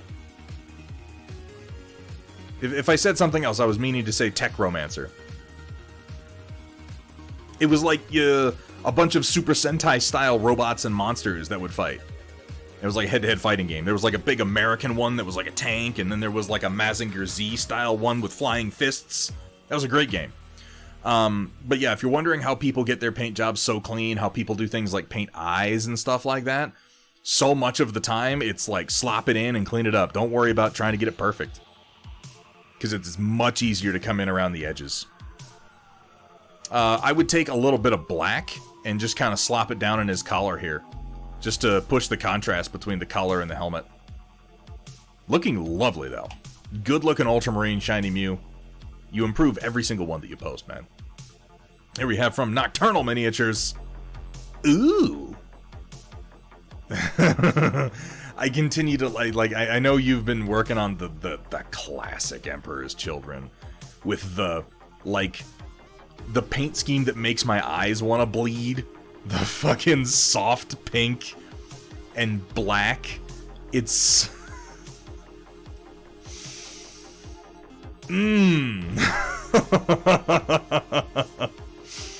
That's some old 40K. That's what that is.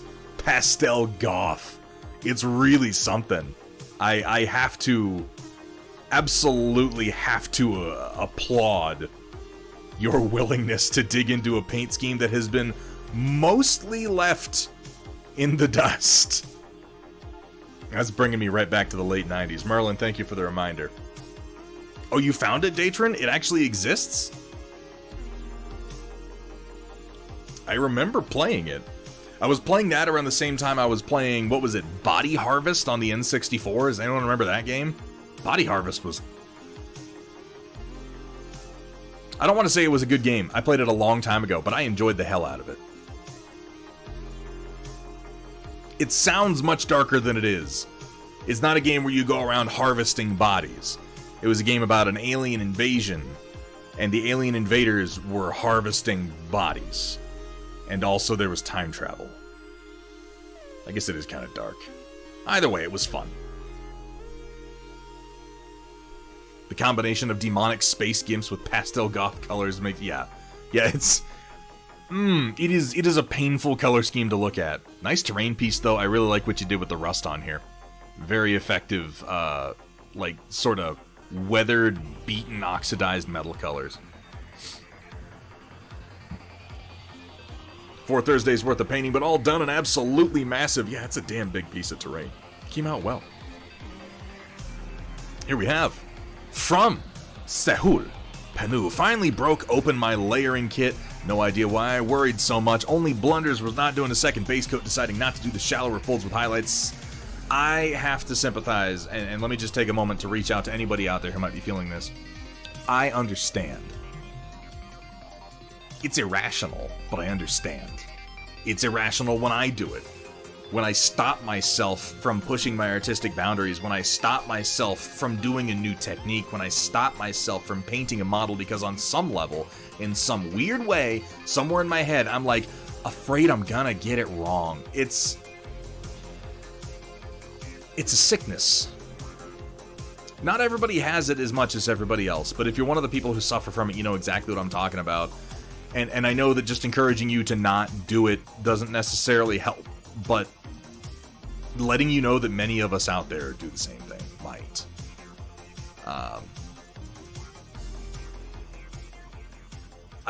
I'll tell you what I do to get over it, and maybe this will help you. Maybe this will help you next time, Peanut.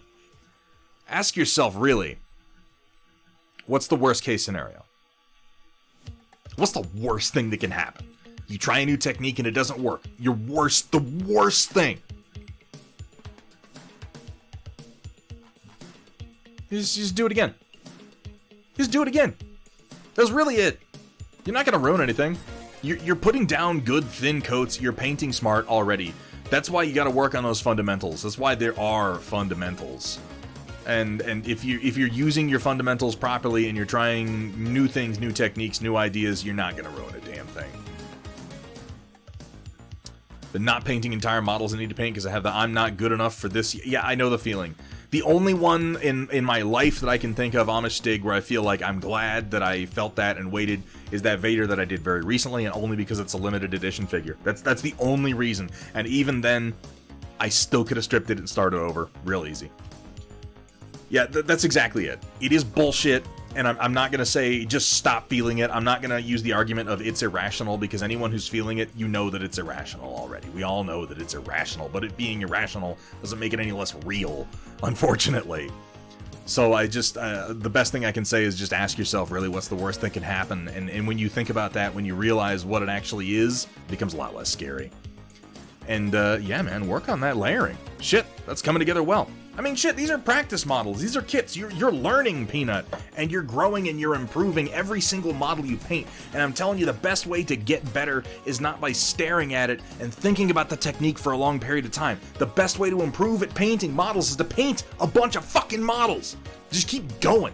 And if you paint a model and you don't love it, don't dwell on it. Don't stick with it and keep doing it over and over again until you get it right. Just paint the next one. Just keep going, because trust me, there are basically endless models in your future. Just keep going. Just keep going. Let more base red shine between layers. See, Peanut, you're already learning. What you're saying right there is you need more contrast between layers. That's a fucking lesson that you learned by getting out there and putting paint on a model. Oh, I think, yeah. No, this down here came out pretty nicely, and you've got the blocking, like, the shapes are right here. The shapes are correct. All you need is more contrast. More confidence. Just push it more. Try everything. Try everything. Keep what works. Leave what doesn't. Speaking of what works, let's have a look at what Pun Expected has for us here. One of my projects this month, Neria from Robot Rocket. This has been a popular paint job lately. I appreciate that you're going more colorful with it than many people I've seen. Everybody seems to have a different interpretation for how they want to approach this insane headpiece that we've got going on here.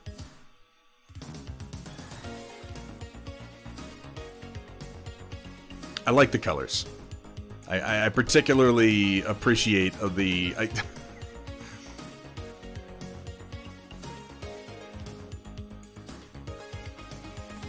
I can't help but point out that they're Taco Bell colors. I thought about not saying it. But they are.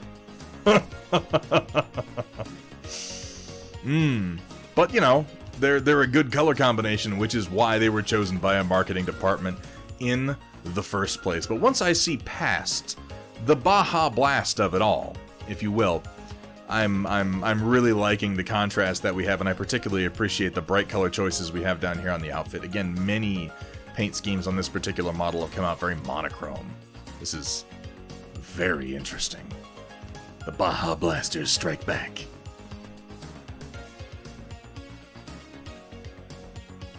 I'm curious to see where you're going with this. Ultimately, pun expected.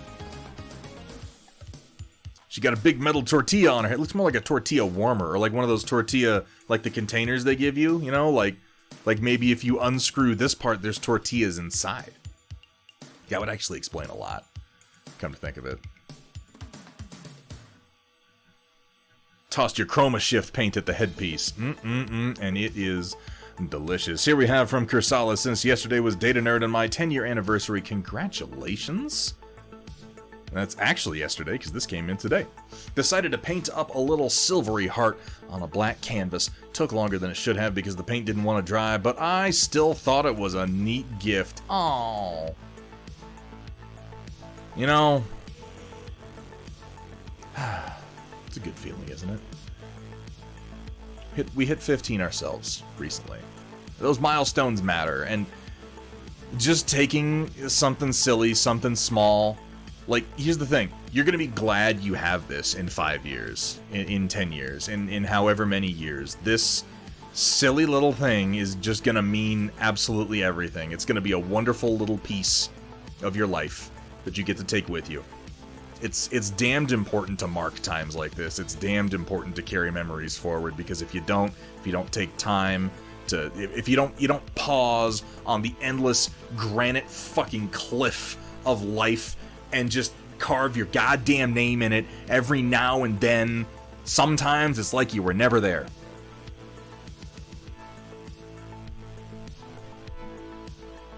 But this is beautiful. And congratulations, you guys. Next to the potato bunny, which is still just like, oh my god, what the hell does that even mean? Here we have from Gimishkar. Finished DS9. It was good. You win because Kai not. This is terrible. It's Kai win. It's Nurse Ratchet.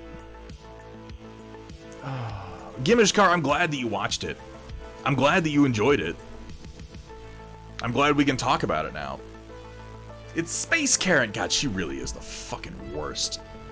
Oh my god. I forget sometimes how much I hate the moments when she's like you just know she's a bitch. And sometimes she'll be right about something, and even when she's right, she manages to be so insufferably smug about it. Oh my god. And you call her motivations into question, and she'll be like, I follow the will of the prophets. I think it is you who are considering your own well-being. And you're like, I just want to just... I mean, that's why she got the role, is because she is so unbelievably good at just being that... yeah. Oh, she's done it multiple times, Sumitha. I realize that the Nurse Ratchet reference at this point is quite an old one, really. But Nurse Ratchet is still something of a cultural icon, even this many years after the fact. And now we have Kai Wynn, and that'll stick with us for another few decades. Here we have from Avash, working on a Contemptor Dreadnought, it looks like. Wait, is this the new one? That's not out yet, is it? I know they're releasing a plastic Contemptor Dreadnought, but I didn't think it was released yet. Is this a resin one?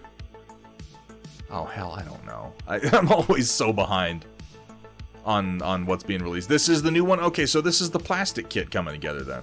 Well, it's a damn good-looking kit. The only Contemptors I ever built were solid resin.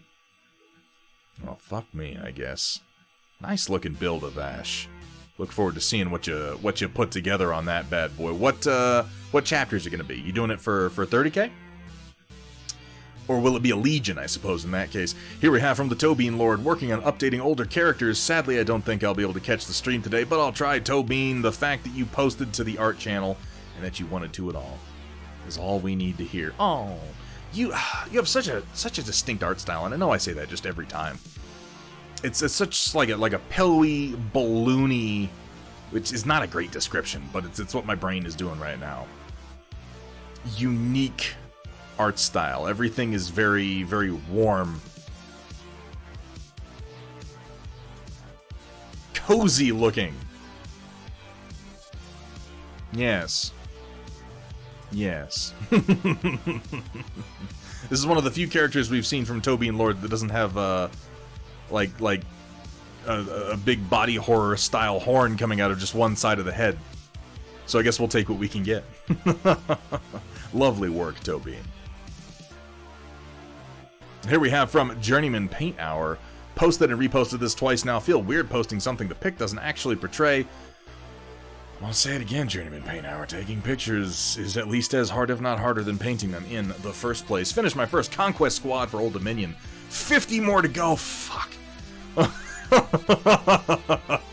50 more to go. Well, I know the feeling. As long as you've got a good flow going on, these new Old Dominion... I don't remember what the two-part kit is called, but they're like horrible, weird ghosts. And yeah, some of them have these like energy emanations, like spears, javelins, sling balls, whatever you would call that. And then the other ones have like knives. I guess it's a ranged and a melee variant, but I like the ones with the curved knives. It's just such a cool design. And the smoky legs. Ghosties and ghoulies. Yeah, I mean, how could I forget something so simple? Oh, very nicely done, Journeyman Paint Hour, and I look forward to, like, these are those models that just look so damn good in a group. I can't wait to see more of them done. Here we have from POW Rogue. Time to rock with the Noise Marines. Yeah, I was literally just checking this guy out on Instagram, and I like it. I really do like this one. It's what does it remind me of? It reminds me of something. Something specific, but I can't quite place it. It reminds me of Manborg. We haven't watched Manborg, have we? For movie night. From Astron 7?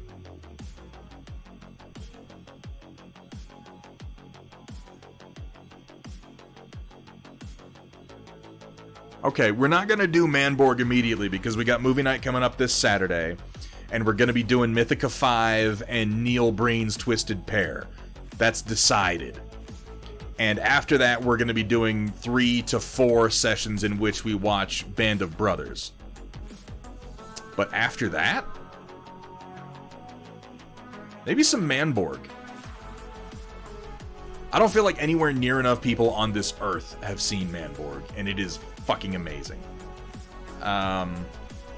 It'll make more sense what I'm talking about once you've seen it. Really, really digging this guy over here. Getting, are those speakers? Is this a Noise Marine helmet? Wait, are these all Emperor's Children?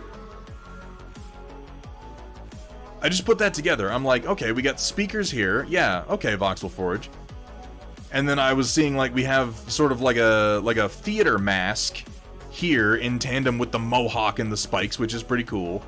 And over here we got the mohawk again, and we have like the Noise Marine style filter there. I did not read that these are all Emperor's Children. Oh, time to rock with some... I think I read it out. Did I read it out loud and just not process what I was reading? I feel like a fucking idiot. Okay, well, then... in that case, that's the best compliment I can give Voxel Forge, is that as a moron who didn't read what you wrote, I looked at the designs, and after looking across all of them, I thought to myself, these must be Emperor's Children. So, mission accomplished, I'd say. Doing one with a Doom Siren right now, very nice. Here we have from Forgotarung. Shot of the game I had with Larabic this past week ended in my unconditional defeat, but was very fun. The spider lasted the whole game, but despite circumnavigating the map 1.5 times, missed half its shots and most of its kicks and didn't actually do much. It is unfortunately often the role of the spider. It's, they're never the most impressive mechs. But they're gorgeous and they do well in support. It's just when you come down to depending on a spider to do any heavy lifting that they're not. They're really. It's just probably not going to happen. Just watch the trailer for Manborg. Did you just fucking quote Real Genius at me? Datron? Did that just happen?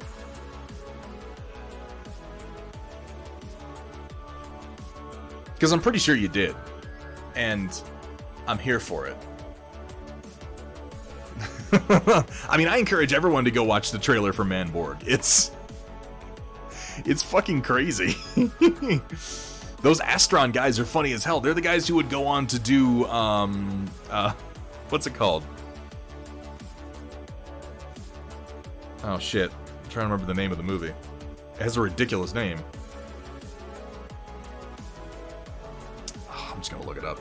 I'm on my fucking computer.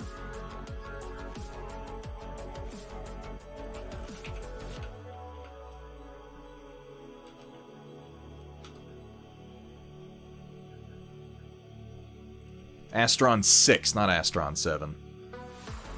Yeah, Manborg, okay. Father's Day was great. Editor is great.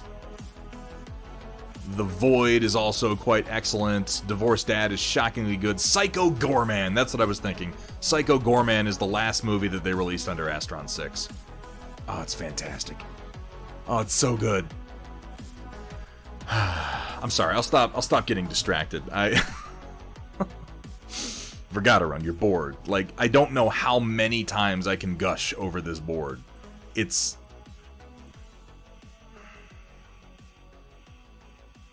Vergata Run, I like your brain. I like it a lot. I like your designs. I like your concepts. I like what you do with my designs. I like how vibrant the entire board looks. So many Battletech boards are just boring-ass green. Like mine... Oh, God. Maybe we should start over. Maybe we should start over. Maybe that's what I should do. Like this fall. Is ditch the Hex Tech that I have right now. Get rid of it. Send it the fuck out there. Find some good local game shops and some good Battletech gaming groups. Get rid of all my Hex Tech and start over. That's what I need, is to completely start something over when I have a lot of stuff to paint already. Don't fucking listen to me. What am I saying? Oh, what's up, X-Braun? I'm rocking the one that's on my face right now, and the same one that I use for my painting, which I'm gonna have to fix my little glitching issue before Sunday, or that's gonna piss me off. Is the I wonder if it's my switcher. I'm sorry, I just realized I had another component in that chain that might be failing. I'm gonna do some investigation tomorrow. Is a Lumix G7. That is the camera that I'm using. It's just forgot it wrong. Yeah. Oh, we could make that happen, Kursala, absolutely. Here we have from Wombat Combat. Look upon my first oil miniature I didn't immediately wipe down with thinner each time and despair. We'll admire that fat dumpy.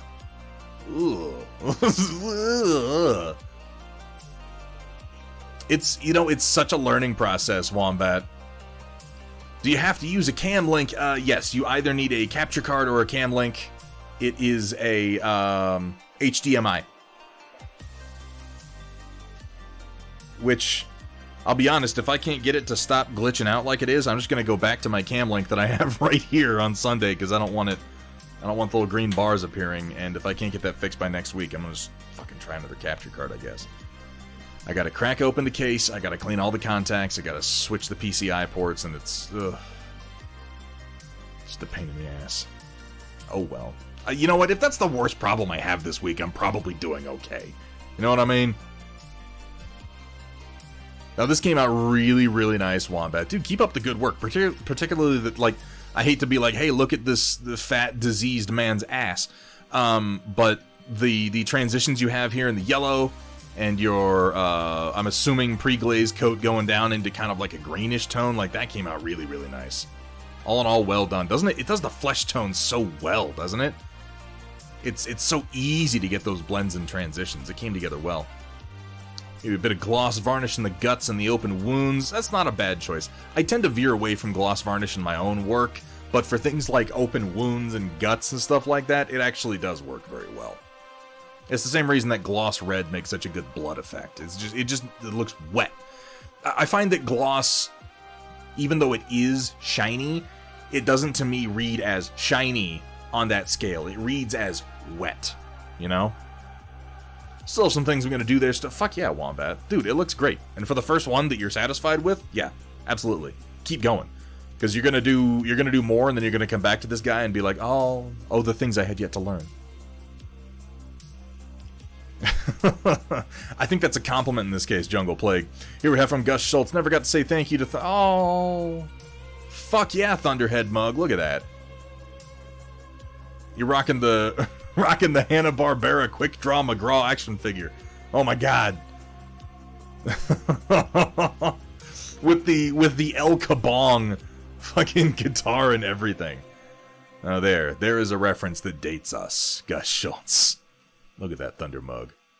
Doing its job well. So, based on discussions recently with Kersal and Data Nerd, we may have a new style of Thunderhead Studio mug coming soon. I don't want to give any dates, any guarantees, any promises on that because it's a very loose discussion, but we may.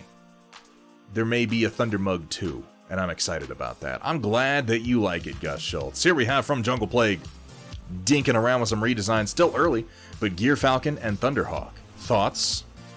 Well, first of all, I need to continue to work on my sketching because yours is much cleaner than mine, even in your base lines, and your perspective is better than mine is. But then again, I guess that's kind of why I'm going to artists like you for most of my concept work these days. I like what you're doing with the Gear Falcon here. You're kind of leaning away. You're keeping the essential shapes, but leaning away from many of the more organic curves that people work into it, and I actually like this more than I usually like the bird mechs. I appreciate the implementation of some of these harsher angles and flat surfaces.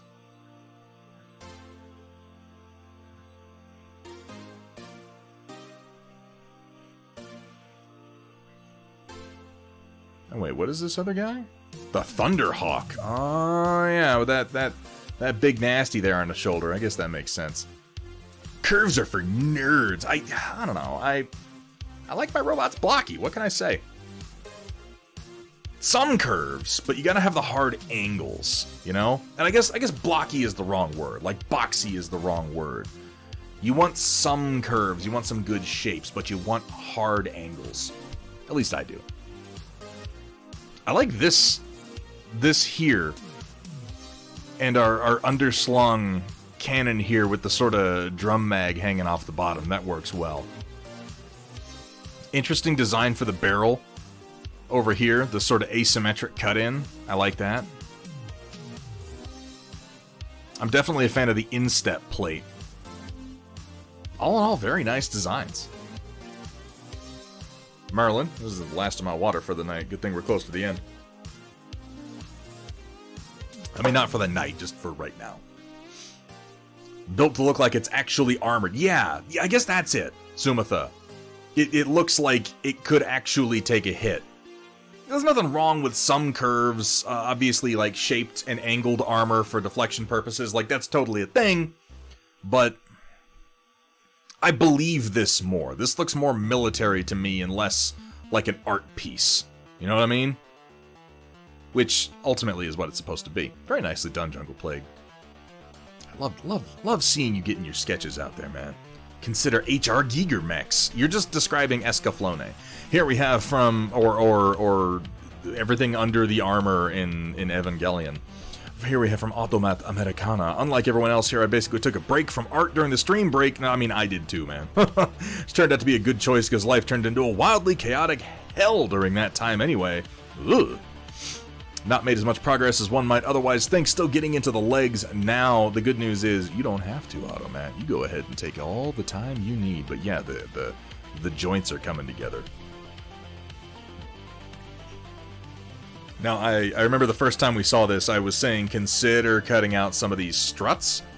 But after realizing the scale of this and the fact that this is actually a fairly large cockpit, I'm more interested in seeing the final version before I make any recommendation like this, because this shape is kind of iconic to the design as I understand it now.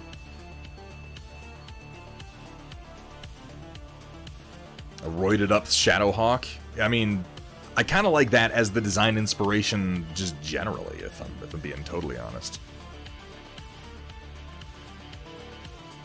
Here we have from Gray Mail.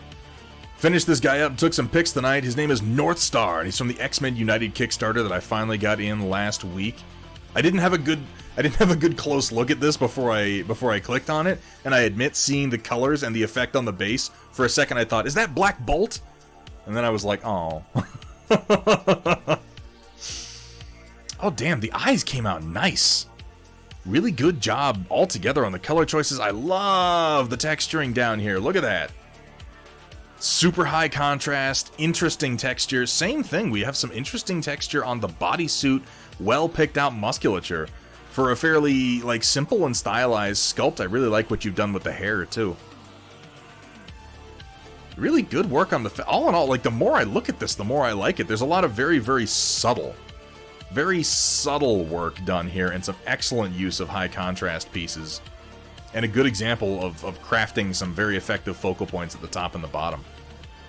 All in all, that's a really, really nice paint job you got there, Gray Mail. I like this a lot.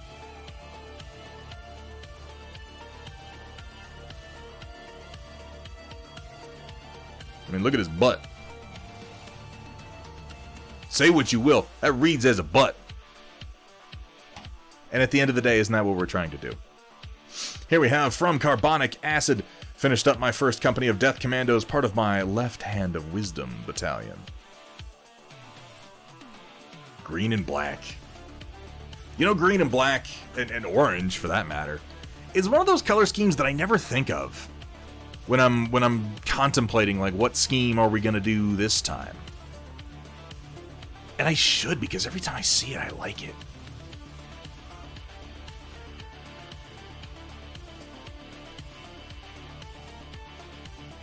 I think the only time I did a green and black scheme was when I was doing some Dark Angels back in the day. I love all the bolt-on blades. And yeah, the red left hand. It's effective. It reads really, really nicely. Also, that's a lot of fucking hunchbacks. That's a lot of party packs. Look at that. I just realized there's only two. 1, 2, 3, 4 AC-20s. 1, 2, 3, 4 party packs. Okay, so it's an even split. Still, though, that's a lot of medium lasers. Goddamn. Gotta have that tight booty. Really nicely done, Carbonic Acid. Striking paint jobs. Here we have from Merlin Models. Oh, thank you very much. This is Gunnery Sergeant Harker. He's taller than the Space Marines released in the same year. Yeah. That'll happen. Ridiculously strong when he has hands, strong enough to wield a heavy bolter. Still painting the ammo belt in non-metallic metal before I glue things together and hide his abs and belt forever, which makes me wonder why you painted them. It's been really fun to paint and only cost £10, which is incredibly cheap for the quality when you compare the prices of GW characters. I'm sorry. I know my slang better than that. It costs 10 quibbity quid, or something like that. I've been trying to really experiment with this model with low-light texture suggestions on the boots, non-metallic metal in various places, and more consistent skin glazing with zenithal. I see what you're doing with the skin.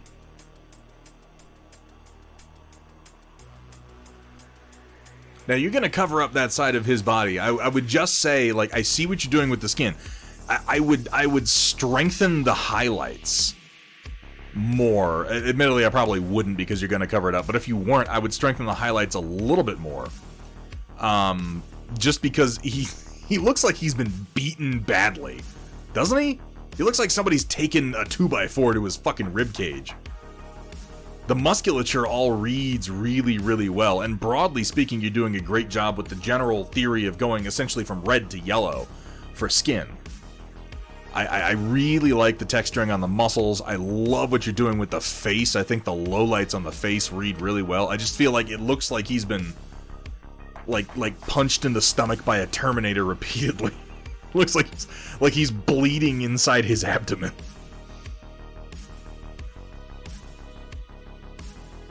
The camo pattern on the pants is really effective. I'm liking what you did with the boots. That's interesting. Good use of some like deep reds to shade between the gold and the green here. Is that a freehand? Death's Head? That looks like that might be a freehand. I can't quite tell. Some of it at least has to be. You know, that's probably a good point, Merlin Models. It may read more as Shadow once the Heavy Bolter is put in place. I couldn't speak to that. Oh, that's never happening again, Sewer Creature.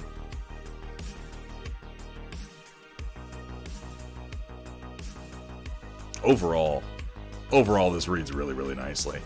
Simple, effective NMM. I look forward to seeing the Heavy Bolter and the ammo belt. Is that freehand? Or is that sculpted? I really can't tell. It's just non-metallic metal, no freehand. Okay. I wasn't sure if it was textured or freehand. It blends into the surface very, very well.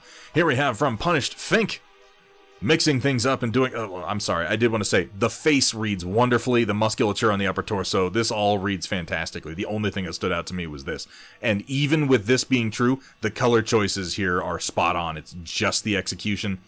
And I'll tack onto that once you put the Heavy Bolter on, it might read just fine. This is fucking wonderful, though. He reads like the meathead that he clearly is.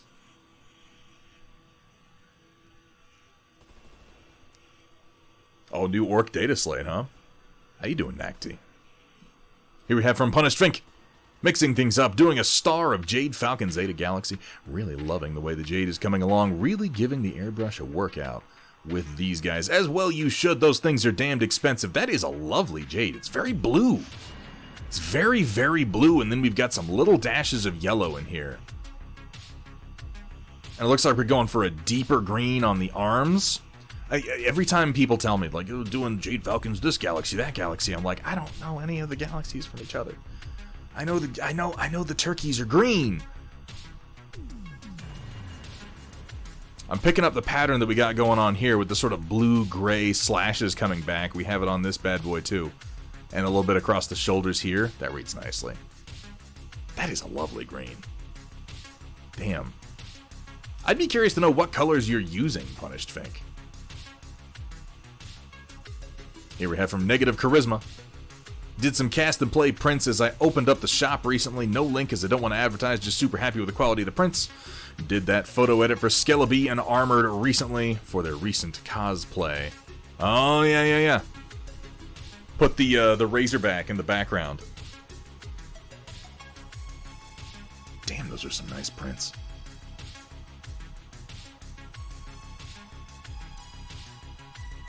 You know, those are some sculptors. These are some sculptors that recognize clear, sharp, chunky detail is better than lots of soft detail. Look at how well all the detail reads on each of these, but none of them are terribly complex. Even if we're getting into some of the more complex patterning, like on the Scorpion's tail, really look at it. It's essentially the same pattern laid over itself. A series of circles, a couple of lines. It's really not complicated at all. The Stinger looks like the head of a dick. And then there's fairly simple texturing on the claws. Really simple work on the dude's torso for the Centaur Scorpion. It looks like the head. Like, holy shit. Like, wow. But I'm looking, like, particularly at some of these pieces going around the Anubis head on this fucking thing, and it's like, the details are not complex, but they're intelligently made, and they're deep, and they're crisp. Same here. Simple shapes.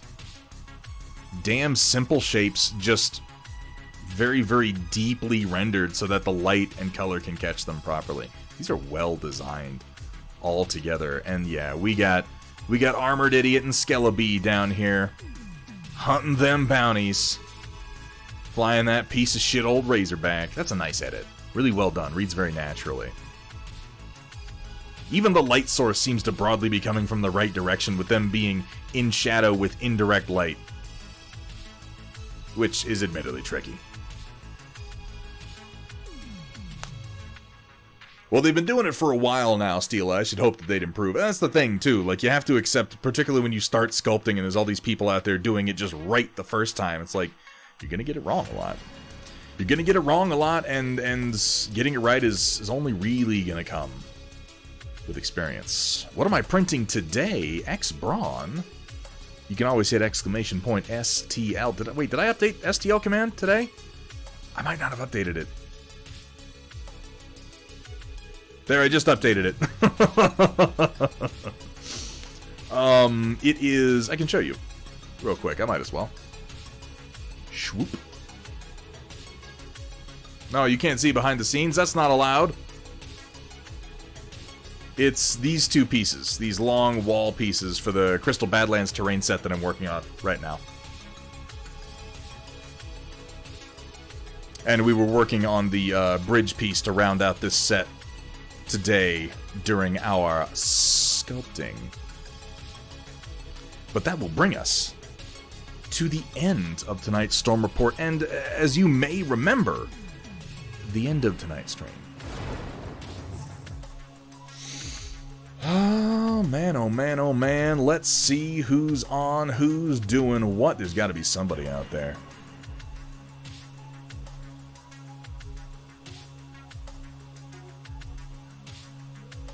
Hooty hoo. 8-bit sweaters playing Dead Space 2. The fuck? Okay. Fart McButtface. The Tobean Lord.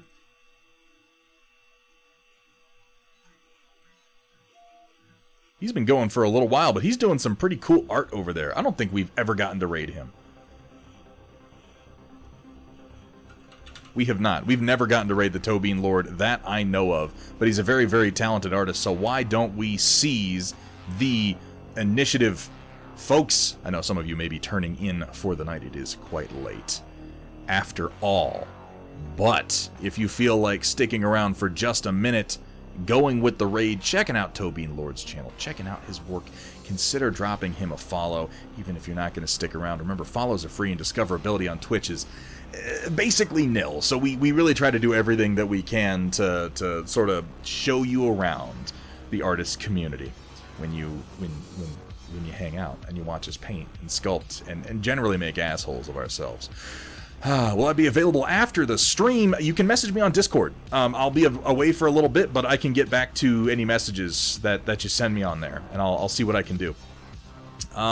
We will be back Saturday, the 25th. Not here on Twitch, but over on Discord. We're having movie night. Remember, again, that is Mythica 5, the Godslayer, and Neil Breen's Twisted Pair. And then Sunday, the 26th, we'll be here. We'll be painting. We'll be getting back to work on our Oily Dwarves for Firefight. Tuesday and Thursday, haven't decided what I'm doing yet, but I'm sure we'll be able to let you know by Sunday.